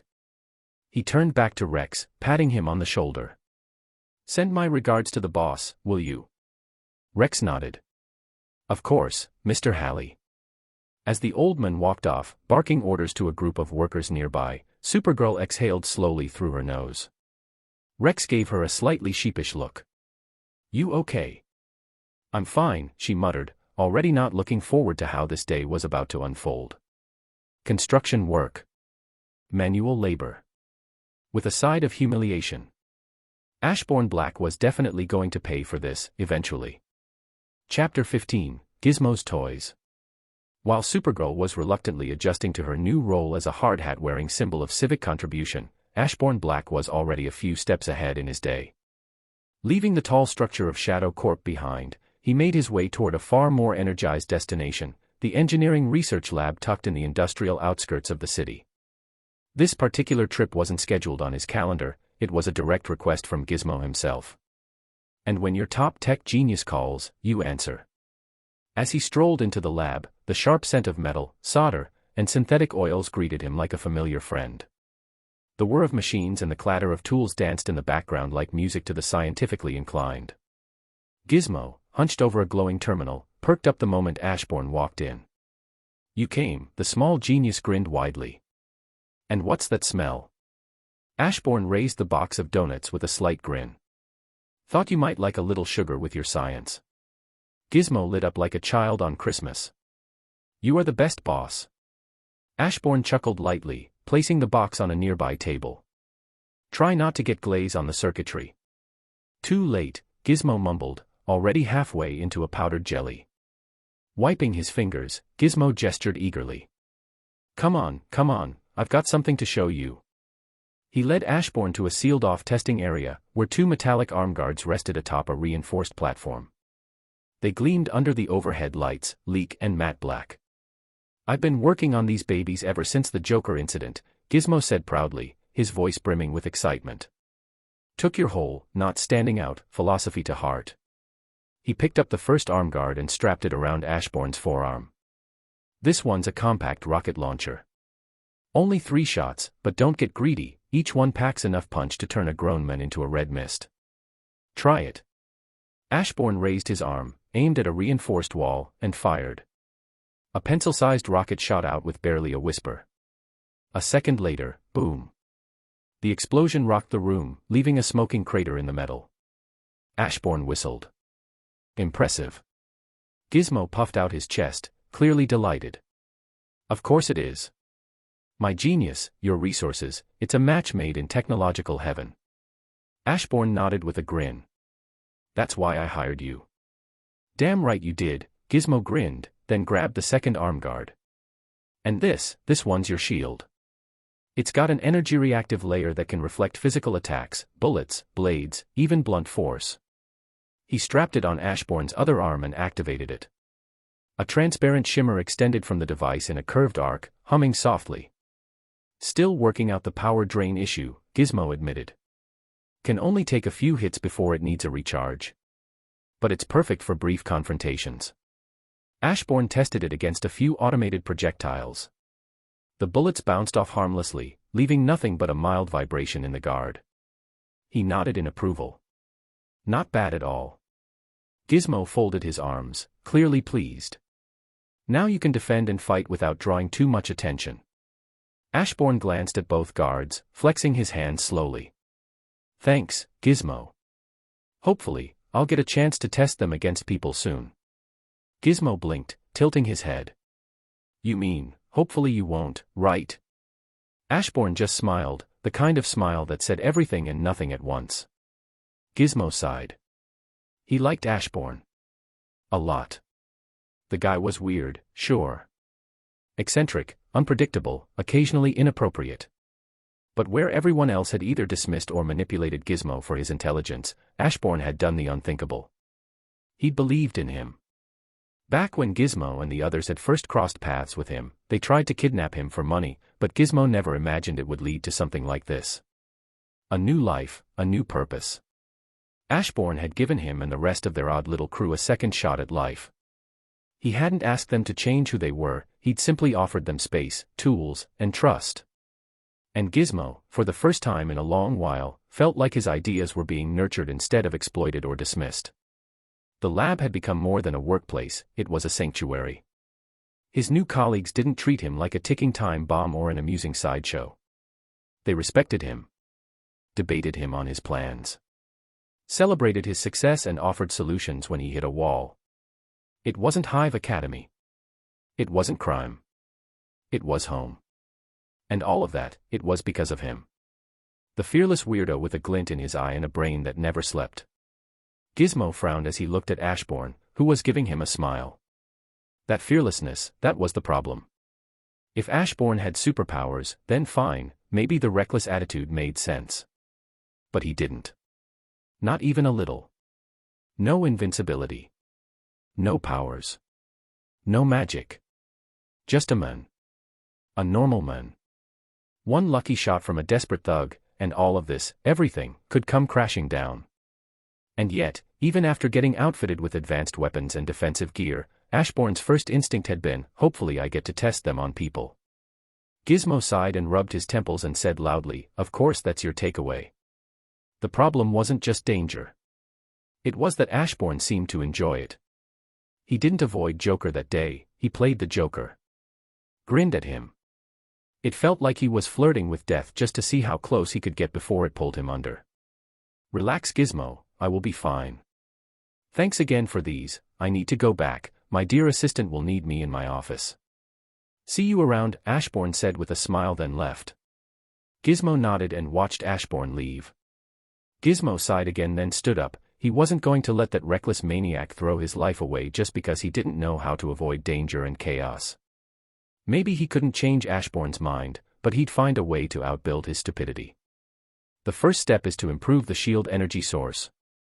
Ashborne walked leisurely down the hallway of the research lab, the weight of the new arm guards a strange yet not unwelcome sensation on his arms. They were light, compact, and well-balanced, credit to Gizmo's craftsmanship, but still, they felt foreign to him. For most of his life, most of his past life, he corrected silently, he fought with steel and instinct.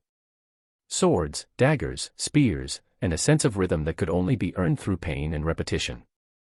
These modern weapons, however flashy, lacked the intimacy he had come to expect from battle.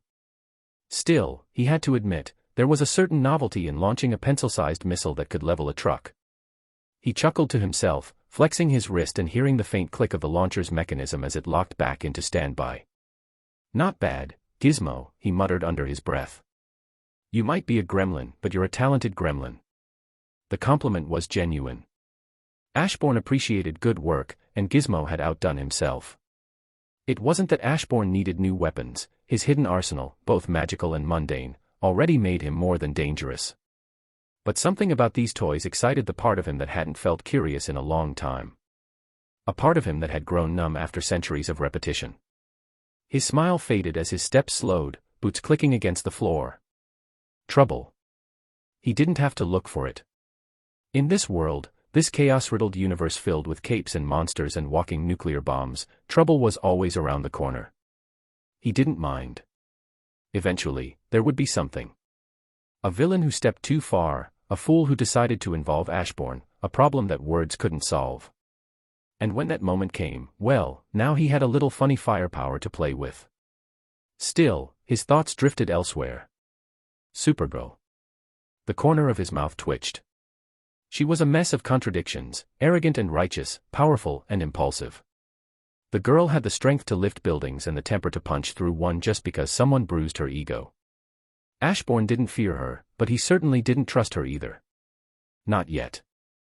And today was her first day doing honest work. Construction, no less. God help the city if she sneezes wrong. Ashborne could already imagine the headlines. Alien girl destroys half-finished building, claims it was an accident. Supergirl punches cement mixer, 5 injured, mixer missing. Shadow Corp under fire after Supergirl's bad day. He shook his head with a small laugh, stepping into the elevator. The doors slid shut with a hiss. Whatever happened, he knew one thing for certain. It wouldn't be boring. And deep down, he didn't want it to be. Chapter 16, Paycheck. The smell of roasted chicken and freshly baked cornbread filled the Kent family kitchen. The wooden table, modest but warm, was surrounded by faces marked with concern and affection. Kara sat in her usual seat, still wearing her civilian clothes after a long day. Her fork poked at her food without much enthusiasm. Clark, ever the attentive cousin, looked at her from across the table. "So," he asked casually, "how was your first day?" Kara's hand froze mid-poke. Her jaw tightened, and she exhaled sharply through her nose. "Ashborne is a jerk," she muttered with venom. "An absolute jerk. The worst person to be around." Clark's expression immediately shifted, his normally kind eyes narrowing just a touch. "What did he do?" he asked, voice calm but serious. Jonathan Kent paused his chewing, and Martha Kent looked up from her plate, concern knitting her brows. The room went still. Kara hesitated for a moment, then crossed her arms. "He indirectly called me a thought." Silence fell like a dropped brick. Kara's cheeks flared with red, not from embarrassment but anger. "I mean, yeah, my outfit shows a little skin. So what?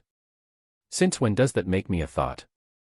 Her fork stabbed her mashed potatoes with unintentional force. "I really wanted to punch that guy through a wall." Jonathan blinked slowly. What?" Martha coughed lightly and reached for her water. "Maybe we should focus on what else happened today, aside from your charming boss," she said with a diplomatic smile.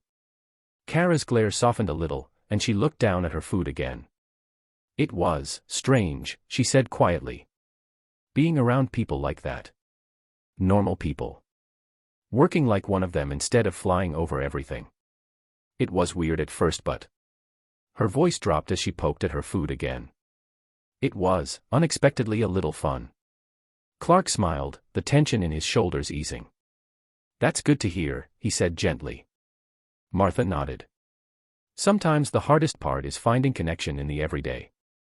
But when you do, it's worth it." Kara gave a small shrug, but the corner of her mouth curved up, just barely. The family shared a few light chuckles after that, the mood lifting like fog in the morning sun. Even with her complaints, it was clear to all of them, Kara had taken the first step into something new. Something human. Elsewhere, across the city, Ashborne sat at his desk, eyes scanning the report on his tablet with an almost bored expression. He leaned back in his chair, exhaling through his nose with mild disappointment. "No incidents," he muttered to himself. "No structural damage, no traumatized co-workers, not even a cracked sidewalk." He closed the file and tossed the tablet onto the desk, rubbing his temple. Sure, he was glad his employees were unharmed. That much he could admit. But still, after all the trouble he'd gone through, the carefully crafted setup, the passive-aggressive outfit swap, nothing. How utterly anticlimactic, he mumbled with a disappointed look. He glanced at the wall clock. Well. There's always tomorrow. Time had a strange way of slipping by when things were calm. It had been a month since Kara's first day at Shadow Corp's construction division. The fire of her initial anger had cooled into something much more productive. Ashborne hadn't crossed paths with her since that chaotic first day, and to most, it would have seemed like he'd forgotten about her entirely. But in truth, he simply let things play out. Kara, under the supervision of her direct boss, Mr. Halley, settled into her role seamlessly. She no longer stuck out like an alien among humans. Instead, she moved with her team, listened, joked, and even laughed during breaks. The work was grueling, repetitive, and physical, just what she needed. Most surprising of all was her growing rivalry with Mammoth. The towering, soft-spoken hulk of a man rarely showed much interest in anything outside of lifting things and doing his job. But Kara's unexpected drive, her need to outpace, outlift, and outperform lit a spark in him. At first, he silently matched her efforts. Then she responded by pushing harder. The two now had an unspoken competition, who could move the most steel, patch the most concrete, finish their section first. Their co-workers watched the daily contest with a mix of amusement and awe. Halley, for his part, kept his thoughts to himself, though he may have quietly adjusted project timelines to accommodate the growing productivity.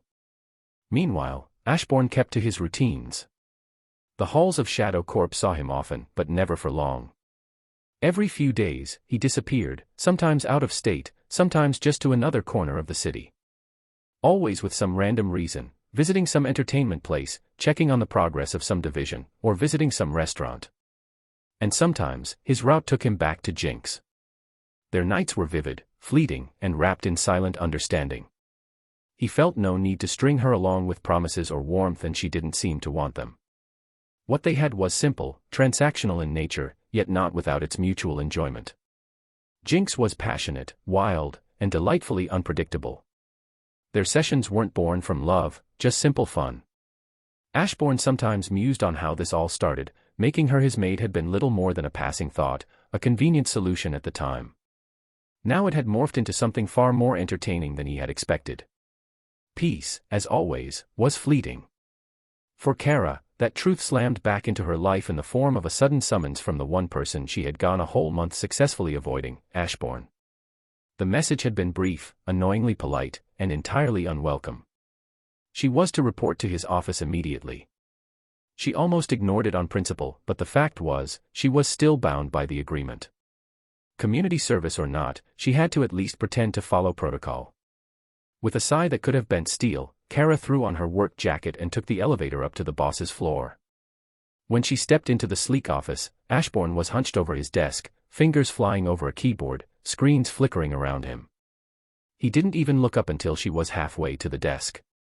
Then he stopped, smiled as if nothing had changed. "Well, if it isn't our newest star employee," he said with that infuriatingly calm tone. "How have things been?" Kara folded her arms, a scowl already forming.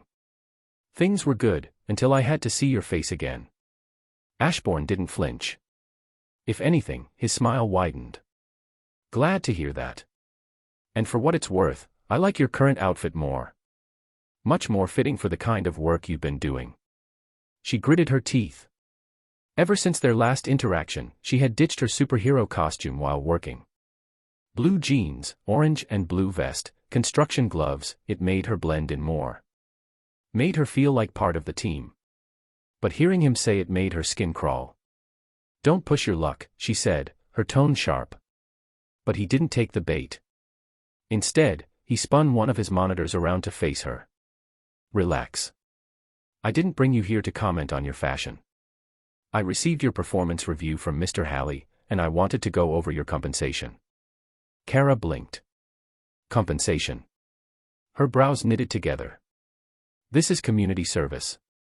"It's not that simple," Ashborne replied, tapping the screen. "You were expected to match the output of a regular human for a year. But according to this," he gestured to the graphs and spreadsheets, "you've done more than 10 times of that. Your involvement saved a considerable portion of our housing charity fund. And since that fund was earmarked for paying workers, well, you've earned it." Kara leaned forward despite herself, eyes scanning the breakdown. There were dates, task records, efficiency charts, even a small footnote, deduction, one office monitor destroyed, replacement cost, $782, that made her frown. It was real. Concrete. A full analysis of everything she'd done. She looked up at Ashborne, who held out a sealed envelope. "You earned it." Kara took the envelope slowly, like it might explode. She stared at it for a long moment, then narrowed her eyes. "I don't need your money." Ashborne's reply came without hesitation. "It's not mine. It's yours. You earned it. I may be a jerk in your eyes," he smiled, "but I'm a fair employer. What you do with the paycheck is your call. Burn it. Donate it. Frame it. Doesn't matter to me." Kara stood still for a second, her face unreadable. Then he turned back to his screen. "Ponder it on your own time. I've got work to do." With her lips pressed into a thin line, Kara spun on her heel and left the room in silence. Once outside, she looked down at the envelope in her hand. The name Supergirl was printed on it. Inside was a number that made her breath hitch. The kind of paycheck her cousin Clark would earn after 6 months of full-time journalism. It felt wrong. But it also felt right. The spreadsheet, the data, it wasn't flattery. It was math. She had worked for this. And that was the first time in her life where doing something as a normal person, without a cape, had brought her this kind of internal conflict. The envelope weighed more than paper should. Chapter 17, Third Time's a Charm. The Kent farmhouse was quiet that evening, bathed in the soft golden hue of the setting sun. Kara stood in the living room, the envelope in her hands now opened, her paycheck resting neatly on the coffee table.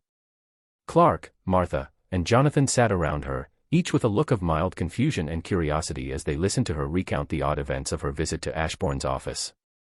"I still don't get it," Kara said, her arms crossed and her expression conflicted. "He went out of his way to show me everything. Gave me this like I earned it. He sounded genuine." Clark frowned, rubbing his chin. "That's unexpected. I wonder what he's thinking." "I honestly can't tell what goes through his head," Kara said with a shake of her head. "Even his employees say he's strange, random even, but they all respect him. They talk about him like he's, I don't know, some kind of misunderstood hero or something. They'd defend him in a heartbeat." Clark leaned back, thoughtful. "I've seen a few articles pop up from time to time. Best working environment, progressive employer, Ashborne Black sets a new standard, things like that. A lot of praise coming his way for being fair and just." Martha, always the curious soul, tilted her head. "Do you know why they speak so highly of him?" Kara nodded slowly and sat down, placing her hands on her knees. "Yeah. I've heard a few stories since I started working there." She took a breath before recounting them. "There was one guy, who used to be a small-time villain. He told me he and his friends once tried to kidnap Ashbourne, but they failed miserably. The thing is, Ashbourne didn't press charges. Instead, he offered them jobs, good-paying ones, jobs that matched their skills. And when they visited his house one day totally uninvited, they got too rough and almost hurt him. You know what he did? He laughed it off and let them sleep there. Now, that guy calls him fearless boss like he's some kind of legend." Clark raised an eyebrow. "That doesn't sound like any CEO I know." "There's more," Kara continued. "My direct boss, Mr. Halley. He had a back condition, really serious. Surgery was expensive, and he'd have to work for years just to afford part of it or wait for years before he could have a chance to do it. Ashbourne paid for the operation and gave him a full year off. Fully paid." "Oh my," Martha murmured, hand over her mouth.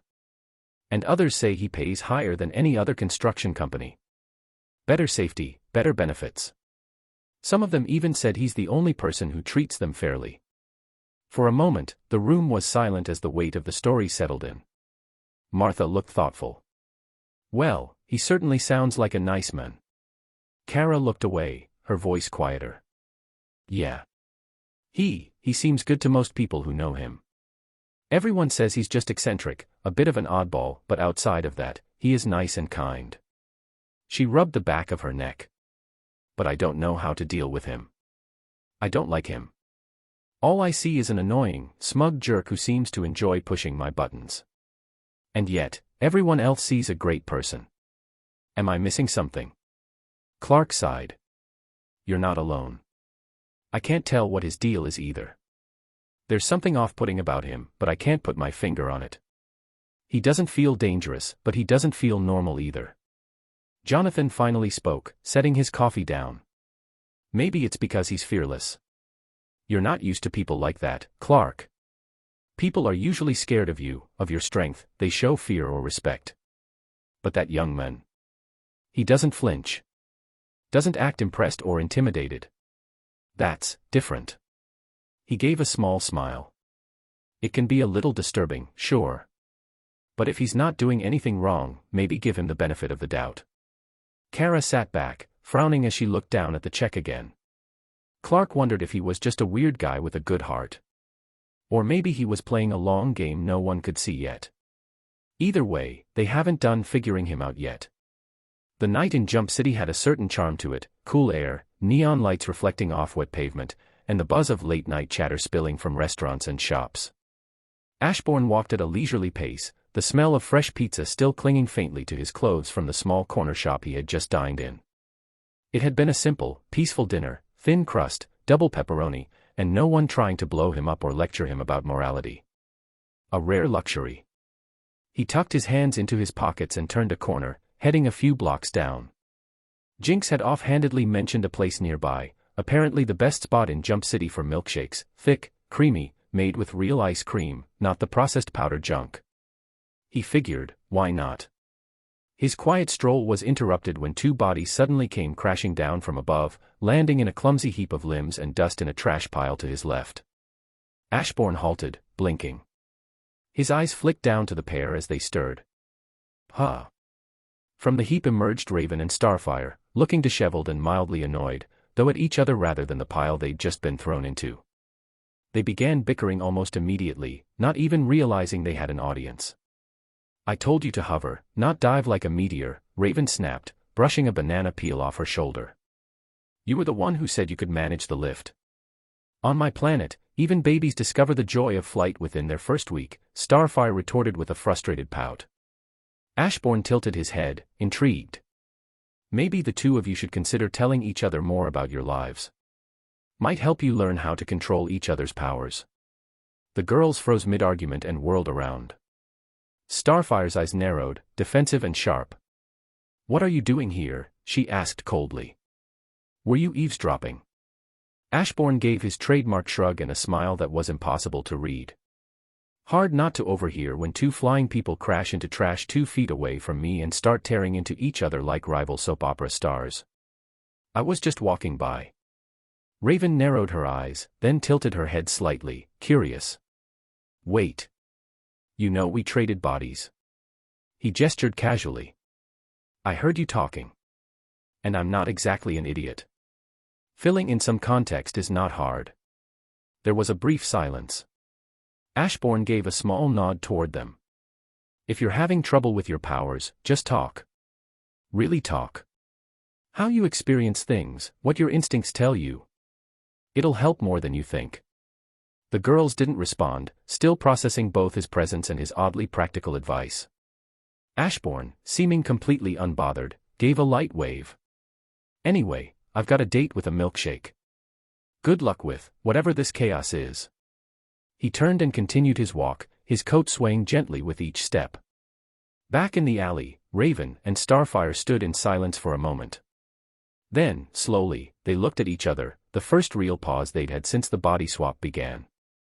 No more yelling, no accusations. Just a long look, then a quiet, shared nod. Without a word, the two moved deeper into the alley and sat down, cross-legged, across from each other. No flying, no spells.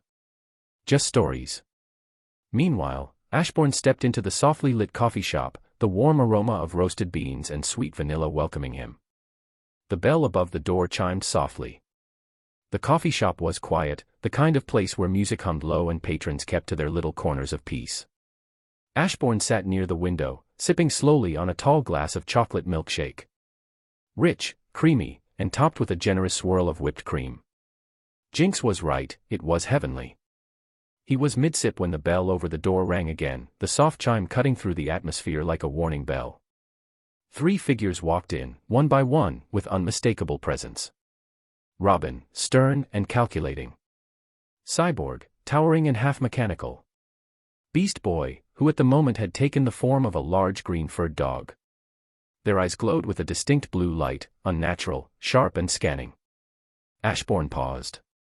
He set the milkshake down slowly. The straw bobbed slightly. Beast Boy, still in dog form, padded forward and sniffed at Ashborne's coat, snout twitching. A deep inhale. Then another. Ashborne stared back, unmoving, calm as ever. Robin crossed his arms. Cyborg loomed behind them. Ashborne finally spoke, dryly, if this is about the milkshake, I'm not sharing. Silence. Then, without warning, Cyborg stepped forward, arms out. Ashborne blinked once before he was wrapped in a full-blown bear hug, the kind that creaked bones and crushed personal space into oblivion. Ashborne's arms remained limp at his sides as Cyborg lifted him like a rag doll. The towering man turned, still grinning, and began to walk out of the shop with Ashborne in his arms like he weighed nothing. Robin followed without a word. Beast Boy shifted back into his human form mid-step and joined them. Ashborne, still not struggling, glanced back at his half-finished milkshake and sighed. At least let me finish the drink. No one answered. He rested his chin against Cyborg's shoulder, staring off at the dark streets of Jump City as they carried him away. He looked more inconvenienced than alarmed. I didn't touch the girls, he muttered. Did the scent still linger despite that? Or is this about something else? I didn't say anything offensive in this city, did I? Still no answers. Only glowing blue eyes and determined silence. Ashborne closed his own eyes for a moment. He wasn't afraid, more like, mildly intrigued. In the end, he chuckled lightly while saying, well, third time's a charm. Chapter 18, Puppet King. In the shadows of the abandoned theater, dust hung thick on the surfaces. Old curtains sagged, and the scent of soot clung to the crumbling walls. From a broken window above, Starfire, clad in Raven's body, landed gracefully beside Raven, still wearing Starfire's form. Both were silent, their expressions sharper than ever. They had spent the past hours sharing stories, memories, fears, and dreams, things neither had spoken of in all their time as teammates. But now, with their bond deepened, they had begun unlocking one another's powers, clumsily at first, but with increasing success. It was far from perfect, but it was progress. A progress sparked by a single, casual comment. As Starfire adjusted her cloak, she murmured, "We should thank Ashborne when we see him again." Raven nodded, sighing. His advice was, surprisingly helpful. They moved in tandem now, like twin shadows, creeping deeper into the broken heart of the theater. Below, blue flames danced violently inside a runic circle. The Puppet King waved a glowing control wand with increasing frustration. Beside the fire, a puppet sat lifeless, a pale replica of Ashborne, without the ever-present smile he has. But it didn't move. A voice, casual and calm, drifted through the stale air. "Are you sure you are following steps?" Ashborne said, arms loosely bound by Cyborg's metallic restraints, sitting cross-legged like he was on a picnic. He stared at the Puppet King with a curious gleam in his eye. "Maybe refer to the source book of your magic for guidance." The Puppet King snarled. "You're a prisoner." Ashborne nodded, smile undimmed. "And I'm being polite about it and trying to help you. No need to be rude." From their perch above, the girls exchanged a look. Raven raised an eyebrow. Starfire's lips twitched, almost amused. Ashborne continued, tilting his head. "Maybe it's broken, try another one." The Puppet King replied in a frustrated tone, "No, it is completely fine." "I am sure of that." "So if it's not broken, could it be magic limits?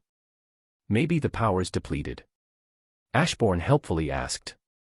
"No," the Puppet King snapped. "This spell should control hundreds, thousands of minds." Ashborne hummed, intrigued. Fascinating. Was that the same spell that caused the Titan girls to switch bodies, by any chance? If so, maybe the magic is not working because of that. "That's not how it works."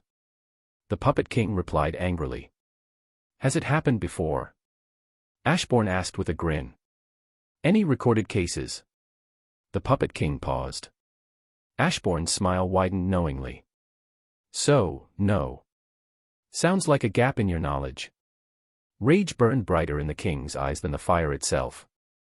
"Once I have your body, I'll shatter your puppet piece by piece." "Enthusiasm is good," Ashborne replied lightly. "Have you ever tried anything other than puppeteering? Poetry? Ballroom dancing?" The Puppet King's growl was almost inhuman. "If you don't shut up, I'll let my puppets tear you limb from limb. I don't care about your money or your status." Ashborne shrugged, calm as ever. The Puppet King turned back to the blue flames, yanking out a vial of glowing liquid and pouring it into the fire. The flames flared higher, hotter, casting an eerie hue across the room. He reached toward the bound Teen Titan puppets near the stage and declared, "I will take your bodies, permanently. And once I do, this city, and that insufferable idiot," he jabbed a finger at Ashborne, "will belong to me." Ashborne shook his head, clearly amused by the whole situation. The flames roared, casting shadows that danced like specters against the cracked and weathered walls of the abandoned theater. Blue light bathed the stage in a haunting glow as the Puppet King, face twisted with manic glee, gave his next command. "I don't want any interruption." Search and destroy, he barked. The puppets bearing the forms of Robin, Cyborg, and Beast Boy didn't reply. Instead, with empty, glowing eyes, they began to move, metal footsteps and quiet padding echoing as they scouted the dark corners of the theater. Near the heart of the flame, the Puppet King brought forth a small bundle of stitched wooden puppets, the puppet replicas of the Teen Titans. The puppets twitched weakly, their tiny voices whispering, "No, stop, help." But their cries were drowned out by crackling flame and their creator's cruelty. The Puppet King released them. They fell toward the fire. But they never touched it. A black orb, swirling with pulsing shadow, expanded from the darkness and caught the puppets midair, wrapping them in protective energy. The orb pulsed once, then rose like a sentient sphere toward the catwalk, where Raven and Starfire were crouched, half hidden by rusted beams and torn curtains. "Get them," the Puppet King screamed, fury seizing him. "Rip them apart." Ashborne, still bound, turned his gaze upward. He watched with mild amusement as Raven and Starfire fumbled to defend themselves, ducking and dodging under the assault of their teammates' controlled bodies. They were improving with their powers, yes, but it was still clumsy, uncoordinated, like two dancers learning a new rhythm on stage. Ashborne's smile curled, faint and entertained. This magic, this entire scenario, was nothing to him. The truth was simple, the spell controlling the puppets had no power over Ashborne. The poor Puppet King, obsessed with control, didn't know. Couldn't know. The threads of this show were tangled, but Ashborne already knew the script from start to end. He stood up slowly. Unhurried, silent, his gaze never leaving the Puppet King, who was too busy howling at his puppets to notice. Ashborne approached. No resistance, no fear, just quiet steps over old floorboards. The Puppet King turned, sensing something behind him. Too late. Ashborne's tied hands reached forward, and he calmly plucked the control device from the villain's grip like it was a toy dropped by a child. The Puppet King's eyes widened in disbelief. Ashborne smiled down at him. "You're boring." With a flick of his wrist, he tossed the device into the blue fire. The Puppet King screamed, "No," and lunged, but Ashborne's foot came down with brutal finality, pinning him to the floor. The fire flared, then pulsed, and the king shrieked as blue light burst from his eyes, his body convulsing beneath Ashborne's boot.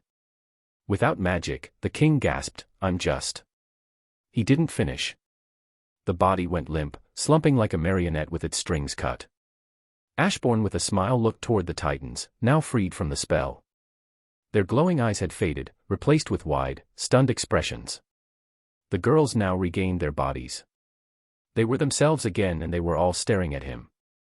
Still smiling, still calmly pressing his foot into the lifeless puppet, Ashborne lifted his tied hands. "Care to free me?" he asked lightly. "It's kind of annoying to stay like this." But none of the Titans moved. They just stood there. Staring. The Titan Tower loomed tall against the early morning sky, the first hints of dawn brushing its surface with pale gold light. Inside, the team returned, exhausted but silent, their steps echoing through the halls as they trudged toward the common room. The battle was over. The Puppet King was gone. Their bodies were their own again. But their minds lingered on Ashborne.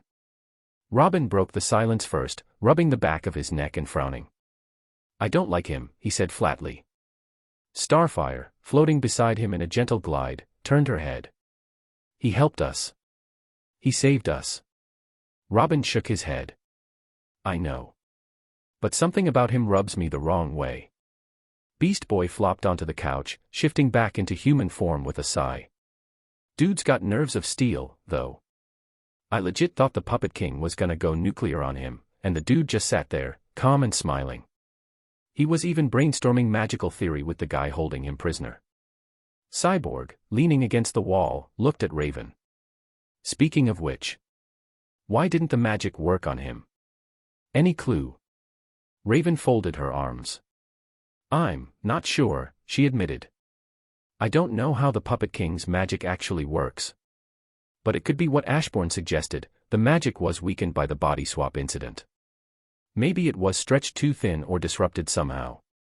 It's not impossible." Robin narrowed his eyes. "Convenient." Beast Boy chuckled. "Maybe you just don't like him because he shot your mentor in the..." Robin froze. Starfire gasped. Oh my. Cyborg burst out laughing, and even Raven's stoic facade cracked with a faint smile tugging at the corner of her lips. Too soon. Beast Boy grinned. Robin slowly turned his head, glaring. Yes. As the laughter died down, Raven drifted away toward the windows, her gaze settling on the horizon, where the first real sunlight began to spill across the sea. Inside, her thoughts stirred. The magic didn't work on Ashborne, and not just because of the body swap, maybe. There was something else. A darkness. Not evil. Not chaotic. But calm. Deep. Unfathomable. Something she felt only the moment he stepped near her. But she had no proof. No evidence. Just a feeling, a shadow whispering at the edge of her perception. She couldn't accuse him, not after he helped them, not after he'd risked himself, however casually, to stop the Puppet King. Still, there's something inside him. Something she doesn't understand. Chapter 19, Testing Gizmo's Toys. 3 months had passed in a blur of blueprints, scaffolding, and sweat. Under the banner of Shadow Corp's construction division, Supergirl had spent her days hauling beams, welding plates, and pouring concrete faster than any machinery could. Today marked the end of the project, a collection of sturdy, clean buildings meant to house the poor and homeless, and it had been completed in record time. The work crew gathered in the courtyard, proud and exhausted. Mr. Halley, Mammoth, Supergirl, and dozens of other workers stood side by side, their faces beaming under the mid-morning sun. Supergirl's smile was the brightest of them all. This wasn't about heroics or capes, this was real change, and she had been part of it. Then, the men behind it all stepped onto the scene. Ashborne, sharp in his black suit, arrived with his ever-present assistant Rex beside him. His gait was calm, composed, and every step made the camera crew snap their shutters in rapid fire. He moved toward the red ribbon at the entrance of the building, raised the ceremonial scissors, and with his signature, effortless smile, snip, the ribbon fluttered to the ground. Applause erupted. The workers cheered. Cameras flashed. It was a moment of celebration. And then chaos. A van barreled down the street, swerving wildly before coming to a screeching halt. It spun, tires squealing, and the back doors burst open. Masked gunmen, armed to the teeth with machine guns, poured out, weapons raised. The crowd froze in terror. Ashbourne's smile faltered only slightly as one brow rose, curious. "On your knees," barked the leader of the group, a tall man with a simple pistol and a commanding presence. His voice was like iron, but he didn't get to enjoy his intimidation for long. In a flash of orange and blue, Supergirl launched herself forward, her fists faster than the eye could follow. 1 blow, 2, 3, every gunman was down before they could react. She landed, cape fluttering behind her, and stood proudly. "This is the worst place to commit a crime," she declared with fire in her voice. The crowd erupted in cheers, grateful for her protection. Then the leader rose from the ground, rubbing his jaw. "You hit as hard as your cousin," he growled. Supergirl blinked, still standing. She didn't have time to wonder. Her fists tightened. The men grinned, grabbing his shirt and tearing it open. Beneath was not skin but metal, gleaming with artificial joints. In the center of his chest, a green rock pulsed, kryptonite. Her eyes widened. Metallo. The next punch knocked her off her feet. The one after that split her lip. Every strike from him drained her, pain surged through her bones like venom, weakening her by the second. She tried to fight, but her limbs felt like lead. Supergirl. Mammoth roared, charging like a freight train. He collided with Metallo, knocking him off Supergirl. The villain skidded back, grunting, but was already preparing for more. Ashborne stepped forward, gaze sharp. "Everyone, evacuate now." The crowd finally snapped out of their fear, his voice slicing through the panic like a blade. They began to scatter, running to safety as Rex frantically signaled to security and reached for his comm. Ashborne moved to Supergirl, who was struggling to rise. Blood dripped from her mouth. "Go," he said softly. "You're not helpful here like this." Supergirl wiped her face, defiant. "I'm not running." With a burst of speed, she lunged at Metallo again. Ashborne sighed, brushing a speck of dust from his shoulder. 3 months of construction work, and it still hasn't tamed that temper. Rex rushed beside him. Ashborne. What do we do? We shouldn't stay here. Ashborne gave him a calm glance. Call the police, of course. And stay back, no need for unnecessary risks. Rex hesitated. And you? Ashborne shrugged, already walking after the fight. I'll keep my employees safe, for now. Rex held Ashborne by the shoulder as he said, absolutely not. I won't let you walk into that. Ashborne looked back at him with a smile and removed the man's hand from his shoulder slowly. Ashborne said, don't worry, I know what I am doing. Just do as I say and call the police. Rex stood rooted in place, torn between duty and concern. His hand tightened on the comm as he made the call, eyes never leaving his young boss walking into danger with that same calm smile. Ashborne walked calmly toward the heart of the chaos, eyes focused, unbothered by the destruction unfolding before him. Metallo, relentless and powerful, struck Mammoth square in the chest with a metal fist, sending the massive man soaring through the air before crashing into a pile of debris. Meanwhile, Supergirl, floating above and visibly exhausted, hovered with trembling effort. She clutched a car above her head and hurled it with every ounce of strength she had left. The vehicle slammed into Metallo, flattening him against the ground with a brutal crunch of metal and steel. She dropped to one knee in midair, panting hard, her body clearly still suffering from the presence of kryptonite. Her vision swam, but she kept her eyes on the flattened wreckage. From within the crushed metal, the car was suddenly hurled aside like a toy. Metallo stood, body sparking and bent, but still strong. His cold, glowing eyes locked onto her. Supergirl's jaw tightened as her gaze darted, desperately searching for another projectile. But Metallo moved first. His chest plates opened, revealing the glowing kryptonite core, and with a mechanical hum, a green beam burst from it, piercing through the air and slamming into Supergirl's chest. She let out a cry and plummeted, crashing to the ground, unmoving. Mammoth, groaning as he pulled himself from the rubble, saw her fall. His fists clenched, and with a roar he charged forward again, but a calm voice stopped him in his tracks. Stop. Mammoth froze, confused. He turned to see Ashborne approaching with his usual unshaken smile. Ashborne didn't raise his voice, didn't hurry his steps, just calmly walked through the battlefield as if it were a garden path. Stay near her, he said to Mammoth. Protect her. I'll deal with this over-engineered tin can. Mammoth hesitated. Ashborne had no powers, no weapons beyond what looked like a couple of strange arm guards under his sleeves, which Gizmo told him about. But that smile, it made even Mammoth believe. Metallo noticed the newcomer and scowled. This isn't a place for rich idiots in suits. Ashborne's smile didn't budge. I beg to differ, he said, stepping closer and extending his right arm, directly toward the kryptonite core still glowing in Metallo's chest. Metallo's eyes gleamed with anger. He stepped forward and punched with full force. Ashborne didn't even blink.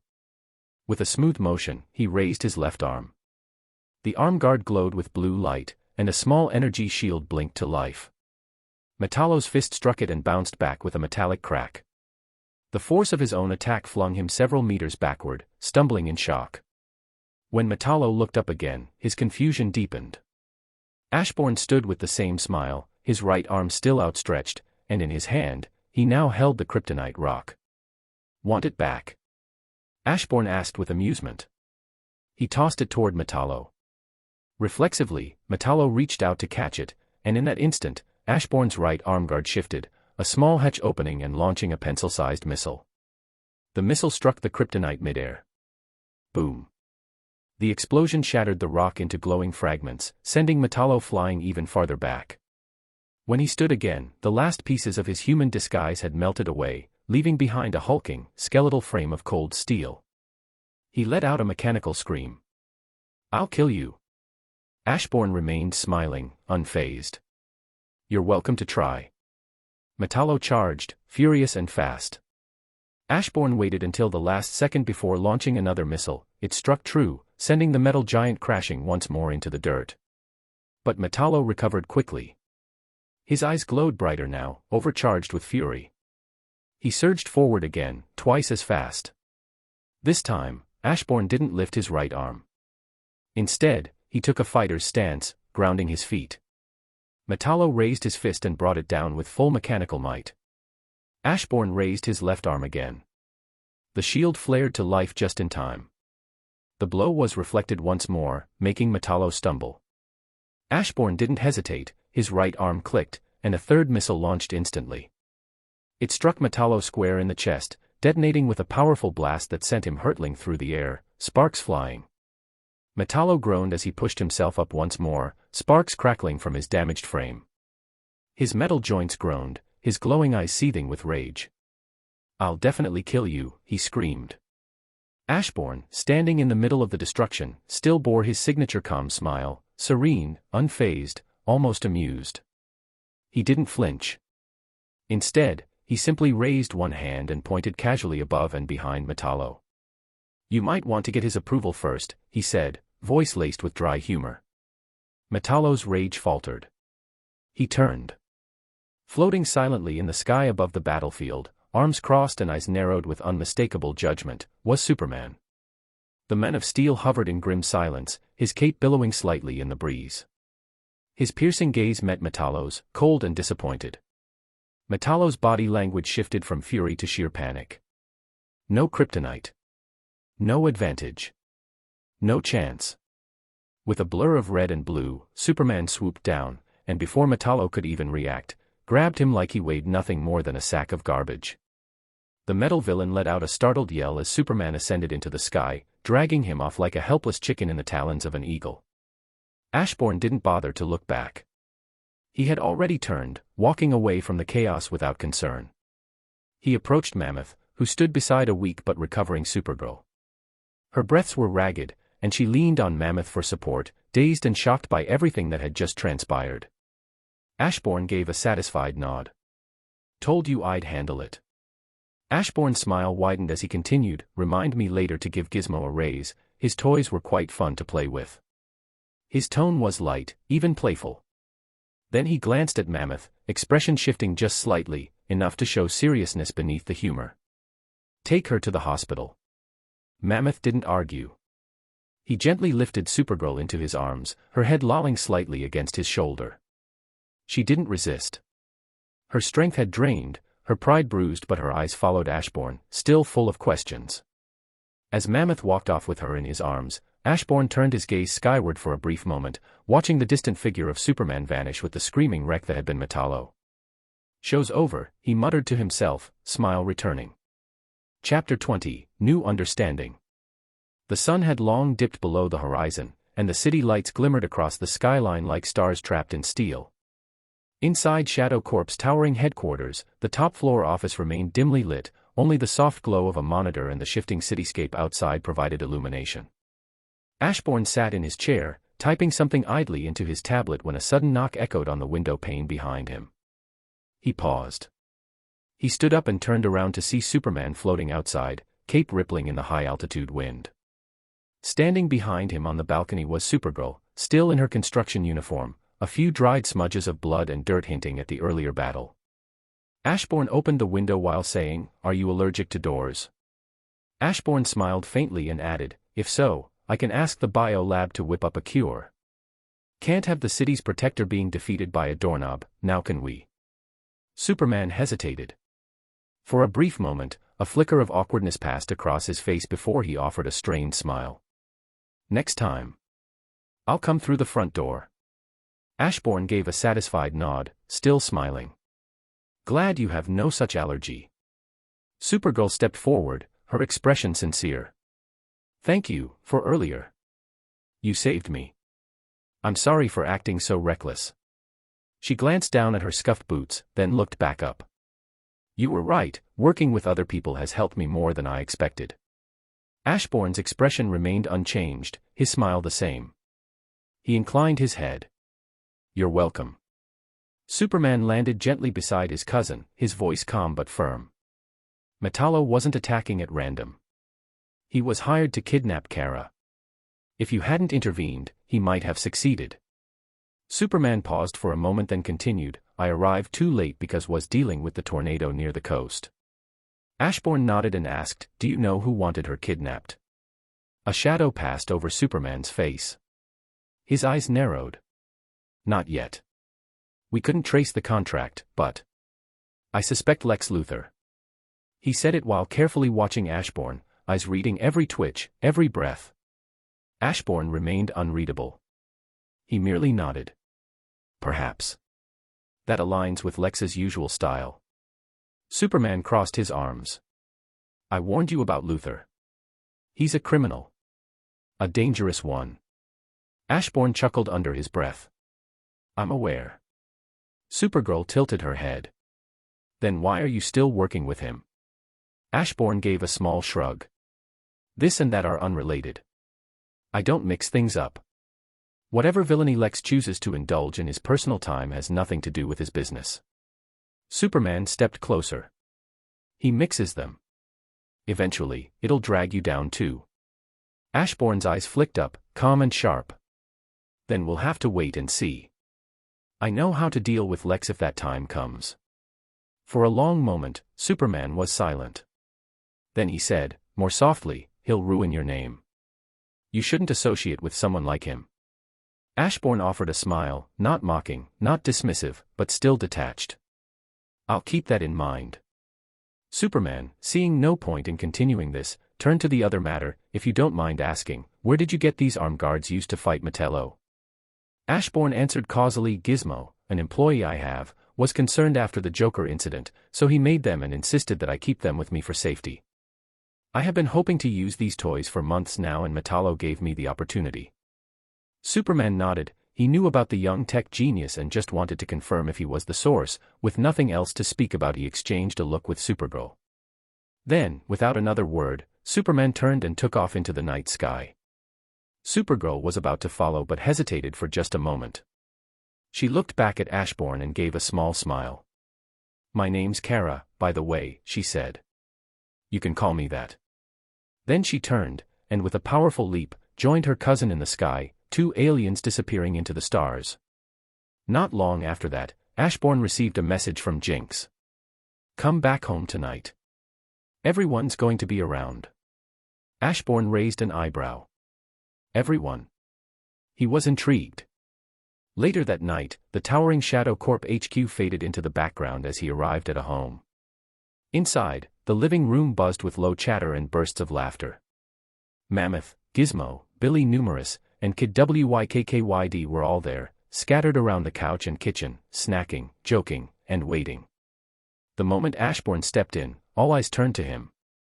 Mammoth, the closest, greeted him with a grin and a powerful pat on the back.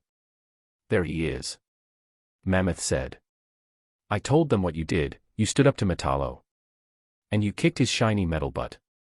Ashborne smiled, folding his arms casually. Technically, it was Gizmo's work. He nodded toward the tech genius. Very impressive, by the way. Expect a raise at the end of the month. Gizmo, who had been lounging with a soda in hand, suddenly sat up straighter. Ha! Of course it was impressive. I'm a genius. And I'm just getting started. I'll upgrade your arm gear next week. I'll make it much better. Ashborne chuckled softly. He took a seat, watching the group banter and bicker like some strange, dysfunctional family. Seeing a group of ex-villains celebrating their normal boss's victory over an actual villain. It felt a little strange. Even to him. And strangely warm. Jinx leaned against the kitchen counter, her arms crossed, a faint smile on her lips. Her expression was different, not just amused or proud. Something deeper lingered there. You should still be careful. Her voice cut gently through the room's noise. Don't put yourself in danger unnecessarily. Ashborne's eyes flicked to her. She's changing. The thought settled in his mind with a soft certainty. She's developing attachments, emotions. To him. He didn't want that. He made a mental note, something cold and calculated under the warmth of the moment. Reduce their sessions. Maybe stop them altogether. For both their sakes. But for tonight, he'd sit among them, a strange collective of reformed villains and outcasts, laughing and reliving a simple victory. For now, he'd enjoy the moment. High above Earth, the watchtower floated in quiet vigilance, a symbol of peace built on steel and trust. Within its halls, two of the most respected heroes in the world stood side by side, gazing through the large glass panel that offered a view of the Earth below. Superman's cape shifted gently behind him as he stood, arms crossed, his eyes distant. He fought Metallo, he said, breaking the silence. To protect Kara. Batman, standing beside him, remained still, his gaze not leaving the earth. Superman continued. He held his own.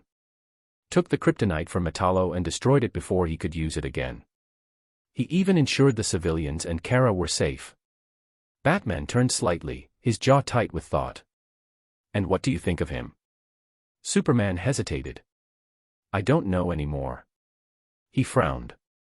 His partnership with Lex Luthor is a massive red flag. Lex doesn't involve himself with anyone unless he can use them. But Ashbourne's not a villain. He has a moral code, clear and sharp, even if it's not what we're used to. Batman remained silent, allowing him to continue. His attitude is strange. He doesn't get angry. Doesn't seem afraid. It's like he's always a step ahead of everyone. Like, nothing touches him. And that makes it hard to trust him. Batman finally turned away from the glass and walked toward the console, fingers brushing against the controls. I looked into him. After the Joker incident. His tone soured slightly. Superman almost smiled, but refrained out of respect. Ashbourne's family, they all died. One by one. Batman's voice dropped lower. Father died of illness. Mother followed, grief, mostly. Uncle and cousins. Killed by a Gotham gang. And his last living relative, his last uncle, died in a devastating lab accident. Superman looked at him sharply. That's a lot of loss. Batman nodded once. I think he has trauma. Deep trauma. The kind that doesn't show unless you know where to look. When you lose that many people, especially family, something changes. I believe he's fearless not because he's brave, but because he doesn't value his life the way others do. Superman didn't reply immediately, his thoughts tangled. He treats his employees well. He gives them shelter, safety, second chances. That likely comes from his uncle. I found evidence the man raised him after his parents passed and the two were quite close. He probably learned that care and discipline from how he passed away. Batman then added, more quietly, and his apathy toward criminal activity, it might be tied to his losses. Maybe he sees it all as pointless. Or maybe he's just waiting to see how far people fall before he decides what to do. Superman turned his eyes back to Earth. So your evaluation? Batman's answer came after a pause. Not complete. But so far, I don't believe he's a threat. And I don't believe he's likely to commit a crime for personal gain. Superman nodded silently. Unseen to both, just outside the room, Kara stood by the corridor, listening. She had come looking for her cousin but had paused when she overheard her name. And then, she heard everything. Her heart ached. Ashbourne always smiling, always composed, always calm. She thought he was arrogant and insufferable. Jerk. Maybe even reckless. But now. Maybe the smile was a mask. Maybe that's how he coped. And maybe, just maybe, he was like her, he lost everything he grew up with and felt all alone in this world. Kara lowered her head. She didn't pity him. She understood him. Chapter 21, Opinion Changed. The sun had barely begun its rise, casting golden streaks over the towering skyline as Ashbourne strolled into the monolithic structure of Shadow Corporation. The lobby was quiet, the hum of early activity still distant. Coffee in hand, he moved through the quiet corridors with the same calm stride as always, his footsteps echoing lightly until he reached his office. The familiar hiss of the biometric lock, the soft swing of the door, and then, peace. He sipped his coffee, savoring the silence, when a knock came. He raised a brow. Come in, he said casually, lowering his cup. The door opened and Kara stepped inside. She was once again dressed in her now clean construction uniform, her golden hair pulled back, face calm but curious. Ashbourne smiled faintly, leaning against his desk. You're early today. How can I help you? Kara walked forward, voice steady but uncertain. The project is over now. Mr. Halley said there's no other assignment for the team. So, I came to check what I'm supposed to do. Ashbourne nodded, setting his cup down. I was going to call you in about that, actually. Your community service is officially over. She blinked. Already. Originally, the court planned for you to complete the housing project over the span of a year, he said as he pulled open a drawer. But you and your team finished it in just 4 months. He retrieved an envelope and held it out toward her. This is your last paycheck. Starting today, you're free to go. Kara stared at the envelope, not moving. Is that okay? I mean, the court stated a year of service. Won't this cause trouble? Ashborne chuckled, his usual calm amusement in full display. I'm the judge of that, and as far as I'm concerned, it's done. If the court has a problem, they know where to find me. Then his expression grew serious. You're being targeted now. Keeping you in one place, one known location, day after day, that's a risk. And I don't compromise my employees' safety. Ever. Kara looked at him, surprised. Her voice dropped slightly. You don't have to do this for me. I can handle myself. I'll be careful. No one's going to take me off guard again. Ashbourne's smile didn't falter, but his tone left no room for argument. This isn't up for discussion. The decision is finalized. For a moment, Kara stood there, conflicted. Her shoulders sagged slightly as she looked at the envelope in her hands. Then, can you help me split this between the team? They all worked hard, and I couldn't have done it without them. Ashborne nodded. Of course. She lingered just a moment longer, eyes studying his unreadable expression. Thanks, for everything. Then she turned and left, the door closing behind her with a soft click. Outside the office, Kara walked down the hallway, her thoughts heavy. She couldn't shake the guilt. Ashborne had just put himself in potential legal trouble for her sake. And even more than that, she worried that someone might hurt her old crew to get to her. Meanwhile, in the quiet of his office, Ashborne returned to his coffee, eyes calm. To him, there was no weight in the decision. She had done the work expected of her and there was simply no reason to keep her around. Ashbourne's quiet office was interrupted by the quiet creak of the office door opening once again, just minutes after Kara had left. Ashborne, sitting behind his desk sipping the last of his now lukewarm coffee, turned his head. His calm expression subtly shifted at the sight of the visitor. It was Rex, his old assistant and more than that, the closest thing he had to a family left. The older man's usual calm, friendly demeanor was replaced with something heavy, something grim. Ashbourne's brow lifted just slightly. What's wrong, Uncle Rex? The man stepped forward with slow, purposeful steps, stopping just across from Ashbourne's desk. His voice carried the weight of years held in restraint. Ashbourne.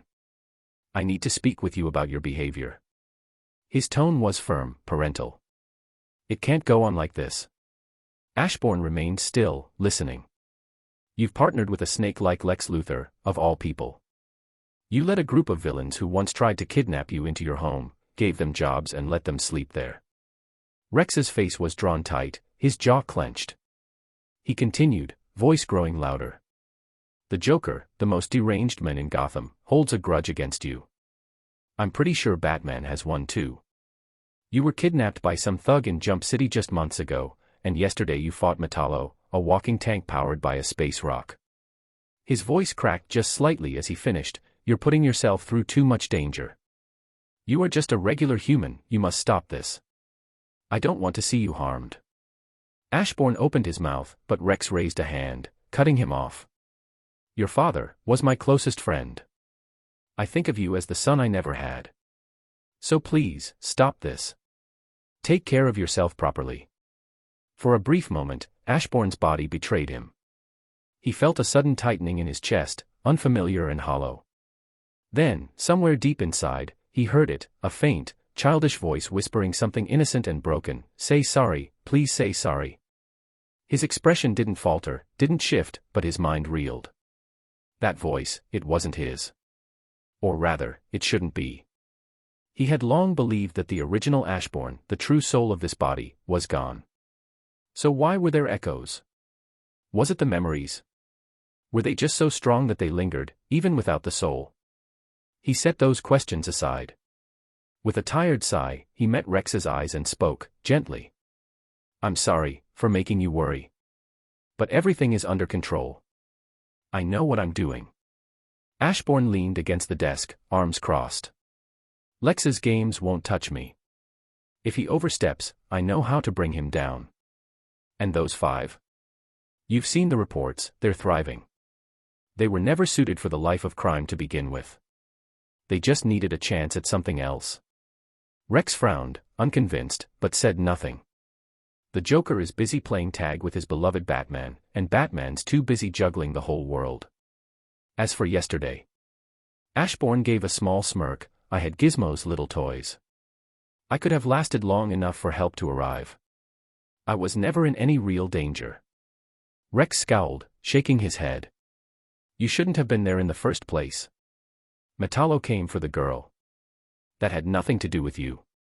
Ashborne's smile faded, and he spoke with a quiet finality. She was my employee. I brought her here. That means she gets the same treatment as everyone else. She would have had my help and my protection, no matter who came for her. His eyes sharpened.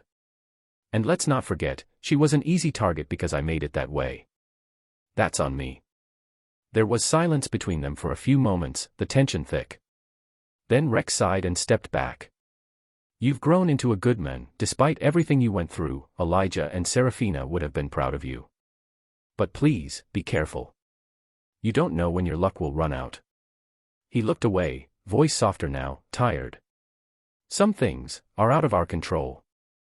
And it only takes a moment, just one, for a life to end. You should understand that better than anyone. Don't make me grieve the loss of another person I care about. Ashborne's smile returned, softer this time, almost reassuring. You won't need to grieve for me, Uncle Rex. I plan to live much longer than you. So, stop worrying about that. The old man gave a small grunt, something between disapproval and affection, before turning and leaving the office. Unbeknownst to either of them, far above the building, just barely visible through the haze of morning sunlight, a figure lingered in the sky. Kara hovered quietly, having heard only fragments through the window when she turned back mid-flight, curiosity pulling her back.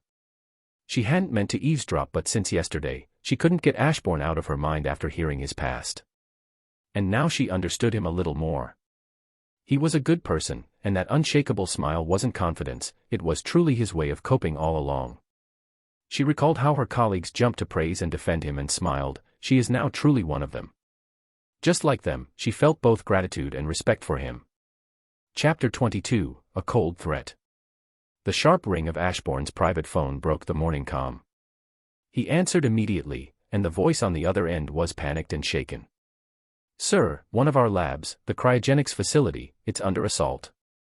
Hostages taken, but the details are unclear. Ashborne didn't waste a second. Call the helicopter. Now. He turned on his heel, stepping out of his office with urgency as Rex scrambled to follow orders. Minutes later, the Shadow Corp chopper soared through the sky, cutting a clean path toward the experimental cryogenics lab on the outskirts of the city. When he arrived, the place was already a storm of flashing lights and cordon lines. Police had surrounded the building, keeping civilians at a distance. Officers barked orders and spoke into radios, trying to get a handle on the chaos. Ashborne disembarked from the helicopter, his long coat flaring slightly in the wind. He approached the nearest officer without hesitation. Ashborne Black. I own this place. The policeman blinked, startled, before holding out a hand to keep him back. Sir, please, it's dangerous. Some armed groups taken the lab. We're still trying to identify who they are. No contact yet. Before the conversation could continue, a gust of wind swept the street. A familiar red and blue blur descended from the sky and landed next to Ashborne. Supergirl. Hey. You okay? She greeted him. Ashborne noted the change in her costume. Her midsection is not exposed anymore, but this was not the time to comment on that. He just gave a short nod. I'm flattered you came. Where's the big guy? She folded her arms, floating gently above the pavement. Off-world with the League. But don't worry, I've got this. A low creak echoed from the facility. The front doors slid open, and a small group stepped out. Men and women in heavy winter clothing, faces obscured behind dark sunglasses and hoods. Each one held a researcher at gunpoint. But the one who stood out, in a reinforced suit and a dome-like helmet that emitted a constant frosty mist, was unmistakable. Mr. Freeze. He raised one gloved hand, revealing a device in his palm, its core pulsing with a faint blue light and emitting a rhythmic tick. "This is not a negotiation," he called out, his voice robotic through the helmet's filter. "If this bomb detonates, everything in a 100-meter radius will be encased in solid ice. Move aside, or everyone here dies." The police hesitated. One officer called out, "There's nowhere to run. Lay down your weapons and surrender." Above, Supergirl's eyes narrowed. She began to rise into the air, scanning the bomb's core with X-ray vision. But before she could act, a voice called out. "Don't." It was Ashborne.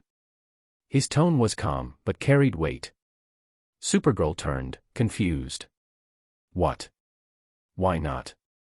Ashborne didn't answer. Instead, he stepped forward. The police yelled after him, startled. "Sir! Get back. It's not safe."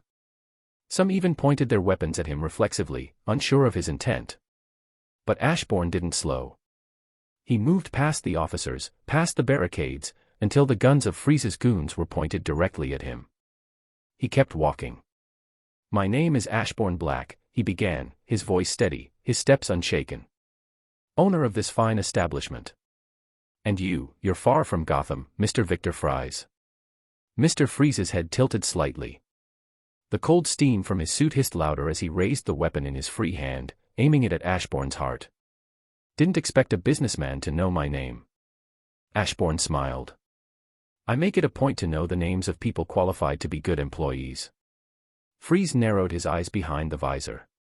The goons looked at each other, unsure if this was a joke. But Ashborne continued, "How about this, work for me, for the rest of your life. In return, I'll give you what you want." A harsh scoff echoed through the speaker in Freeze's helmet. "You don't even know what I want. You couldn't possibly understand." Ashborne's smile sharpened. "Oh, but I do. I have the cure you are looking for. Was planning to visit you in Gotham, actually, but I've been busy lately." Freeze's weapon charged with a high-pitched whine, and he fired a shot at the ground just in front of Ashborne. The blast flash froze a chunk of the pavement, sending a sheet of ice crackling outward. Ashborne didn't flinch. "Is your pride too big to allow someone else to save Mrs. Nora?" he asked. Freeze growled, his grip tightening on the gun. "No one can be trusted. No one but me. I'm the only one who can save her." Ashborne looked at him for a moment, silent, then turned and began walking back toward the police. He almost passed the barricade. Almost. Then, he stopped. His back to Freeze. The smile on his face now gone, his voice cold and sharp. "I tried to be civil." He turned slowly. "You will release everyone and surrender. Or I will pay any amount necessary to find where you hid your wife's frozen body. I will tear through every decommissioned cryolab, every old hospital, every Wayne Tech storage unit in North America. And when I find her, I'll destroy her." The words cut through the air like a razor. "I'll bring you her death certificate. And her head. Your choice." For the first time, Victor Fries hesitated and a heavy silence fell over everyone present. Supergirl and the police stood frozen themselves, not from any temperature drop, but from Ashborne's words. His threat echoed like a sinister bell tolling across the scene. Even Mr. Freeze, stoic, logical, cold as his namesake, was briefly stunned. "Do you think I'll believe your bluff?" Freeze's voice wavered behind his helmet. "You do that, and you become a criminal." Ashborne didn't stop walking. His back still to them, he let out a dark chuckle, dry and sharp like broken glass. "Doctors pull life support when a case is hopeless. They call it mercy. Killing them becomes a kindness." He paused and looked slightly over his shoulder, just enough for the glint of calculation in his narrowed eyes to be seen. "You think I can't make her death legal," he said quietly but clearly. "I can get the order signed by medical professionals, pass it through judiciary review, and bury it under mountains of paperwork. Then I'll leak a story pinning it all on you, how you ruined the future of a poor woman out of spite. The tragedy of Mrs. Nora." A shrug. "That's the benefit of having too much money, and friends in high places. No one said a word. Then Ashborne turned away fully, the sharp edge of his coat slicing through the air as he walked. I've lost interest in you now. I'll check the news later. And with that, he walked off, not sparing even a glance behind. You won't walk away from me. Mr. Freeze roared in sudden rage. He raised his freeze gun and fired, the icy beam tore across the air. But Supergirl was faster. In a split-second blur, she dropped from the sky and threw herself in front of Ashborne, the ice shattering harmlessly against her invulnerable body. Ashborne didn't flinch. Didn't even turn around. Get back here. Freeze screamed, the calm logic in his voice fully replaced by desperation. And in a final wild attempt, he threw the ticking cryogenic bomb toward Ashborne's direction. No. Supergirl's voice rang out. She dashed forward and caught the bomb midair, the freezing core humming violently in her hands. Without hesitation, she shot skyward, breaking the sound barrier as she soared high and far, and with one mighty throw, she flung the bomb beyond the city's limits. A small distant pulse of light flashed in the sky, then vanished. When she landed again, her boots thudded softly against the pavement. She looked back toward the scene. Mr. Freeze stood still, his gun lowering slowly, his breath heavy. Around him, his crew looked between him and the police, unsure what to do. But he knew. He stared at the sky, where Ashbourne's helicopter began to raise. He feared that man now. Because in Ashborne, he saw someone who would do anything to win. And if that man really set his sights on Nora, what could he, a fugitive, a wanted criminal with no political standing, possibly do to protect her? Nothing. His hand fell to his side. His voice was quiet when he spoke. Surrender. Let the police take you in. His crew looked at him in disbelief, but obeyed, slowly dropping their weapons and raising their hands. The police moved in cautiously, cuffing the goons one by one. Supergirl exhaled, a long and relieved breath. No casualties. No more explosions. No one harmed. She looked to the sky again. The Shadow Corp helicopter grew smaller and smaller on the horizon. In her heart, she didn't know whether to feel grateful or worried. That was the first time she saw Ashborne like that. Chapter 23, Broken Ice. Ashborne stepped out of the helicopter and marched straight through the Shadow Corp headquarters with his usual calmness. He entered his office and was met with an unexpected sight, Supergirl, floating just outside the tall glass window, arms crossed, wind teasing the ends of her golden hair. Ashborne didn't slow his steps. He walked up to the window and opened it with a faint sigh. Not working here anymore doesn't mean you can't use the door, you know. Supergirl drifted inside with a soft laugh. Yeah, but the window has its magic. Her smile faded slightly as she landed. Are you okay? That was the first time I saw you without your annoying smile. Ashborne shrugged and walked back to his desk, his voice casual. It was the easiest and safest way to defuse the situation. Victor's only motivation is his wife. He wouldn't risk her. Supergirl floated behind him, still unconvinced. Still, hearing you threaten him like that, it was unnerving. You sounded like a villain. Ashborne chuckled darkly, opening a drawer behind his desk. Then the play was perfect. He pulled out 2 red vials, their liquid glowing faintly. Her curiosity piqued, Supergirl tilted her head. She caught sight of 3 total vials, one still in the drawer, and beside them, a strange-looking pistol. What's that? Ashborne didn't look at her as he carefully set 2 of the vials aside. The cure. For Victor and Nora. Her eyes widened. You weren't lying about that.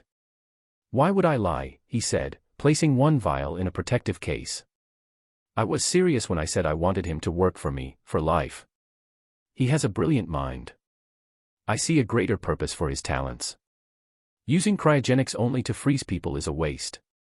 So, what's in the vials really? Supergirl asked, following him as he exited the office. Ashborne walked steadily down the hall, Supergirl hovering beside him. A magical potion. It's called the Holy Water of Life.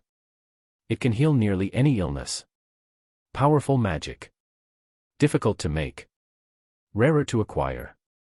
She gave him a skeptical look. And how exactly did you get your hands on something like that? Ashborne gave her a look that mixed amusement with confidence. Do I need to remind you who I am? But if you're hoping for details, well, they're secret. And even if you knew, you wouldn't be able to get it. Supergirl's mind briefly flickered to his earlier words about his wealth and high connections. She frowned slightly. However he got it, it must have cost a fortune. But what she would never guess, not even in her most imaginative theories, was the truth. Ashborne had created the potion himself, the recipe, the magic, the work, all his own doing. He simply kept it in his office, for convenience and not to attract attention if he ever needed them. He didn't need to even hide them, as no one would think something like this is put simply in a drawer. As they neared the roof access door, Supergirl tapped his arm lightly. And the pistol? In your drawer. It didn't look normal. Ashbourne's hand paused on the doorknob. It's from the same source as the potion. You don't need to worry about it. Supergirl narrowed her eyes. A magic pistol? What does it do? Instead of answering, Ashborne opened the door and smirked. I see you changed your costume. The new one suits you more.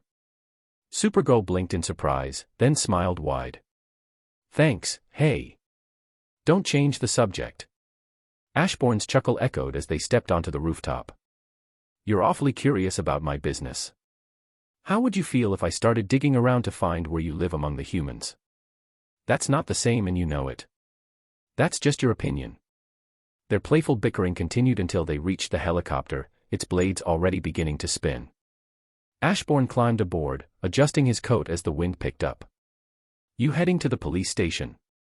Supergirl asked. Ashborne nodded. Of course. I want Victor to work for me. Besides, I wonder what his reaction is going to be when he sees me again. Without asking, Supergirl jumped into the seat beside him.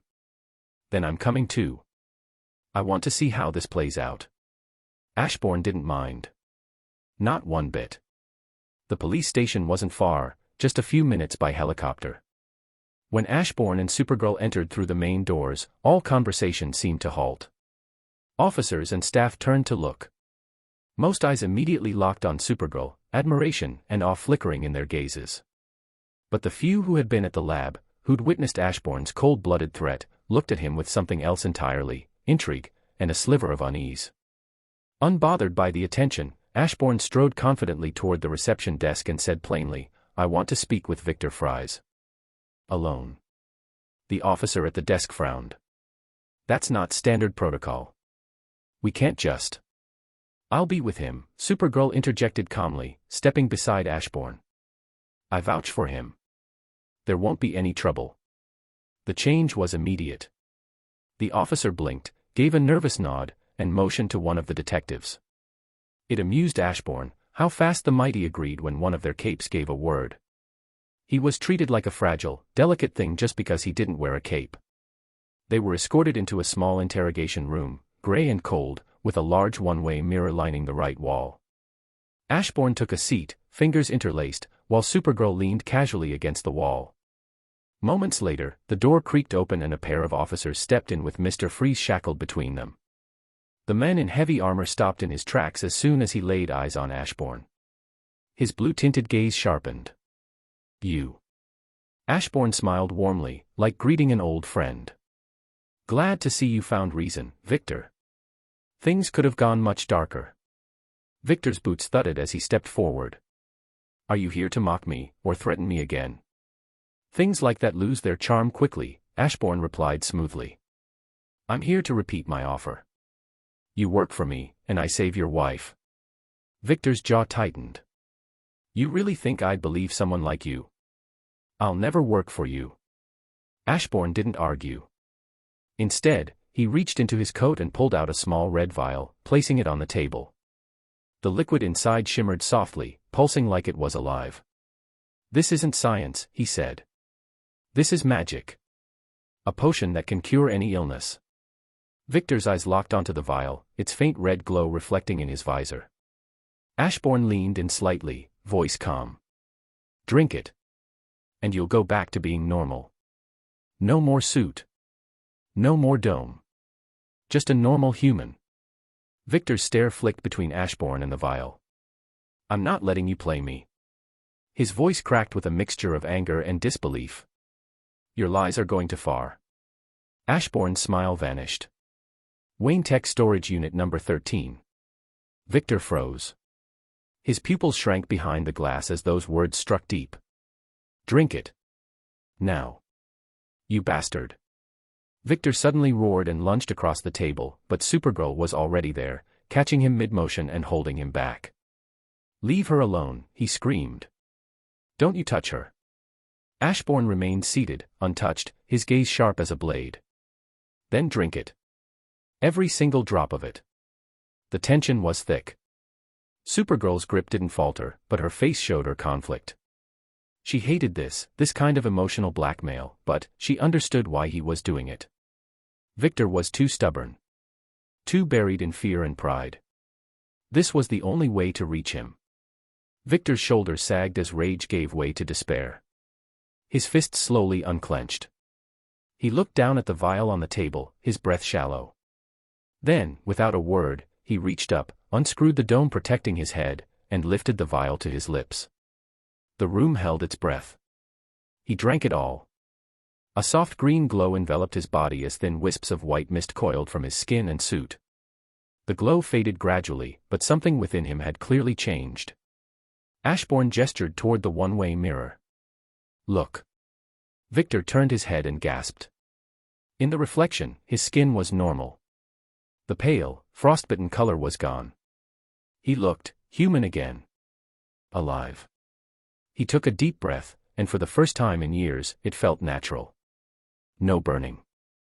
No strain. He exhaled slowly, a trembling hand reaching to touch his face. Ashborne allowed a small, satisfied smile. Congratulations, Victor. You're back to normal. Chapter 24, Dreams Turned into Realities. The glow from the potion had long faded, but Victor Fries remained still, staring at his own reflection in the one-way mirror like he was looking at a stranger. His fingers trembled as they brushed against his cheeks, his breath calm and warm for the first time in years. Ashborne let him have the moment, saying nothing. Even Supergirl stood silently, watching the men process the unimaginable. Victor finally broke the silence, his voice barely more than a whisper. Am I really cured? Not just temporarily. Ashborne gave a single nod. The potion cures any illness. No need to worry about becoming a snowman again. Victor turned slowly, his eyes searching Ashborne's face for even a hint of deception. Before he could speak, Ashborne pulled out a second vial, identical to the first, the red liquid inside gleaming faintly in the dim room. The same potion, Ashborne said calmly, can save your wife. Victor's breath caught. His lips trembled. It can save Nora. Ashborne nodded once more. Yes. But understand, these potions are extremely expensive. You'll have to work for me, for the rest of your life. I have big plans for you. The words barely settled before Victor's knees hit the floor. Please. I'll do anything you want. No matter what it is, crime, science, anything. Just save Nora. I'm begging you. Ashborne's smile stretched slightly, amusement flickering behind his dark eyes. Then take a seat, Victor. Let's discuss the terms like civilized people. Victor scrambled back to his feet and sat down on the chair like an obedient child summoned to the principal's office. Ashborne walked around the table slowly, his voice even and smooth. No more crimes. I've been wanting to work on something for a while, something new. Something that will bring real change to the world. He paused dramatically. And it needs someone of your particular talents. Victor nodded eagerly, desperate. Anything. Whatever you want, I'll do it. Ashborne clasped his hands behind his back and leaned forward ever so slightly. I want to make a new kind of ice cream. The silence was immediate. Victor blinked. Supergirl blinked. Both stared at him like he'd suddenly spoken in ancient Sanskrit. Ice cream? Victor asked slowly, baffled. The great project that will change the world is ice cream. The one we eat. Supergirl added, brow furrowed. Ashborne's confident grin didn't waver. Ice cream flavors haven't evolved in decades. This is unacceptable. My taste buds cry for salvation. So I'm going to get the best chef money can buy, and you, Victor, will be my cryogenics expert. We're going to redefine what ice cream is. He leaned in. So, are you willing to work in ice cream development for the rest of your life? Victor opened his mouth, closed it, then opened it again. He searched Ashbourne's face for a crack, a twitch, a smirk, anything that would betray this as a joke. He found nothing. I am willing, Victor finally said weakly, praying this wasn't all a cruel trick. Ashborne laughed and clapped his hands together. A wise decision. I'll begin the process to get you out, then we'll head to Gotham and save your wife. For now, say your farewells to your goons. We'll be seeing each other again soon. With that, Ashborne turned and exited the room, leaving behind a hopeful and very confused Victor Freeze. Supergirl followed, her eyes narrowed, as if trying to see directly into Ashbourne's brain. Once they were outside the station, she asked the question burning in her mind. Were you serious in there? This is all about ice cream. Ashborne laughed lightly. Of course. Supergirl folded her arms. Those potions of yours are worth more than anything on Earth.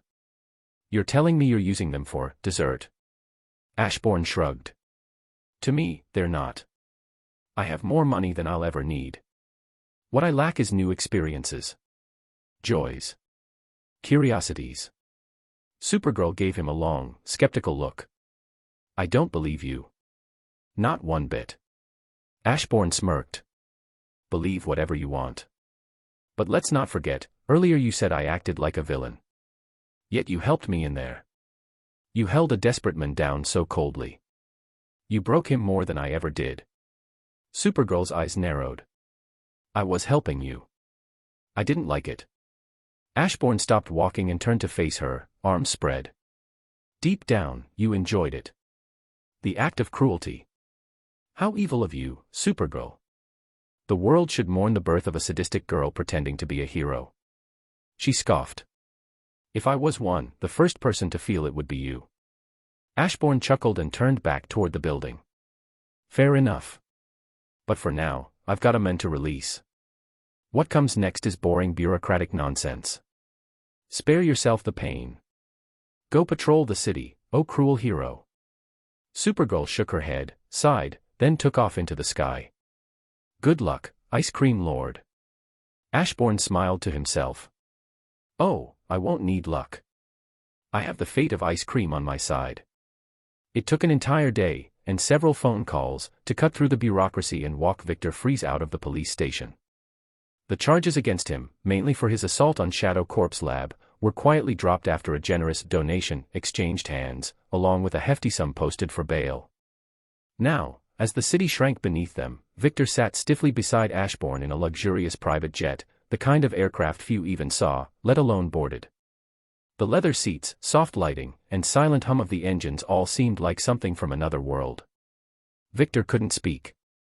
He couldn't think.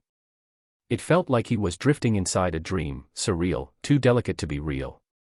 Across from him, Ashborne lounged easily, tablet in hand, tapping away at some game with casual focus, completely unfazed by the men watching him in awe. Victor couldn't reconcile it. This young man, playful and relaxed, was the same person who had threatened him then turned his cursed life around and gave him hope to restore his wife. If not for the living proof, his skin warm again, his lungs breathing in the cabin air without machinery, Victor would have dismissed all of it as madness. But here he was. Alive. Free. Normal. And headed to Gotham. The jet landed with barely a tremor. Gotham greeted them as it always did, gray skies, Gothic spires, and the weight of old stories hanging in the air. Victor led Ashborne through back alleys and guarded gates, eventually bringing him to the quiet, secured Wayne storage unit where she waited, his wife, Nora. As they walked, Ashborne talked. Not about science or business, but about food. And movies. And what kind of games made people smile. To Victor, it was baffling. Silly, even.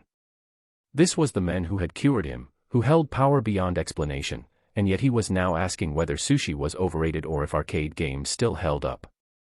Victor didn't know what to make of it. Was Ashborne trying to play with his mind? Or was he, just being himself? The inconsistency was maddening. They arrived at the chamber. Victor quickly entered the access code, the door unlocking with a quiet hiss. Inside, behind a wall of reinforced glass and cryogenic mist, was Nora, the same as he had left her, beautiful and silent. Ashborne stood behind him and wordlessly handed him the potion. "She must drink all of it," he said simply. Victor held the vial like it was sacred, his hands trembling with emotion. Slowly, gently, he began the process of waking Nora from her suspended state. The moment she was stable enough, he fed her the potion as delicately as if it were a kiss. Seconds passed. Then she stirred. Her eyes fluttered open. "Nora," Victor whispered, voice cracking. Her eyes locked on his. She blinked, confused, then focused. "Victor." Tears fell freely from his eyes. "You're awake, you're really awake." Ashborne gave a polite cough from behind. "I'll give you two some privacy." He turned and stepped out, letting the door seal shut behind him. He stood outside, hands in his pockets, his expression unreadable. The minutes passed. Then half an hour. Then nearly an hour more. Finally, the door opened. Victor walked out, hand in hand with Nora, who now stood tall, alive, and whole beside him. There was a soft glow to her cheeks, her voice steady as she greeted the men waiting. "You must be Ashborne," she said with a warm smile. "Victor told me about you. I could never thank you enough for what you've done." Ashborne gave a low chuckle. "No need to thank me. It was your husband who did all the work. He fought for you, clawed through despair, and never gave up. I just gave him the last piece." He looked at Victor, his tone still light. "He's your hero. I only helped because of him." Nora turned to Victor, her hand tightening around his. Victor, for once, smiled without sadness. It was a true smile, wide and unguarded. And Ashborne, watching them, allowed himself a quiet nod. Per 25, Déjà Vu. The trio, Ashborne, Victor, and Nora, left the storage facility behind, stepping out into the cold, damp streets of Gotham. As the city loomed around them in familiar gloom, Ashborne turned to the couple with his usual bright smile. "We'll be relocating you two to Metropolis," he said casually, hands in his pockets. "Victor, your new lab is already under construction. Shadow Corp is setting up a new division just for you, and your job is simple: create the perfect ice cream." Victor blinked, stunned all over again. "Are you seriously doing all this, just for ice cream?" Ashborne hummed as if the question was rhetorical. "Of course." Victor and Nora exchanged glances, utterly dumbfounded. Victor couldn't wrap his mind around it. A potion that could cure the incurable, given away not for profit, not for power but for dessert. It didn't make sense. Unless... Victor reasoned there had to be more to it. Maybe Ashborne was just eccentric, or maybe, deep down, he truly was a kind person. Maybe he saw in Victor someone who deserved a second chance. After all, Ashborne would have picked anyone in the cryogenics field. There were many brilliant, more cooperative minds. Yet he had chosen him. A criminal. A desperate man. A husband. And for that, Victor could only believe and hope that it was genuine. Ashborne, however, had a reason. Victor Fries was the best there was in cryotech. If Ashborne wanted the finest ice cream the world had ever known, there was no one better. And if, in the process, he bought himself a loyal, grateful genius, then that was just good business. All of this, the effort, the potion, the relocation, was worth it. For a single favor returned. As they moved through the winding Gotham streets, the group came to a sudden stop. The Joker. And by his side, the ever-devoted Harley Quinn. Victor immediately recognized the deranged clown, and his blood turned cold. The Joker's wild eyes landed on Ashborne, and his painted grin widened like a predator spotting prey. Ashborne didn't flinch. Instead, he turned to Victor. "Take Nora. Head to Metropolis. Ask for Rex at Shadow Corporation. I'll catch up." Victor hesitated. "You can't be serious. That's the Joker." Ashborne waved dismissively. "I'll be fine. Go." Victor clenched his fists. He didn't want to leave Ashborne behind, not with that lunatic. But Nora's hand found his, her warmth a reminder of everything he had to protect. He nodded stiffly. Be careful. Then, dragging his wife along, Victor disappeared into the city's shadows. Ashborne, now alone, walked toward the Joker and Harley with the same nonchalant grin. Mr. Joker. How have you been? It's been a while. The Joker's laughter filled the alley. I knew you wouldn't run. Most do, when they see me. Ashborne gave a dramatic gasp. And missed the chance to speak with a living legend. Never. He tilted his head. Do you need a rich hostage again? The Joker's grin faltered slightly. Your audacity is something else. Ashborne bowed. It's an honor to hear you say that. Puttin, Harley interrupted, pulling out a large mallet. Let me crush his head. The Joker glanced at her, smirking. Tempting, but I want to do it myself. Ashborne chuckled, still unfazed. Your commitment to chaos and carnage is truly inspirational. The Joker slowly pulled out a 15th-century royal dagger, ornately crafted and gleaming under the flickering streetlight. He stepped toward Ashborne like a hunter sizing up his kill. Ashborne's eyes sparkled. That's a beautiful piece. Shame it's not made of kryptonite. The Joker narrowed his eyes. In a blur, Ashborne raised a gun, pointing it squarely at Joker's chest. The clown stopped mid-step, blinking. Where the hell did that come from? Ashborne smiled wider. I'm a fan, remember. Learned a few of your tricks. The Joker chuckled nervously. Then you won't shoot me, right? Fans don't kill their idols. Ashborne replied with a wide smile.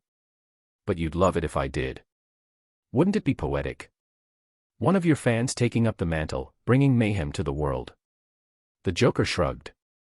I'd be proud if the target was someone else. Ashborne nodded thoughtfully.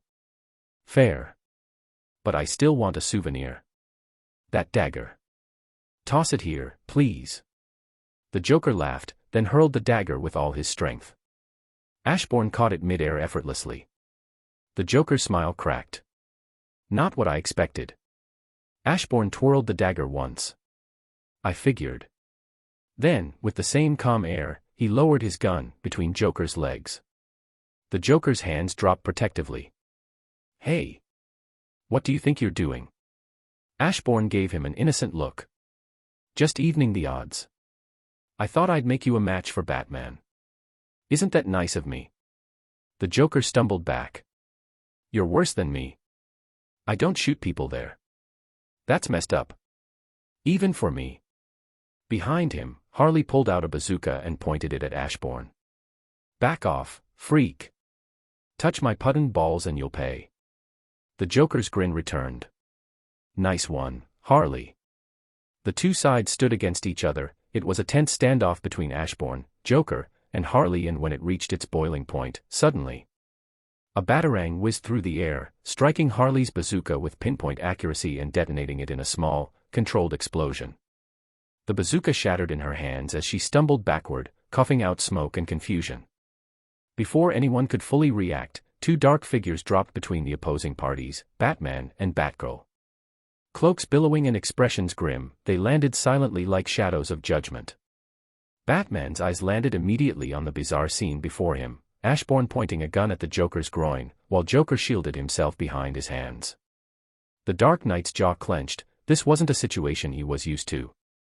But it was all too familiar. Too painful. Batsy, the Joker cried joyfully, like greeting an old friend. This evil guy wants to shoot me in the crotch. You've got to beat him up. Avenge yourself. As he whined, the Joker casually stepped to the side and grabbed the trash can lid, planting it firmly between his legs like a knight lifting a shield. Batman turned toward Ashborne, whose gun followed the movement of Joker's protected nether region. Drop the damn gun, Batman said coldly. Ashborne's eyes flicked to the Dark Knight. I was only trying to make you two a matching pair, he said with a sly smile, so the Joker can't mock you in your private time. Batman's expression darkened. Ashborne Black. This is your last warning. Ashborne's smile remained, but a new idea bloomed in his mind. He sighed and closed his eyes, as if weighed by destiny. Not this time. He pulled the trigger. Batman moved, instincts kicking in. But as he stepped forward, his body locked, like something unseen had grasped him mid-motion and pain spread through his entire body. The bullet had hit the metal trash lid. And ricocheted. Straight into Batman's crotch. The silence that followed was deafening. Batman collapsed to his knees with a pained grunt, his face going pale as he let out a long, agonizing groan. Ashborne stared blankly, then looked at the Joker. "Look what you've done. You shot your partner's balls." The Joker blinked in confusion. "Me? You shot the bullet." Ashborne replied seriously. "You deflected it. Why not send it somewhere else?" The Joker's face contorted. "How the hell am I supposed to control that?" Harley stood frozen, her earlier fire completely extinguished. "Ah. Puddin'. What's happening?" From behind, Batgirl screamed, her batarang raised, fury radiating from her every movement. "Drop the gun." Ashborne glanced at her calmly. "I'm innocent." "Last warning," she snapped, batarang twitching in her hand. Ashborne looked at Joker. "Truce." The Joker hesitated, then slowly nodded. "Sure." With no further drama, Ashborne tossed the gun toward Batgirl, disarming himself without care. Then he turned to the Joker with a friendly smile. "Mr. Joker, always a pleasure meeting you. Don't be a stranger, come visit me in Metropolis." Joker scoffed, adjusting his coat. "I think I'll stay in Gotham. Safer for my jewels." With that, he turned, Harley trotting behind, both disappearing into the foggy streets. Ashborne casually spun Joker's dagger in his hand and began walking the other direction. Batgirl, still tense and shocked, shouted after him. "Ashborne Black. Where do you think you're going?" Ashborne turned his head slightly, still smiling. "Leaving, obviously. Got my souvenir from the Joker." He twirled the dagger again, then motioned toward Batman, still groaning on the ground. "And I really don't want to be around when he gets back up." Batgirl gaped. "You can't just leave. You're going to the police station." Ashborne stopped in mock surprise. "You're right. Best way to stay safe from the big angry bat is in a police station. Thanks for the tip. Where's the nearest station?" Batgirl opened her mouth, paused, closed it. No sound came out. Ashborne chuckled softly. "It's okay. Sorry to trouble you with directions. It's clearly not your strong suit. I'll figure it out myself." And with that, he strolled off, dagger in hand, whistling as if nothing had happened. Behind them, Batgirl remained beside Batman, staring down at his crumpled form, Joker gone, and Ashborne walking free. She couldn't stop any of them, she had to stay beside Batman. What none of them noticed. Just before the bullet had bounced off the trash lid, a shadow, imperceptible to the naked eye in this dark alley, had twisted ever so slightly in the air, redirecting the shot's path with impossible precision. An invisible tendril of darkness. Chapter 26, Ballbreaker Black again. The night was cool in Gotham, the moonlight casting pale shadows across the cracked pavement, when Ashborne Black casually walked into the nearest police station and approached the front desk. "I'd like to turn myself in," he said with a polite smile. The officer behind the desk raised an eyebrow. "4. Co-partnering with the Joker and, Ashborne cleared his throat, shooting Batman in the groin. The room fell still. Several officers nearby turned their heads slowly toward him, unsure if they'd heard correctly. One snorted. Another outright laughed. "What is this, open mic night?" Ashborne remained composed. "You can check the city cameras at the intersection near Gotham Main Street. Footage should be there. You'll see everything." The desk sergeant waved him off. "Yeah, sure, buddy. Next time you partner with the Joker, bring a clown nose." Just then, the front doors swung open and Commissioner Gordon stepped in, brushing the night air off his coat. "What's this?" he asked, noticing the strange tension. The desk officer chuckled. "This guy says he partnered with the Joker and shot Batman in the groin." Gordon's eyes moved to Ashborne and slightly narrowed. Unlike the others, he remembered the rich guy who actually shot Batman in the past. After a moment of silence, he said, "Protocol. Check the footage. I don't care how stupid it sounds. But check it," he said with a glare that silenced any resistance. "And if he's lying, he's going down no matter who he is." It didn't take long. Within minutes, a crowd of officers was gathered around the monitors, eyes wide as the footage rolled, Ashborne smirking, Joker holding a trash can lid, Batman lunging, and then the shot. A perfect ricochet. Direct hit. Silence filled the room again. They all looked at Ashborne. They had seen this before. All of them finally realized who he was. Ballbreaker Black. True to his title, he did it again. Soon after, laughter. A lot of laughter. The video began spreading like wildfire among the station, some officers pulling out their phones, texting it out to friends and family with captions like, "He did it again." Commissioner Gordon stood frozen, staring at the footage with a mixture of horror and disbelief. Slowly, he turned to face Ashborne. Ashborne met his gaze with a serene smile. Self-defense. Complete accident. And now, I believe it's your job to keep that big, angry bat in check. Before someone else ends up sterile. Gordon let out a long sigh. Twice. Shot twice. In the groin. By the same guy. I wonder if the bat package even works anymore. That night, Ashborne was placed in an empty room for protection and will be moved early in the morning. He was more or less a guest at the station. That night, Ashborne chuckled. Spending the night in this room in exchange for pranking Batman again. Totally worth it. The reason why he headed to the police station is that he wanted the video to spread and make it look like he followed Batgirl's advice. As he leaned against the wall, a realization began to form in his mind. Messing with heroes and villains was sometimes way more fun than work or even dessert. Meanwhile, the footage had gone viral. Within hours, millions had seen it. By sunrise, the incident dubbed Batman's Second Fall was on every social feed, group chat, and even morning news segments. Memes flooded the internet, edited clips of Batman diving, only to be struck down by a bullet bearing Ashborne's smirking face. Replays. Remixes. Animations. People joked about everything from Batman wearing a steel cup to Ashborne having divine aim. Rumors spread like wildfire. Batman's crotch is bulletproof. Ashborne's bullets are cursed to hit only the bat jewels. Batman is fated to never have children. Ashborne is an agent of divine justice. And with it, the title once spoken around the world as the single person who defeat Batman easily returned in full force. Ballbreaker Black. Ashborne's phone was flooded with messages, some from confused friends, some from laughing ones. One stood out. A message from Lex Luthor, "Nice shot." Ashborne smiled to himself. He knew Luthor didn't like any of the Justice League members, including Batman. It seems this prank brought the supervillain some satisfaction. In the Batcave, darkness hung heavier than usual. Bruce sat in silence, face half covered in shadows, replaying the footage again and again on his console. Each time the bullet struck, he flinched internally.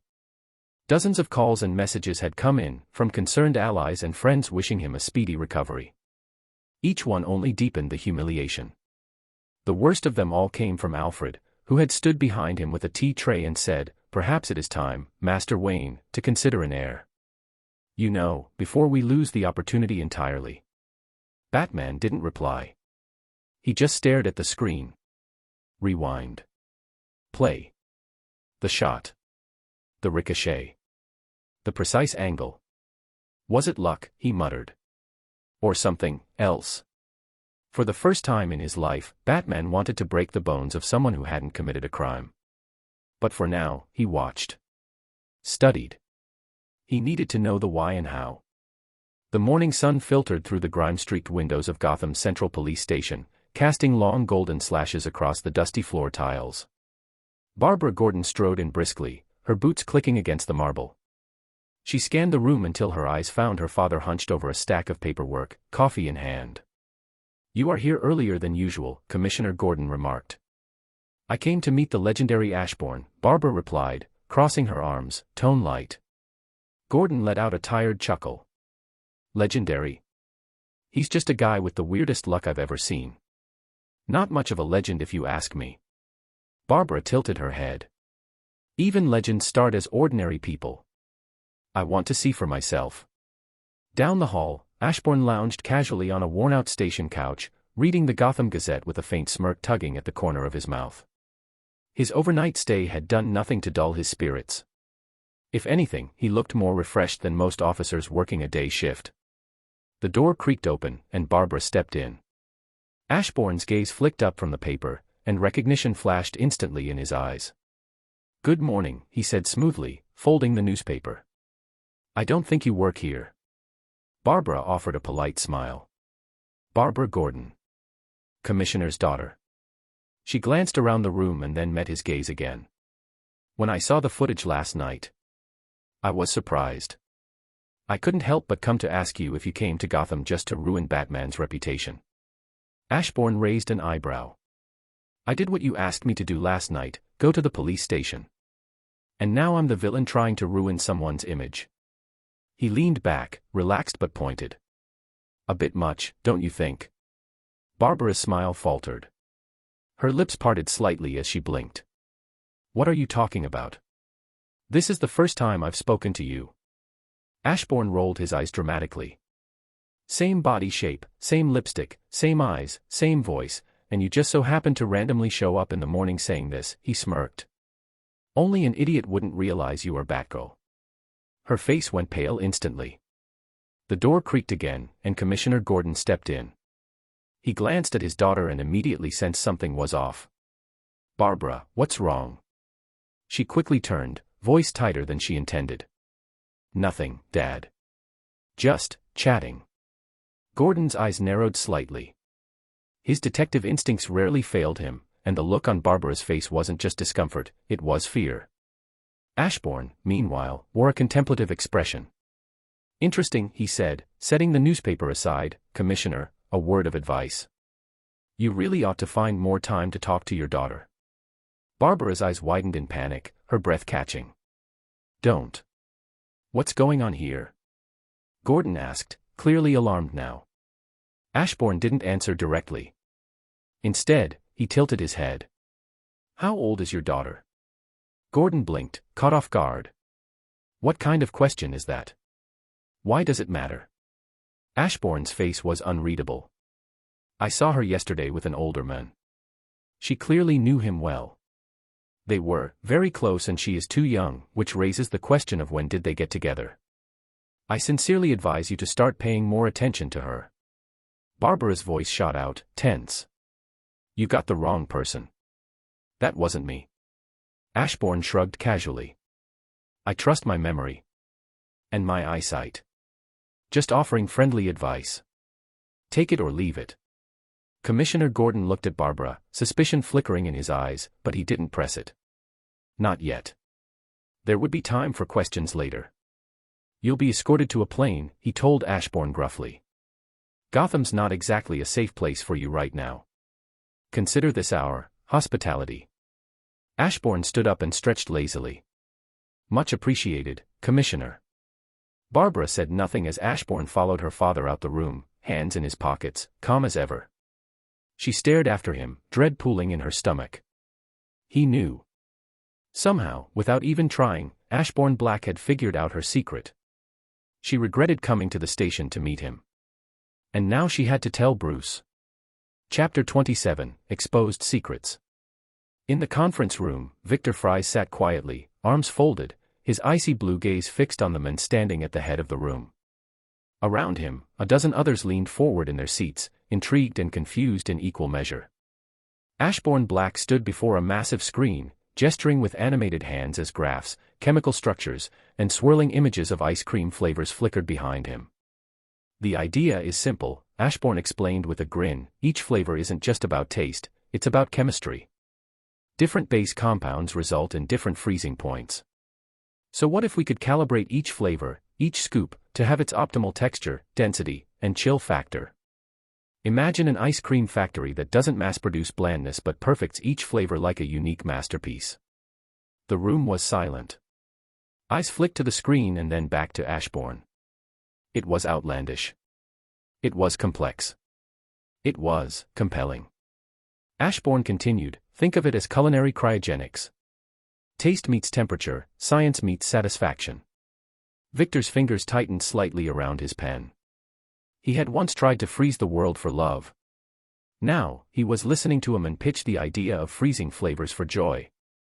And yet, something about it struck a chord. Ashborne wasn't joking. This wasn't a vanity project. It was serious. Soon, a team was assembled. A factory followed, equipped with the best equipment, tailored for the delicate balance of flavor and freeze. Each flavor became a challenge of its own, and Victor found himself obsessing over the precise moment chocolate hazelnut reached its ideal form, soft enough to melt on the tongue, cold enough to refresh the soul. He looked up at Ashborne, who was watching the group with a calm smile. This man was insane, Victor thought, but also a genius. The ice cream idea was ridiculous, and he would dedicate his life to perfecting it. Victor's eyes burned with a cold passion, and he wasn't alone. Around the room, each member, scientist, chef, engineer, had the same hooked expression. Ashborne saw it and nodded to himself. Good. They were in. Later, Ashborne walked through the corridors of his facility, returning to his office when Rex, his assistant, stepped in his path. "You've got guests inside, 2 superheroes in blue and red," Rex said plainly. Ashborne simply nodded. He already knew that his office had visitors. He pushed open the door and saw Superman and Supergirl sitting across from his desk. Supergirl offered a friendly wave, while Superman gave him a polite but firm nod. "My humble office is honored," Ashborne said smoothly, walking in without breaking stride. "Hope I didn't keep you waiting long." "Not at all," Superman replied. "We arrived not long ago." Ashborne moved behind his desk and sat, leaning back comfortably. "So, what brings Earth's mightiest to my humble and simple office?" Superman's expression turned serious. "It's about your visit to Gotham last week." Ashborne tilted his head. "What about it?" "It's come to our attention," Superman said, voice steady, "that you discovered Batgirl's identity." Ashborne gave a casual shrug. "She came to me the next morning pretending we'd never met. Introduced herself like we hadn't spoken the night before. Honestly, that was surprisingly stupid. I figured it out instantly." Supergirl bit back a laugh. Superman frowned. "Not everyone can deduce that so easily. You know how important it is that we protect our identities. If the wrong people find out." Ashborne's eyes drifted toward his monitor, clearly bored. Yeah. Look, I don't care about your identities, your secrets, or your missions. I have no reason to expose her. She's not my problem." Superman nodded slowly, choosing not to press further. "Good. Because Batman doesn't want to see your face in Gotham. Not after what happened." Ashborne's brow arched. "That's cute. But no can do. In fact, I plan to visit the Joker sometime in the future." That made Superman pause. "Why would you want to visit a deranged criminal like the Joker?" Ashborne smiled. "He has an impressive dagger collection. First, a blade made of kryptonite. Then a 15th century royal dagger like the ones you see in museums. Who knows what he'll acquire next? I like collecting, you see." Supergirl burst into a laugh, clearly amused. Superman's face was a mix of confusion and frustration. "The Joker is dangerous." Ashborne opened a drawer and nonchalantly pulled out a small handgun, spinning it lazily. "So am I." Superman spoke awkwardly. "Batman won't be happy to see you with a gun in hand again, especially with the Joker around." Ashborne rolled his eyes, the movement slow and exaggerated, as if the conversation was beginning to bore him. He leaned back in his chair, fingers steepled with a relaxed arrogance. "I don't answer to him," he said coolly. "And if he doesn't want to see reason, I can always threaten him. He's not the only one who knows how to scare people into doing what he wants." Superman's demeanor changed instantly. The easy calm in his posture evaporated, replaced with stern intensity. "Batgirl's identity remains a secret," he said, his voice low and firm. "You can't put her in danger for a petty play or a joke." Ashborne raised a brow, amused. "When did I say anything about her? She has nothing to do with this." His tone was smooth, but there was a flicker of amusement in his eyes. He enjoyed poking at their nerves. Superman narrowed his eyes. "Then how are you going to threaten Batman?" Ashborne shrugged like it was no big deal. "I could just say, 'Hey, step away or the whole world knows you're Bruce Wayne.' That should work." "Right. The words hit like a thunderclap. Superman and Supergirl both froze, stunned. How and since when? Superman's voice was tight, demanding. Ashborne smiled faintly. Since I first saw him during the Joker attack, he said. Honestly, it baffles me how no one figured it out yet. Same body build. Batman is obviously filthy rich. And a quick look at public appearances shows that Bruce Wayne and Batman appeared in Gotham at the same time. You people seriously need better cover stories. Supergirl's lips parted slightly, but no words came out. Superman remained still, absorbing the weight of the revelation. Ashborne leaned forward slightly, resting his elbows on the desk. Also, he added, I spent 5 minutes checking the hostage footage. Bruce Wayne conveniently snuck away instead of leaving the building, and not long after, Batman showed up. Kind of obvious, no? To add another evidence, Bruce Wayne left Metropolis the same night before even completing his public goal from the visit. We didn't even talk about the project. Obviously, he was here for something else, maybe following his boyfriend. Superman's jaw clenched. Bruce had been exposed for months, and no one knew. Who did you tell? He asked quietly, with the weight of the world in his voice. Ashborne gave him a flat look. Why would I tell anyone? He said plainly. I do have other things to do besides ruining the lives of caped people. Contrary to popular stereotypes, I don't rise on the top of the ruined people, nor do I enjoy humiliating the poor. Then, with another eye roll, he added, honestly, why do I feel like you want me to join Lex's club? You barely handle him. Me joining would be, well, unfair. Superman tensed. The thought lingered. The last thing they needed was another Lex Luthor, or worse, a more capable one, someone they couldn't predict. Ashborne's behavior was chaotic, his motives scattered, his smile always present made it impossible to figure out his real emotions. And that was what made him dangerous. Supergirl, sensing the tightness in the air, stepped in. He's done nothing wrong, she said gently. He helped people. He cured Mr. Freeze and his wife. He even confronted the Joker in the first place to keep them safe. He didn't have to, but he did. He is just a little weirdo. You were doing well till the last sentence, Ashborne commented, but he was ignored by both. Superman sighed. He looked down for a moment, then back at Ashborne. I don't want us on opposite sides. Please, don't tell anyone about Batman or Batgirl. Ashborne gave a simple nod. No worries, he said. My motto is always to make friends, if possible. Superman stood up, preparing to leave. As he turned toward the window, his eyes flicked toward it for just a second too long. Ashborne grinned, at least you entered through the door this time. He raised a hand and waved him forward, like inviting a guest into his home.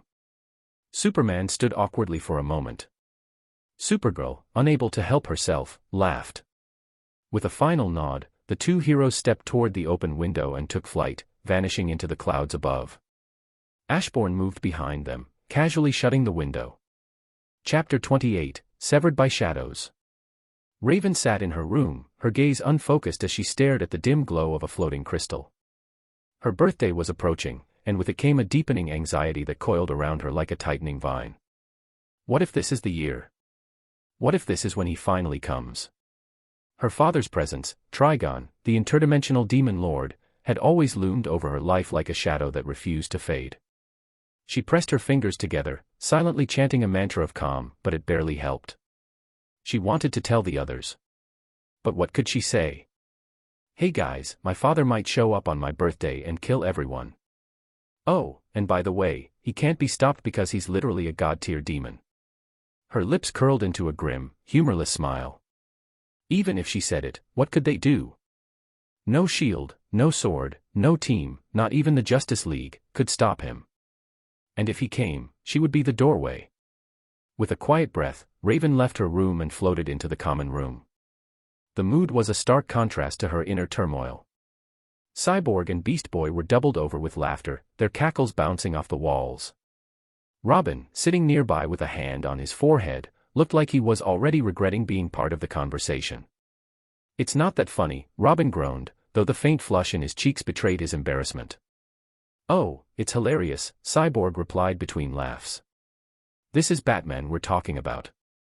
All serious, all intimidating, taken down in the most ridiculous way. And it's the second time. Yeah. Beast Boy added with a grin. And it's the same duo game Ashborne and the Joker. You gotta admit, Ashborne's nerve is something else. He, a normal person, faced off against the Joker and Harley Quinn like he was asking for directions to a cafe. That's wild. Robin sighed, but nodded reluctantly.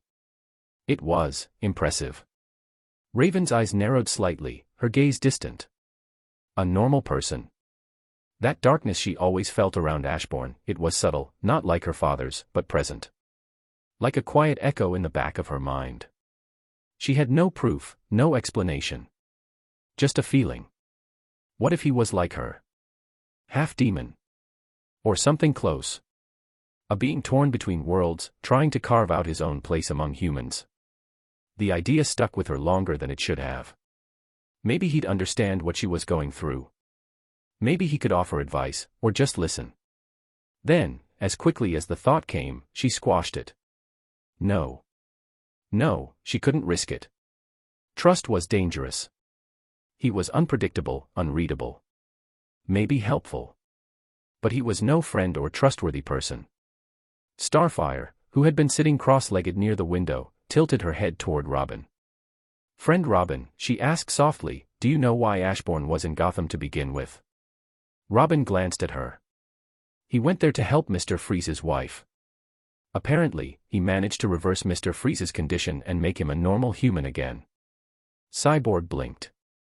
Wait, how did he pull that off? According to Supergirl, Robin replied, he got his hands on some kind of magical potion that can heal illnesses. He used it to cure both Mr. Freeze and his wife. Now Freeze works for him. Beast Boy scratched his head. That's actually pretty sweet. First he helps the Hive group turn their lives around, now this. He's definitely a good guy. Just a little strange. Robin folded his arms, unconvinced. Maybe. But no one really knows what's going on inside that guy's head. Raven remained silent as she watched the others. Her eyes trailed to the floor, thoughts churning like storm clouds behind her calm facade. Ashborne was a mystery. So was her future. And time was running out. The city lights shimmered dimly beyond the office windows, casting faint reflections on the polished floor. The night was quiet. Ashborne sat at his desk, half reclined in his chair, eyes flicking over lines of code and graphs with disinterest. His phone buzzed. A message. "Jinx, will you come tonight? It's been weeks." Ashborne exhaled, long and quiet. His fingers hovered over the screen for a second before typing, busy. He set the phone face down on the desk. In truth, he wasn't busy at all. He just didn't want to go. Jinx was getting attached. Too attached. He had assumed, wrongly, that she would eventually lose interest, like most people did. But she hadn't. And now, there was a conversation waiting to happen. He closed his eyes for a moment, letting silence return. A pulse of energy crackled in front of his desk, light bending into an oval shape before blooming into a full portal. He opened his eyes as a familiar figure stepped through the veil. Raven. Ashborne arched a brow. "You opened a portal to the wrong place." Raven's violet eyes scanned the room, but then settled on him with clarity. "No. I'm looking for you." That actually caught him off guard. "Why?" he asked, genuinely confused. He had no ties to her or her team. No reason for her to come here. Raven hesitated, then took a breath. "Are you a half-demon, as well?" Ashborne blinked. Then he chuckled softly. "No, I'm not." "What makes you think I am?" "I can feel it," Raven replied. "There's something different about you. A boundless darkness, like a void. Similar to demons, but not exactly. It is calmer and much deeper." His gaze sharpened slightly. The faintest chill slipped into the air, just enough to make Raven stiffen involuntarily. Then it was gone, like a shadow slipping behind the light. Ashborne's smile returned. "That's interesting. You're the first person to notice. But no, I'm no demon, and I've got no relation to them." Raven stepped back instinctively, wary now. The feeling just now was not her imagination. Ashborne stood, leisurely. Her eyes began to glow as she raised her guard. But Ashborne merely smiled, amused. With a subtle flick of his fingers, Ruler's authority flared to life. Raven's body froze, muscles locked, magic halted. Her breath caught in her throat as an invisible force drew her toward him. "Now," he said, tone casual but sharp, "why are you really here?" Raven floated helplessly before him. She hated this, being powerless, vulnerable. "You can't kill me," she said, trying to hold firm. Ashborne tilted his head. "And why's that?" "For the same reason I came to you." He didn't respond, just waited in silence. Raven swallowed hard and began to speak. She told him everything. Who she was. Who her father was. The hellish destiny that hung over her head.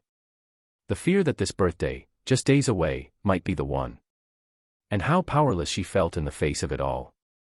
Ashborne didn't interrupt once. He just listened, arms crossed, expression unreadable. When she finished, there was a stillness between them. "I still don't know why you came to me," Ashborne said at last. Raven lowered her gaze. "I thought, maybe you were like me.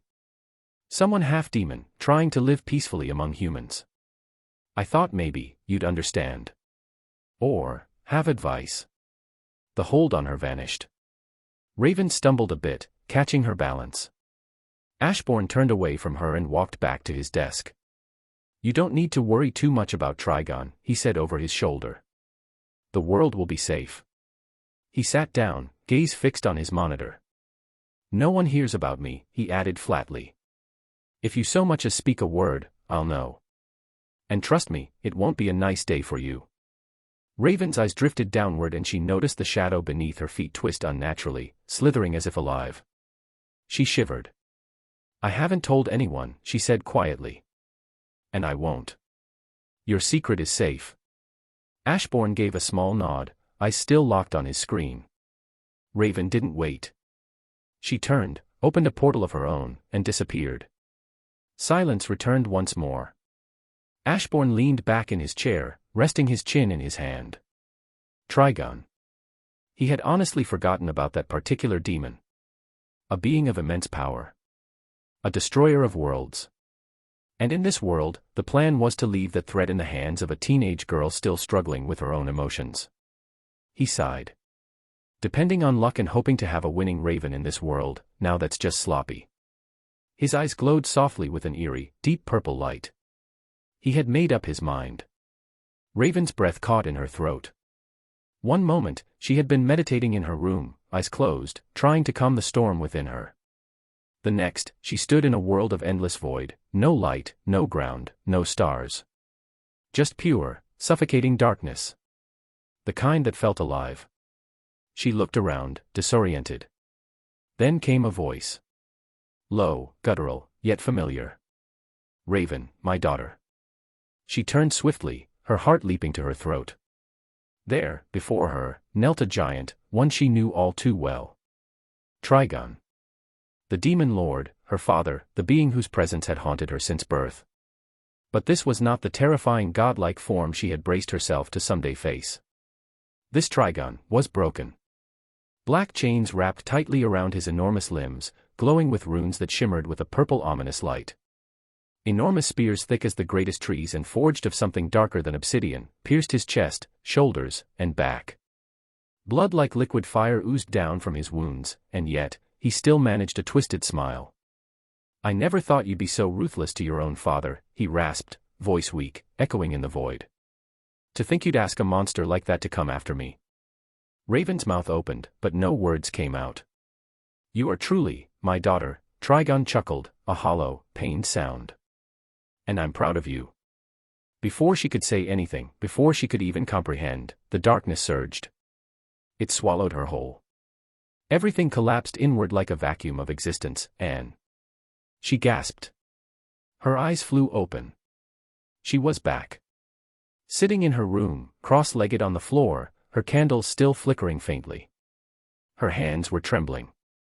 Sweat clung to her forehead. But something inside her had changed. The connection to her father was gone. Not faded. Not weakened. Severed. She couldn't feel him anymore, couldn't sense the evil presence always lingering just at the edge of her mind. It was as though Trigon had been erased from her soul. She wasn't bound anymore. But Raven didn't feel free. She felt terrified. She knew who was responsible. Ashborne. He had gone after Trigon. Not just threatened him, not just fought him. He had chained him, pierced him, and silenced him in whatever realm the demon lord had been banished to. Raven slowly looked down. Her room was dim, peaceful. But beneath her shadow twisted. It moved unnaturally, curling inward like smoke pulled by unseen wind. It danced along the ground in a rhythm she didn't recognize. Her heart pounded. Ashborne was scarier than her father. Not just in power. In intent. In silence. Raven hugged her arms around herself, trying to breathe. Her world had just changed, not because Trigon was coming, but because now she knew a much greater monster was watching from the dark. Chapter 29, The Balance of Power. Ashborne sat silently in the living area, the warm lighting doing little to ease the cold stillness between him and the young woman sitting across from him. Jinx had a look on her face that was caught somewhere between shock and sorrow, her pink eyes wide but dimmed. Ashborne's expression, however, was unreadable, neutral, calm, detached. His words had been straightforward. There was no sugarcoating, no false kindness. You've changed, he had told her, and that's fine. But our relationship hasn't changed, at least not for me. There was no malice in his voice. No anger. Just facts. And that, somehow, made it sting worse. Jinx sat there for a few more seconds, her hands clenched together in her lap. His words echoed in her head, bouncing against the walls of her chest like a cruel truth. She had hoped, maybe something more had grown between them. That maybe he saw her differently now. But Ashborne, as always, was painfully clear. She lowered her head. I understand, she said quietly. Sorry for the inconvenience. Without another word, she stood and walked away, her footsteps soft but weighted with the kind of hurt that lingered. Ashborne didn't move. He just watched her leave. He knew what he said had hurt her. He wasn't blind to emotions, just unwilling to lie to them. Pretending things were fine would have been worse. He didn't feel affection for her. That was the truth. Later that evening, Gizmo had called him. Hey, Gizmo's voice crackled through. What's going on with Jinx? She just called me out of nowhere saying she's going back to Jump City. Said this place doesn't suit her. Ashborne leaned back in his seat, his tone calm. She's right. Staying in a house all day doesn't suit her. She's looking for something else. There was a pause on the other end. So, that's it. There's nothing else she can do. Ashborne said plainly. Even if I gave her something else to do, she'd know it wasn't earned. And she wouldn't take it again. Gizmo sighed. Yeah, that sounds like her. Neither of them spoke for a moment. Finally, Gizmo grunted. All right. I'll keep in touch with her. Thanks, Ashborne replied simply before ending the call. He sat still again, staring at the darkened window across the room. He hadn't kicked her out. He hadn't said she needed to go. But after their conversation, he knew she wouldn't stay. Because she knew. There was no path forward from where they stood. Jinx's departure barely left a ripple in Ashborne's daily routine. The house was back to being empty and life moved at its usual, steady rhythm. The pace of his work remained undisturbed. No emotional fallout, no drama. Just the same cycle of research, planning, and the occasional small indulgements. That was, until he received an unexpected call. Amanda Waller. The name alone was enough to catch his interest. A high-level government agent with her fingers in more pies than anyone cared to admit. Ruthless, calculated, and always 3 moves ahead. She requested a meeting. No details given, just a direct and formal request for his time to discuss an important matter.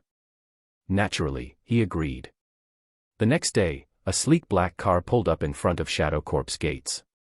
No markings, no identifiers, just clean, polished, and clearly government-issued. Ashborne stepped in without a word. The drive was long and uneventful.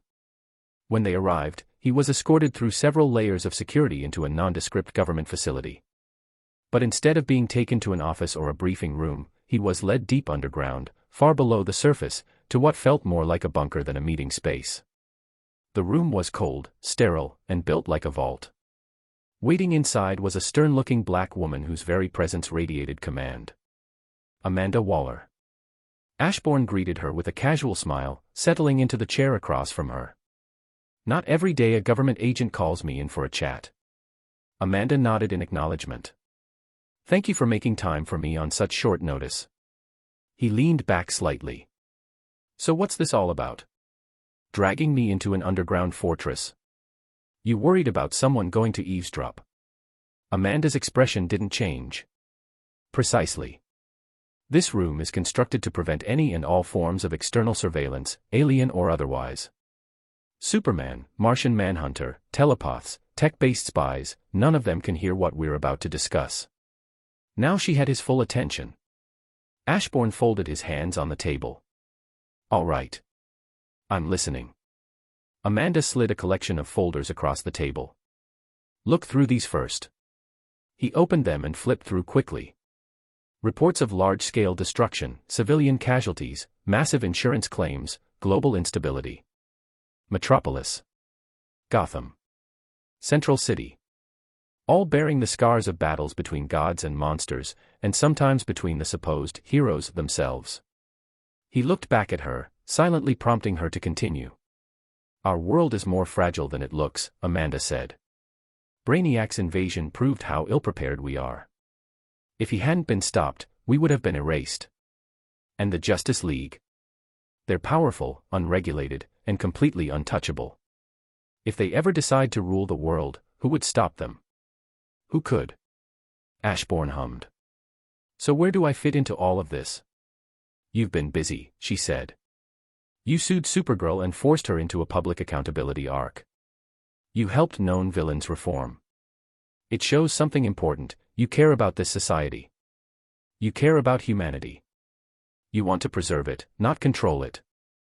Ashborne raised an eyebrow, then gave a sly smile. Is this your way of recruiting me? Amanda's voice was firm. I'm assembling a covert division. Designed to prepare for the worst. Alien invasions. Rogue heroes. Threats beyond our reach. I want you to support it. He didn't answer right away. Instead, Ashborne leaned back, thoughtful. Did I just become the Lex Luthor of this world? He mused. It was an amusing thought. After a pause, he said aloud, You are afraid of the League, and that's reasonable. But giving people too much power, even for defense, is a double-edged sword. Recipe for disaster. This division will be overseen by government protocols, Amanda argued. It won't be run by one person.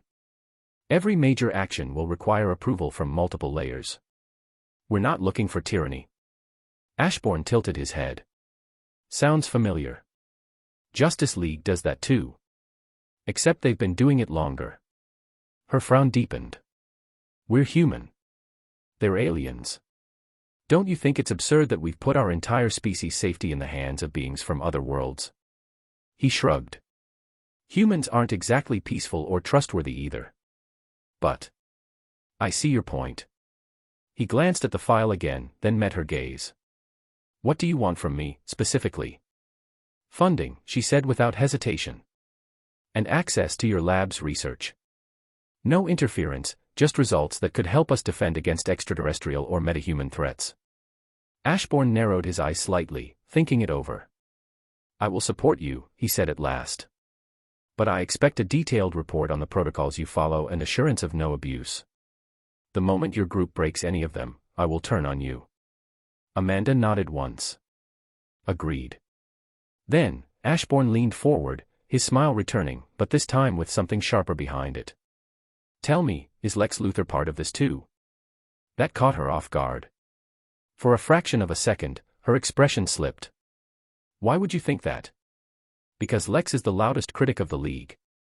And he's richer than me. If you offer him a way to oppose Superman and look noble doing it, he'll empty his pockets. Amanda studied him closely. Then she gave a slow nod. You're right. He's already involved. In fact, he was the one who told me to reach out to you. She gave a small smirk. Said you like to make friends. Ashborne chuckled softly. Lex knows me well. The ride back to Shadow Corp was quiet, filled with little more than the low hum of the engine and Ashborne's thoughts. His decision to support Amanda Waller wasn't weighed down by morality or trust, it was strategy. Cold and simple. The world was a stage, and everyone was playing a part. Supporting Amanda Waller's division had been an easy choice. If the Justice League ever went rogue, if Superman decided humanity's chaos required his guidance, if Wonder Woman chose to enforce peace by the sword, then Amanda's team could, in theory, stand as a countermeasure. Something to balance the scale. On the other hand, if Amanda's group lost its way, corrupted by its own sense of righteousness or consumed by paranoia and power, the League could crush them. He knew how they operated. They wouldn't ignore tyranny in their backyard. And if both groups failed? If the worst happened? If power clashed with power and the world teetered on the edge of collapse? If it came to it, he would step in. To correct them. To stop the destruction of the life around him. He wasn't a hero. Not a savior. Not someone who craved glory or wanted a statue in his name. He just wanted to enjoy life, and any real threat to that will be dealt with. Chapter 30, Doomsday. The early rays of sun filtered through the tall windows of Ashbourne's office, casting long shadows across the sleek furniture. He entered with his usual calm, only to find an unexpected guest lounging on the chair across from his desk, Kara, in her civilian attire, legs crossed, eyes scanning some document she clearly had no interest in. Ashborne blinked once. Good morning, Kara. She looked up and grinned. Good morning to you too. He walked to his desk, and took his seat. Why are you here this early? Kara gave a half shrug. Can't I just visit a friend? Ashborne tilted his head slightly. You don't usually drop by without a reason. Kara rolled her eyes with a smile. You really lack proper hospitality, you know that. Without a word, Ashborne tapped a button on his desk. Uncle Rex, send up a mix of snacks and beverages. Get a variety. Kara laughed. Now that's more like it. Ashborne leaned back in his chair. How's life treating you these days? Kara stretched her arms. Oh, you know. Fighting crime, saving cats from trees, standard hero stuff. She smirked. And by the way, you really ought to be grateful to me. Ashborne raised a brow. Why? Because, Kara said, voice laced with amusement. After Batman found out you knew who he was, he wanted to come have a little chat. And guess who else wanted to tag along? Wonder Woman. She grinned. I talked Kal-El into stopping them and even vouched for you. Imagine that awkward visit. Ashborne chuckled softly. Then thank you, Kara. Though I would have welcomed Batman with open arms. Maybe even invited his beloved, the Joker, for the occasion. Kara snorted. He'd probably cancel the visit on the spot if he knew the Joker and you were in the same room. A knock at the door interrupted them, and Rex entered alongside another employee, both carrying trays stacked with a colorful array of snacks and drinks. They placed everything carefully on the low table between the two chairs. Thanks, Uncle Rex, Ashborne said. Kara grinned. Yeah, thanks, Mr. Rex. Rex gave a small nod and shuffled out with the other employee, leaving the two alone once more. Kara popped a chip into her mouth and gestured at the room.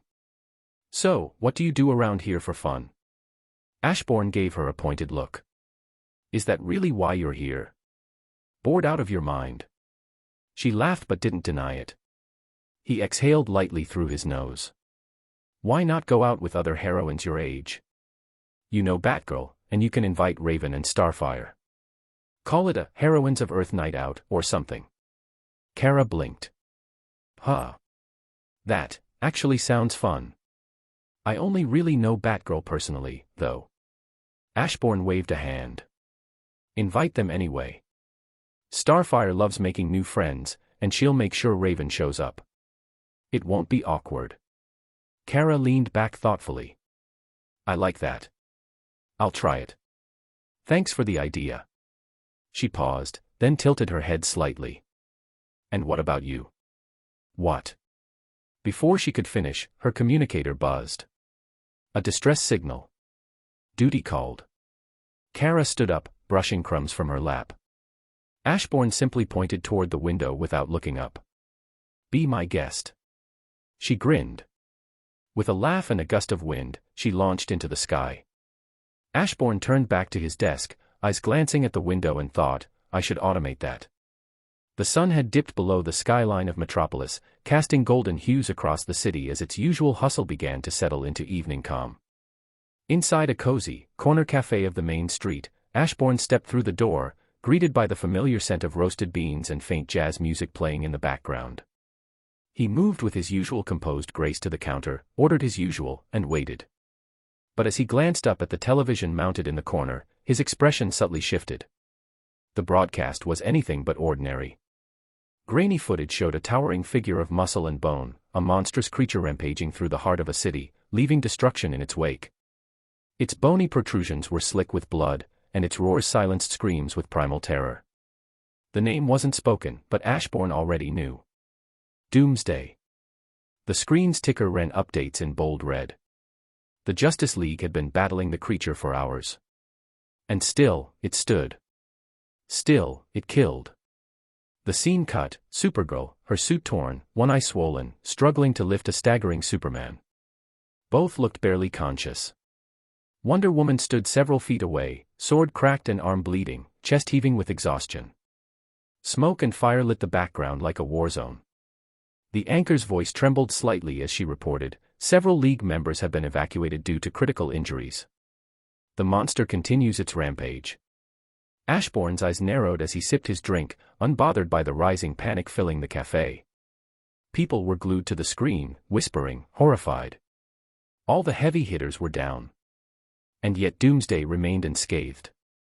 Interesting, Ashborne thought. Is this world's Doomsday stronger?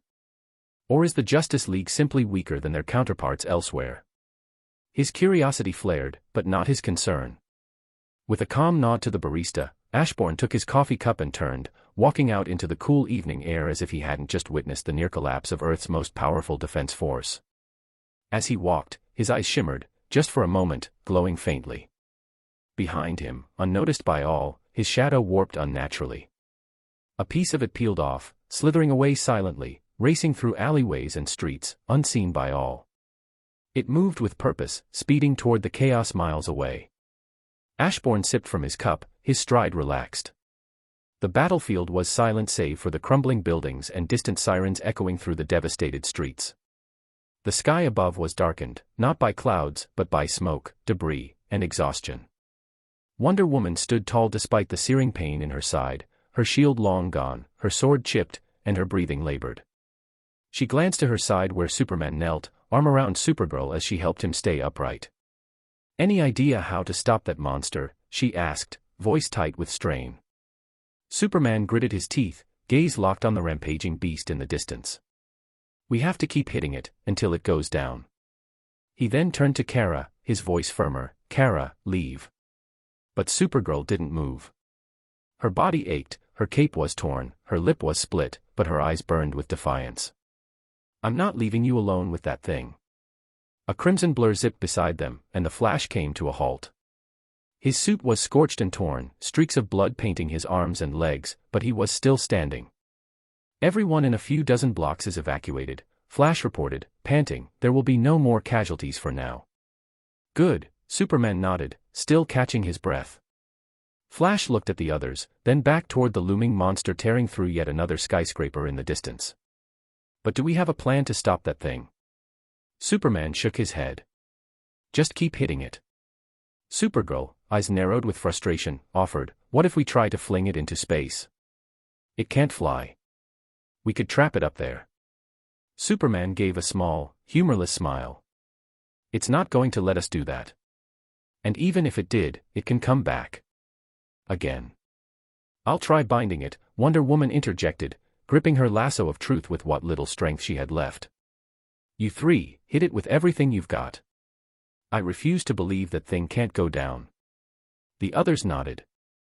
Their bodies screamed in protest, but none hesitated. They pushed forward, bloodied yet determined, toward the creature that had nearly shattered them all. Doomsday turned, sensing the approach of his enemies. The ground trembled beneath his massive steps. He roared, a deafening, bone-chilling sound that shook the broken city. And then, something unexpected happened. From the broken asphalt between Doomsday and the advancing heroes, a ripple of darkness surged like a living wave.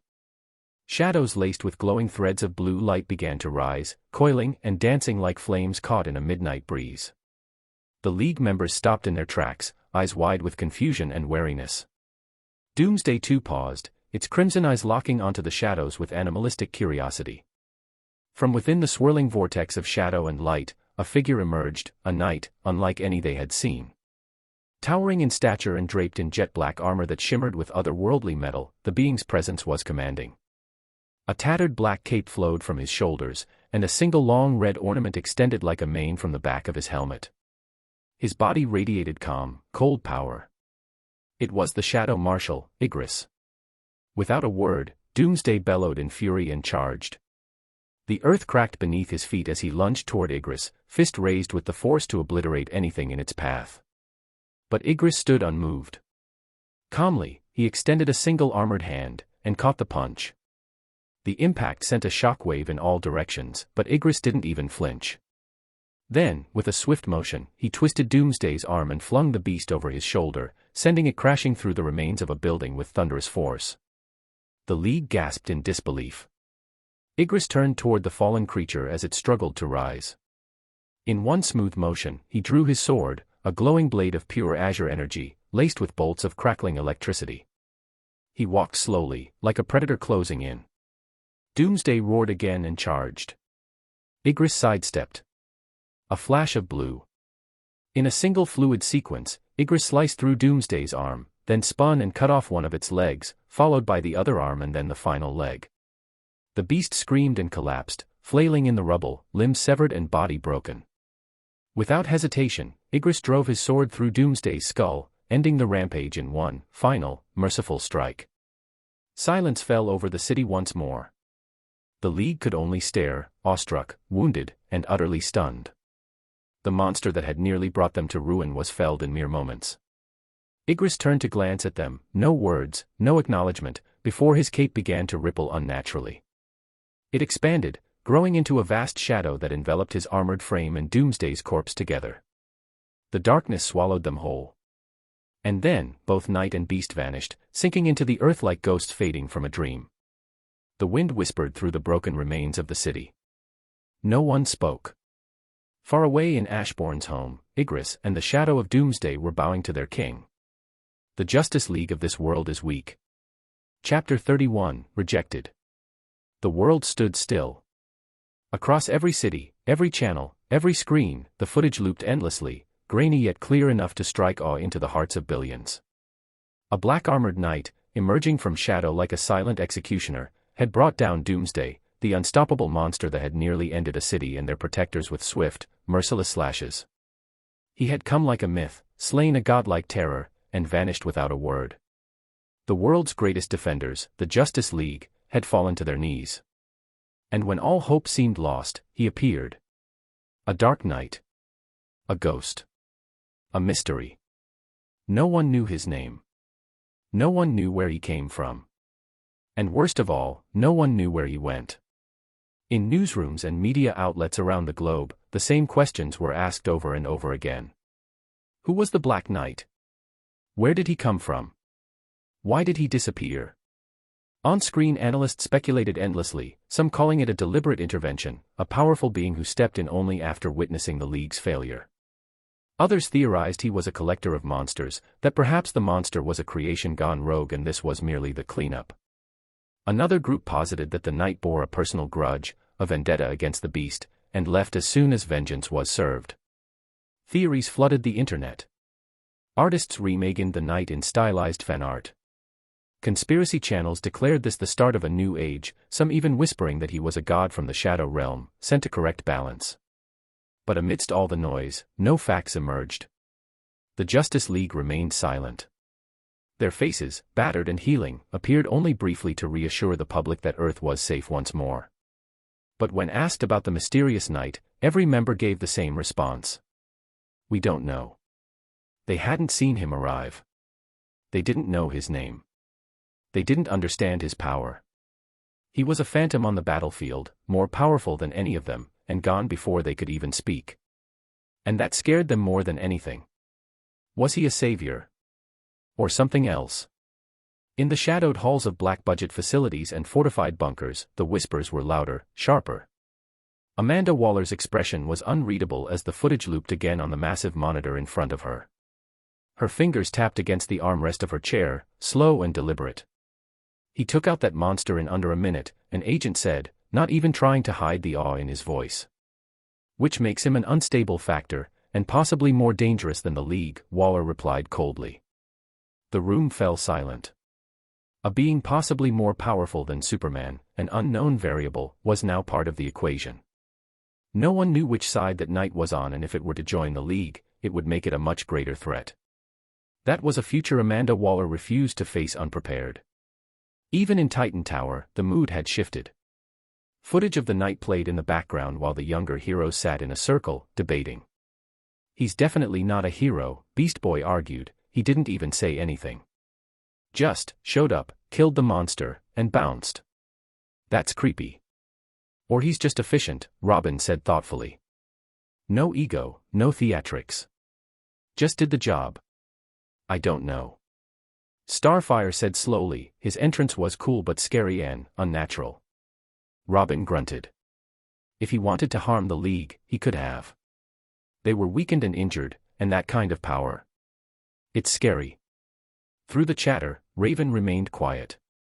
She watched the footage one last time, eyes narrowing slightly at the way the shadows danced around the night. The cape that devoured the beast and vanished into the ground. She had seen that kind of shadow magic before, felt its weight, sensed its depth. Her gaze shifted to her shadow. She didn't speak. But she knew. No one else in this world possessed that kind of connection to the darkness. Ashborne. He hadn't said a word. He hadn't shown himself. But Raven felt it in her bones. That night, that being who commanded death and shadow like a silent king, he was tied to Ashborne. And her shadow knew she knew. It was watching her. Listening. Waiting. So she said nothing. She didn't dare to. Ashborne sat quietly at his desk. Across from him, lounging comfortably in the chair like it was her living room, was Kara. She was dressed in civilian clothes, simple jeans and a hoodie, and was currently devouring the snack tray in front of her like someone who hadn't eaten in days. You're bored again, Ashborne stated, not even looking up from the file in his hand. Kara didn't stop chewing. You didn't call to check on me. Even though you definitely saw the news and saw how we were absolutely wrecked by Doomsday. She paused for a moment then continued, that's the name we decided to give the monster, she explained between bites. It seemed fitting. He nodded lightly. You looked fine in the footage. A bit roughed up, but breathing. And it's not like you've given me a phone number to call. Kara rolled her eyes. Excuses. Lame ones. You have no idea how horrible it was, fighting that thing. Ashborne leaned back slightly, studying her. I'm sure it was unpleasant. Unpleasant, she repeated in disbelief. If that Black Knight hadn't shown up, we might have all died. That guy's power, it was unreal. You could feel it. He didn't just beat Doomsday, he destroyed him. There was this air around him, like the world itself respected him or something. Yes, Ashborne said evenly, I can imagine that. Kara shook her head. No, you can't. Not unless you were there. It's hard to explain, but when he stood there, it was like reality bent around him. Ashborne shrugged. If you say so. She narrowed her eyes at him, then after a moment, her expression softened as she leaned back in her chair. You know, last time we talked, I didn't get to finish asking. What do you do for fun? Ashborne glanced at her. Working. Eating. Watching movies. Playing video games. Kara gave him a flat look. So basically, you enjoy breathing. I enjoy the small things, he replied without missing a beat. The slow process of life. She groaned, throwing her head back dramatically. You sound like a monk. He didn't respond, only watched her with mild amusement. Kara sat up suddenly, brushing the crumbs off her lap. All right then, Mr. Small Things. If you like movies, would you like to go see one with me? Ashborne tilted his head, studying her carefully. Her tone was light, but her eyes, there was something hopeful in them. Like a date, he asked. A faint pink colored her cheeks. You can say that if you want. His gaze drifted away, focusing on the soft glow of the console behind her. No. I don't wish to do that. Kara blinked, stunned. Why not? I don't feel like getting involved with anyone for now. Her face fell, the light in her eyes dimming instantly. She stood abruptly, brushing her hands on her jeans. Right. I should go. Ashborne didn't stop her. He simply reached under his desk and pressed a newly installed button. The large window behind him hissed softly as it opened wide, the wind fluttering into the room. Kara paused, eyes darting to the window. You installed that after my last visit. Ashborne gave a slight nod. It's more efficient than you open it every time and me closing it after you. A small, almost wistful smile tugged at the edge of her lips. She gave a slow nod back. Right, efficient. And then, without another word, she launched into the sky, the window closing behind her as silence settled over the room once again. Ashborne stared out at the fading light of the evening sky. Between his numbness, his funding of Cadmus and the hero's inflated ego and righteousness, he knew any relation with Supergirl will not end well. Chapter 32, Girls' Night Out. Despite the brief sting of rejection, Supergirl recovered faster than even she expected. The moment had hurt, more than she would ever admit aloud, but she brushed it off. Still, she took Ashborne's suggestion to heart. She needed to unwind. So she messaged Batgirl with a simple idea, girls' night.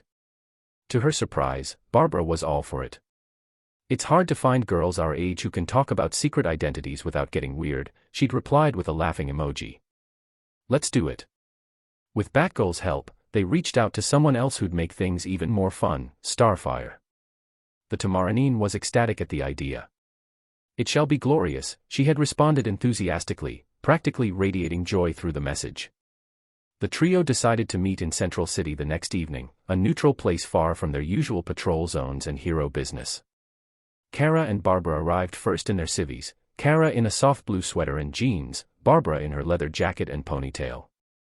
After a short wait, a swirling portal opened just down the block. Out stepped Starfire, vibrant and beaming as always. Behind her came a less thrilled Raven, and lastly, a girl wearing sunglasses and a wide-brimmed hat that barely contained her bubblegum pink hair. Hello, friends. Starfire said cheerfully, floating over to hug Kara and Barbara. You already know Raven, she gestured with a grin, and this is Jinx, the newest of the Titans. Jinx offered a small wave. Hey. The five strolled down the lively streets of Central City, blending in like any group of ordinary friends. They laughed, swapped stories about missions, mishaps, and the madness that came with saving the world on a weekly basis. Eventually, they settled into a cozy cafe tucked away near a quiet street. Drinks and desserts in hand, the conversation deepened. Batgirl leaned forward, curiosity piqued. So, Jinx, how'd you end up with the Titans? I heard from Robin you used to work with Ashborne Black. At that, Jinx's playful smirk vanished. Her gaze dropped to her drink, fingers tracing the rim of the cup. There was a beat of silence. Seeing the change, Barbara quickly raised her hands. Hey, you don't have to answer if you don't want to. No, Jinx said quietly. It's fine. She exhaled and began, Ashborne didn't hire me because he needed me. He only gave me a job because my friends insisted. Said we were a full package and he agreed. There was another pause. But as time went on, I started liking him. More than I should have. I thought maybe he felt the same, you know. I changed, got better. Tried harder. Her lips pressed into a tight line. Then one day, he just told me. No intention of forming any bond, any relationship. Said it outright. So I left. Came back to Jump City. Eventually, I joined the Titans. Starfire reached across the table, gently taking Jinx's hand. Worry not, friend. It is his loss. Kara, who had been quiet till now, blinked. The realization hit her like a gust of cold wind. She wasn't the only one. Actually, she said, her voice soft, I asked him out too. Not long ago. The table stilled. He rejected me, she continued with a weak laugh. Said he didn't want to get involved with anyone. Four sets of eyes turned toward her, blinking in disbelief. Wait, what? Barbara said, voice rising in surprise. He rejected both of you. Who the hell does he think he is? Kara laughed, brushing a lock of hair behind her ear. It's fine. I talked to Superman about it. He thinks it's part of Ashbourne's past. Says when he was younger, he lost everyone, his parents, cousins, uncles. All of them. Different reasons, but same end. One after another. Now he just keeps his distance. Doesn't want to go through that pain again. Superman said that. Starfire asked, visibly saddened. Kara nodded. And Batman thinks he hides his trauma behind his smile. The group fell into silence, digesting the weight of that revelation. All except Raven, who didn't buy it. That guy doesn't carry trauma. He is the trauma. That smile of his. That's not pain. That's control, Raven thought as her eyes glanced at her shadow. She has been afraid of her own shadow for quite some time now. For a moment, no one spoke. Then Jinx smirked, well, now I feel a little better. I am not the problem for once. The girls chuckled genuinely as the evening wore on. The crisp night air buzzed with excitement as the girls left the cafe, laughing and chatting away, their earlier confessions slowly dissolving into the rhythm of friendship. The streets of Central City were alive, neon signs flickering, cars passing with trailing music, and people milling around in unexpected clusters. It wasn't long before they noticed a particularly large crowd gathered outside a restaurant just down the block. The line stretched out the door, curling around the corner. What is happening here? Starfire asked, floating slightly above the sidewalk for a better view. Kara flagged down a man stepping out of the crowd with a box in hand. Hey, what's going on? The men grinned. This? Oh, this is Heart Attack. New restaurant in town. They sell sandwiches so overloaded with calories, they're basically a health hazard. That's why it's called Heart Attack. It's all the rage. Starfire's eyes widened. But, if it is harmful, why would one consume it willingly? Batgirl chuckled, stuffing her hands in her jacket pockets. People love testing limits. Even if it's bad for them. The danger makes it cool. Kara laughed. Maybe we should give it a try, just for the... Her words stopped abruptly, her voice catching in her throat. From between the crowd, casually stepping out with a plastic takeout bag in hand, was none other than Ashborne. His appearance was the same as always, black coat, relaxed gait, a distant yet a smiling expression. The bag crinkled slightly as he adjusted his grip on it. All 5 girls halted in sync. Ashborne, too, noticed them almost instantly. His eyes flicked across the group and rested briefly on Kara, then on Jinx. So, she followed my suggestion, he mused. A girls' night out. But Jinx. He walked over without hesitation. Didn't expect to run into all of you here, he said casually, his eyes scanning the lineup. Barbara's narrowed eyes gave away her distaste. Raven's aura flared with silent tension and fear. Kara and Jinx couldn't seem to meet his gaze for more than a second, their awkwardness clear. Only Starfire beamed at him, albeit with a confused tilt to her head. Kara took the lead, trying to steady her tone. We're having a girls' night. You. Ashborne simply turned slightly, lifting the bag and pointing toward the glowing restaurant sign behind him. Of course, Kara muttered, smirking faintly. You'd come here. His eyes then shifted to Jinx. That's quite the change in your social circle. Before Jinx could respond, Starfire stepped forward proudly. Jinx is now one of the Teen Titans. A hero, and our dear friend. Ashborne gave a single nod. Glad you found something to do. It wasn't cruel. It wasn't cold. Just neutral. His tone had no real care behind it. There was a beat of silence between them all, an odd energy hanging heavy in the air. Jinx had unfinished words, unspoken feelings, and she couldn't say a word. "Well," Ashborne said, already turning to the side, "I'll leave you girls to it." He pivoted to walk away. When suddenly, the sky cracked open. A column of light, blinding, divine, and humming with bright energy, descended from the skies without warning. It engulfed them all in a heartbeat: Kara, Barbara, Starfire, Raven, Jinx, and Ashborne. The street lights flickered. Pedestrians screamed. And in an instant, the 6 figures were gone, pulled skyward within the blazing pillar as the world around them fell back into screams and fear. No one understood what just happened. Chapter 33, Ashborne's Field Trip. Each of the 6 kidnapped individuals stood within a cylindrical glass prison, round walls that stretched from the floor all the way to the ceiling, the material glowing faintly with an unnatural sheen. The cells were spaced evenly across a vast metallic chamber that curved out into darkness. In the distance, more glass towers housed strange creatures, some reptilian, others aquatic, some humanoid but utterly alien. The girls sprang into action. Supergirl reeled back and launched a punch at the glass with all her might, only for the strike to jolt through her hand, causing her to stumble back in pain. Her breath was short, her strength dimmed.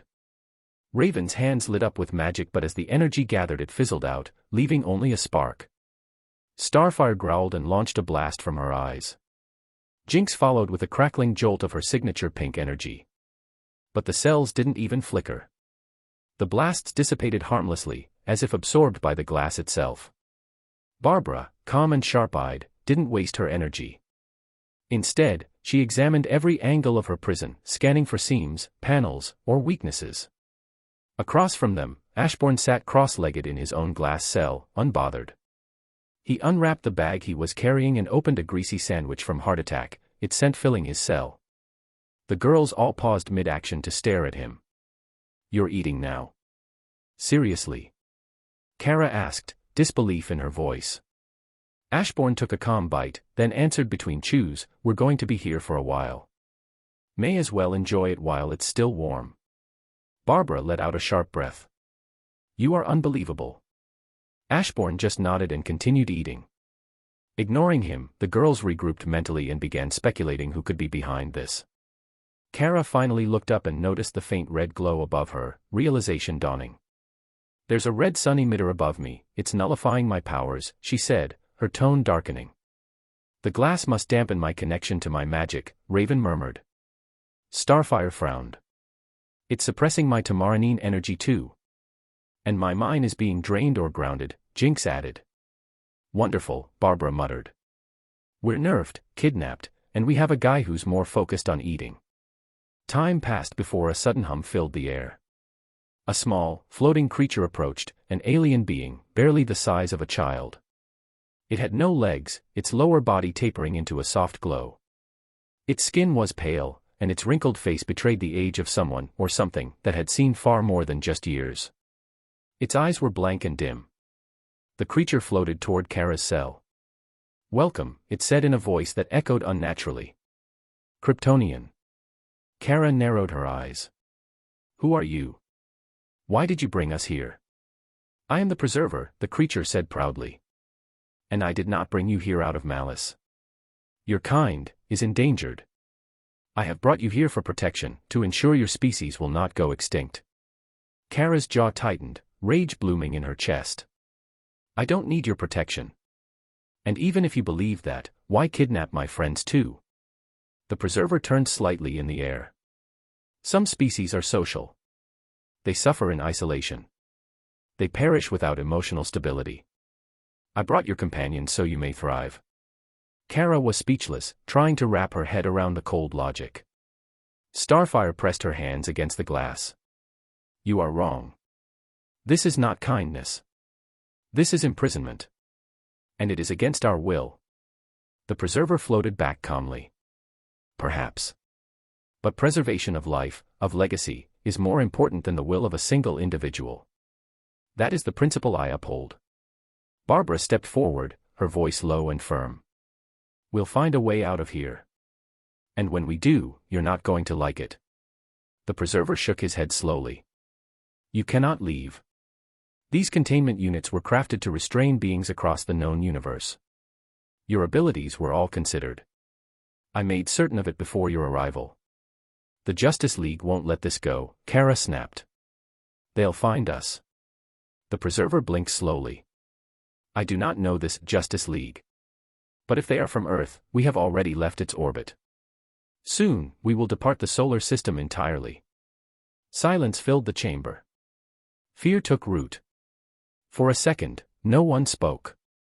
No one moved. Then, crack. The sharp, piercing sound of shattering glass echoed through the chamber. All eyes whipped to the side. Ashborne stood outside his broken cell, casually brushing off a few shards of glass from his shoulder. His expression was blank, as if this were no more bothersome than taking a stroll. The girls stared in complete shock. Kara blinked. What? How? Ashborne took one last bite of his sandwich, then slowly raised his head, his voice low and calm. I did tell you I like collecting daggers, he said, casually. This one's a personal favorite. Enchanted to break things, glass, stone, magical barriers. One strike, and boom. He snapped his fingers. Gone. As he said that, he showed a red dagger still glowing faintly in his hand. The preserver floated closer, eyeing the dagger with interest. Fascinating weapon, he said with a soft hum. I wasn't aware Earth held such relics. Ashborne slipped the blade back into the inner fold of his coat. There are a few magical artifacts down there. Just take some effort to get your hands on them. The preserver tilted its head. Then, if you'd kindly give me the weapon and please re-enter the containment cell.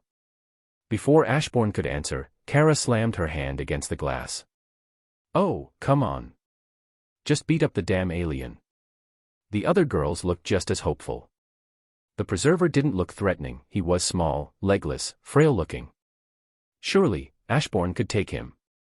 The preserver said calmly, I strongly advise you to not resort to violence. But Ashborne only chuckled and stepped back, hands raised disarmingly. Relax. Let's postpone the whole cell and kidnapping topic for now. I'm actually more interested in your work, Mr. Preserver. The alien blinked. My work. Even the girls were thrown off by the sudden shift in tone. Ashborne gestured around them, to the distant cells housing bizarre and sometimes beautiful creatures. They're all the last of their kind, aren't they? He asked. The preserver nodded proudly. Indeed. Each species lost to time or destruction. I preserve what would otherwise vanish. Then as a guest of your fine institution, Ashborne said smoothly, I'd like to request a tour. It would be a shame to miss the chance to learn about these wonders. Violence and arguments can wait. The preserver was silent for a long moment. Then he finally nodded. Very well.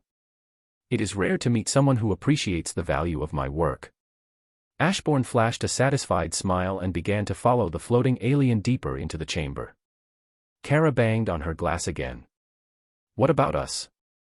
Ashborne turned back briefly. We'll figure that out later. Ashborne. Kara screamed as he disappeared around the corner. Barbara groaned and threw her arms in the air. That guy has serious mental issues. This is not a zoo. The rest of the girls were speechless. The weight of their situation returned. Hours passed. They talked to distract themselves, about plans, theories, what they'd do when they got out. Most of those conversations ended with Barbara saying, I swear, when we're free, I'm beating the shit out of that guy. Kara always agreed. Raven, watching the glass, simply muttered in an inaudible voice, it will be your funeral. Eventually, Ashborne returned. He and the preserver chatted like old colleagues, talking about extinct Earth species, dodos, thylacines, the last white rhinos. The preserver listened with open curiosity, genuinely interested. Ashborne looked at the girls. It was a fantastic tour, he said, his voice too innocent.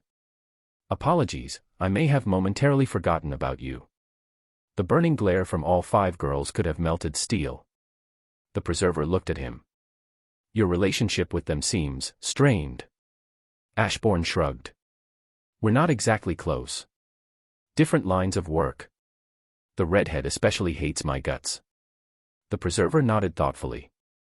I apologize for bringing you here by mistake. Ashborne waved it off. No harm done. Honestly, I consider it a happy accident. Got to see some amazing things.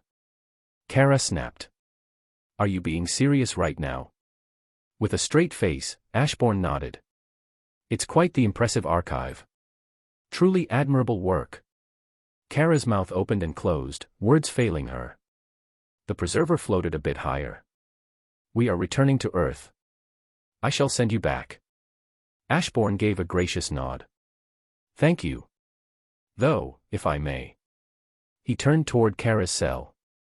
I don't want to undermine your efforts, but placing her here might not serve your noble goal. The preserver tilted slightly. What do you mean? Ashborne folded his arms. There's another Kryptonian on Earth, her cousin. And if rumors are true, there are even more in the Phantom Zone, which is a Kryptonian prison. 2 of them escaped a few years back and are still out there. Plus, their planet was destroyed by Brainiac. I heard he was a collector. It is possible that he has surviving Kryptonians in captivity. The preserver went still. I did not know this. That is unexpected. I must reevaluate. Ashborne nodded sagely. And another thing, if Kryptonians and humans might be genetically compatible, we could be looking at the birth of a new hybrid species. She could be the start of something new, not just the end of something old. The preserver was quiet for a long time, deep in thought. Then finally, he spoke. You make a compelling case. I shall release her, to give her the chance to mate and breed a new generation. During that time, I will reevaluate the status of her race. Ashborne smiled. Earth's a safe place. No natural predators for her kind. Kara looked both horrified and dumbfounded. She didn't know what was worse, that Ashborne said that, or that it actually worked. Chapter 34, Befriended the Captor.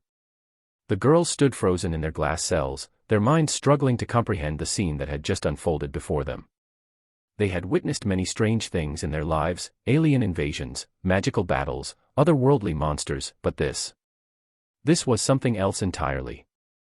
Ashborne had somehow turned a galactic kidnapping into a casual field trip. Then, without so much as a stutter, he discussed breeding with the very alien who abducted them, all with the kind of calm detachment one might have when picking out groceries. Barbara was the first to snap out of her stupor. Are you serious right now? Are you actually serious? She gritted her teeth and slammed her palm against the inside of her cell. Okay, fine. Since we are going back to Earth, can we at least be released now?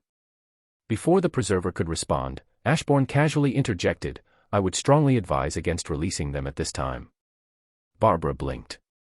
What? What are you saying? Her voice rose in pitch. What side are you on? Ashborne tilted his head like he was observing a mildly curious painting. There's no side here, Barbara. This place is filled with endangered species. And you all, no offense, have temper issues and a tendency toward violence. I'd rather not see any of these poor creatures endangered. It's just a few more hours. You will live. Barbara's eyes went wide, and then she erupted. Ashborne. I swear I will beat the shit out of you when we are back. Ashborne didn't even flinch. He simply nodded, serene as ever. And that is exactly why I don't want you out. The preserver, who had been floating quietly beside him, added with a nod, I will release all of you when we arrive on Earth. It is for the best. Ashborne gave a respectful nod. A wise decision. Oh, and I do apologize about the broken cell. The preserver waved a small hand. No harm done. Without missing a beat, Ashborne pulled the red dagger from his coat and held it out, handle first. Please, take this. A gift. A small token of appreciation for the tour and your hospitality. The preserver's pale eyes lit with genuine surprise and pleasure. How very kind of you. Thank you. The alien took the dagger reverently. And just like that, the two turned and began walking away again, chatting like old friends heading to a cafe. The 5 girls stared at the scene in mute disbelief. I didn't know you could make friends with your kidnapper like that, Starfire said in confusion. This is ridiculous, Raven said. The others nodded. Time passed. Eventually, Ashborne and the Preserver returned, smiling and exchanging tales as if they had just finished a delightful brunch. The Preserver floated forward, addressing the girls. "We have arrived back at Earth." Their expressions didn't change, stuck somewhere between fury and confusion. Ashborne looked at them, then turned back to the Preserver. "If you ever pass by Earth again, do pay me a visit. I'd like to return the favor for all the hospitality you've shown me." The Preserver gave a small, wrinkled smile. "If the stars align, I shall. This journey was not wasted. I've made a good friend." The girls looked at them with dead eyes, no one of them bothered speaking anymore. They just wanted to leave this cursed place. Ashborne nodded, stepped back into his shattered cell, and stood in its center as light began to gather around him. The girls barely had time to react before that same radiant glow surrounded their own cells. In a blink, all six vanished, gone in streams of light, leaving only silence behind in the gallery of the last. The midday sun hung high in the sky, casting its golden rays on the familiar terrain. The girls stood in silence, the very ground beneath them the same as the one where they had been taken just the night prior. Earth. The warm air, the sound of birds, the smell of city life in the distance, it all felt right again. Relief washed over them like waves, even if their emotions remained a jumbled mess inside. Ashborne stood a few steps away, pulling out his communicator. "Uncle Rex," he said casually, as if nothing had happened, "I won't be coming today. I went on an unexpected trip, took a little more time than expected." He paused, listening to whatever the reply was, then continued, "No, it was just a trip, nothing out of ordinary. Had a great talk with a like-minded and accomplished person and even had the pleasure to be introduced to animals I haven't seen before. No need to worry. I'm always okay." The girls listened to him in stunned silence. Kara, Raven, Starfire, Jinx and Barbara, none of them had words. He had saved them. Technically. But the route he took, making friends with their captor, treating their imprisonment like a vacation, and now casually ending it with a phone call, left a terrible taste in their mouths. Barbara, in particular, looked like she was ready to explode. Her eyes narrowed, jaw clenched, hands curling into fists. "He made friends with the alien who locked us up like animals." She stepped forward, voice low but seething with fury. "Ashborne. I will break your bones." Ashborne ended the call and turned to her, unimpressed. "How ungrateful," he said flatly. "You're not in a cage playing zoo animal thanks to me." Barbara didn't respond. She charged. Ashborne didn't flinch. He raised his left arm, and a faint hum activated as the arm guard lit up. A shimmering shield deployed just in time. Barbara struck it head-on and was flung backward, tumbling across the grass. He stared down at her with a smug expression. "And you didn't like it when I said you should stay in the cell? Look at yourself. So unreasonable." Barbara growled and got back to her feet, ready for round two, but Starfire quickly moved in and held her back. "Friend, please calm down," she said, her voice gentle but firm. "Everyone is safe.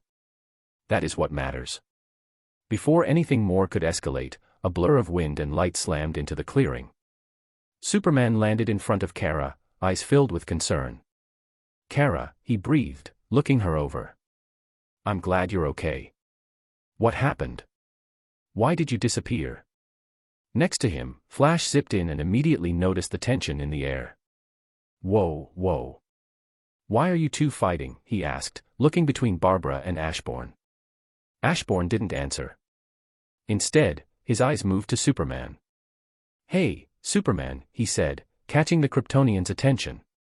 Then, with a completely straight face, Ashborne made a circle with the fingers of one hand and began sliding the index finger of his other hand in and out of it. "You need to get your hips to move fast," he said, "if you want to live the rest of your life on Earth instead of a nature reserve in a spaceship." Superman stared at him, expression somewhere between confusion and horror. "What?" Ashborne simply nodded toward the girls. "They will fill you in," he said. Then looked at Barbara and said, "You should count your lucky stars that I was dragged with you." Ashborne turned around and began walking away. Superman blinked, trying to process what just happened, then turned to Kara. She sighed heavily and muttered, "It's a long, ridiculous story." Inside the Watchtower's briefing room, the Justice League gathered in the aftermath of the girls' unexpected alien abduction, and even more unexpected return. The atmosphere, while tense earlier, had now given way to an air of confusion and amusement. Flash leaned back in his chair, a wide grin plastered across his face. Okay, this is a new one, he chuckled. Superman gave a strained smile as he glanced toward the corridor where Kara had just walked out. I'm just glad she's fine, he said sincerely, his voice low. Kara hadn't said much since they returned. She had only nodded at him and quietly excused herself, the mental exhaustion clearly weighing on her. Just remembering the absurdity of what happened seemed to drain her. As the door slid shut behind her, Flash leaned closer to Superman and grinned. So, when are you gonna start moving your hips? You need to create a new species after all. Superman closed his eyes and sighed. It's not that funny. I strongly disagree, Flash replied with a smirk. It's comedy gold. The doors opened again, and Green Lantern, Hal Jordan, stepped in, catching the tail end of the conversation, grinning. That guy is something else. I mean, the nerve to pull off a stunt like that, then straight-faced tell the big guy to move his hips. He laughed. Legend. Wonder Woman raised an eyebrow, arms crossed. Are we certain this man has no powers? She asked, glancing between the others. Batman, standing off to the side, answered without hesitation. Completely normal human. He's been caught in a few incidents by chance, but despite his unorthodox demeanor, his judgment and decisions have proven consistently sound. Even in this situation? Diana asked, unconvinced. He ended a potential galactic standoff without a fight, Batman replied. No casualties, and the girls are back unharmed. His methods are questionable, but the results are effective. Wonder Woman's gaze softened, but her eyes were still curious. And what about that red dagger he gave the alien? Superman answered. He's mentioned before that he collects daggers. His collection includes a kryptonite dagger and one old enough it should be in a museum, both from the Joker. He never elaborated on the rest. I never expected he would have something like that. Which brings us to another point, Batman added. His access to magical items remains unknown. But based on their abilities, he's in contact with a competent mage, possibly more than one. Should we be worried? Hal asked, eyebrows raised. Superman shook his head. No. He's not a threat. He's helped more than once. And today, strange as it was, he did save the girls. The room was quiet for a moment before Flash broke it with another chuckle. Still can't believe he called it a happy mistake. Like he just stumbled into a theme park. To be fair, it was a space zoo, Hal added. Batman didn't crack a smile. When all was said and done, he didn't like Ashborne one bit.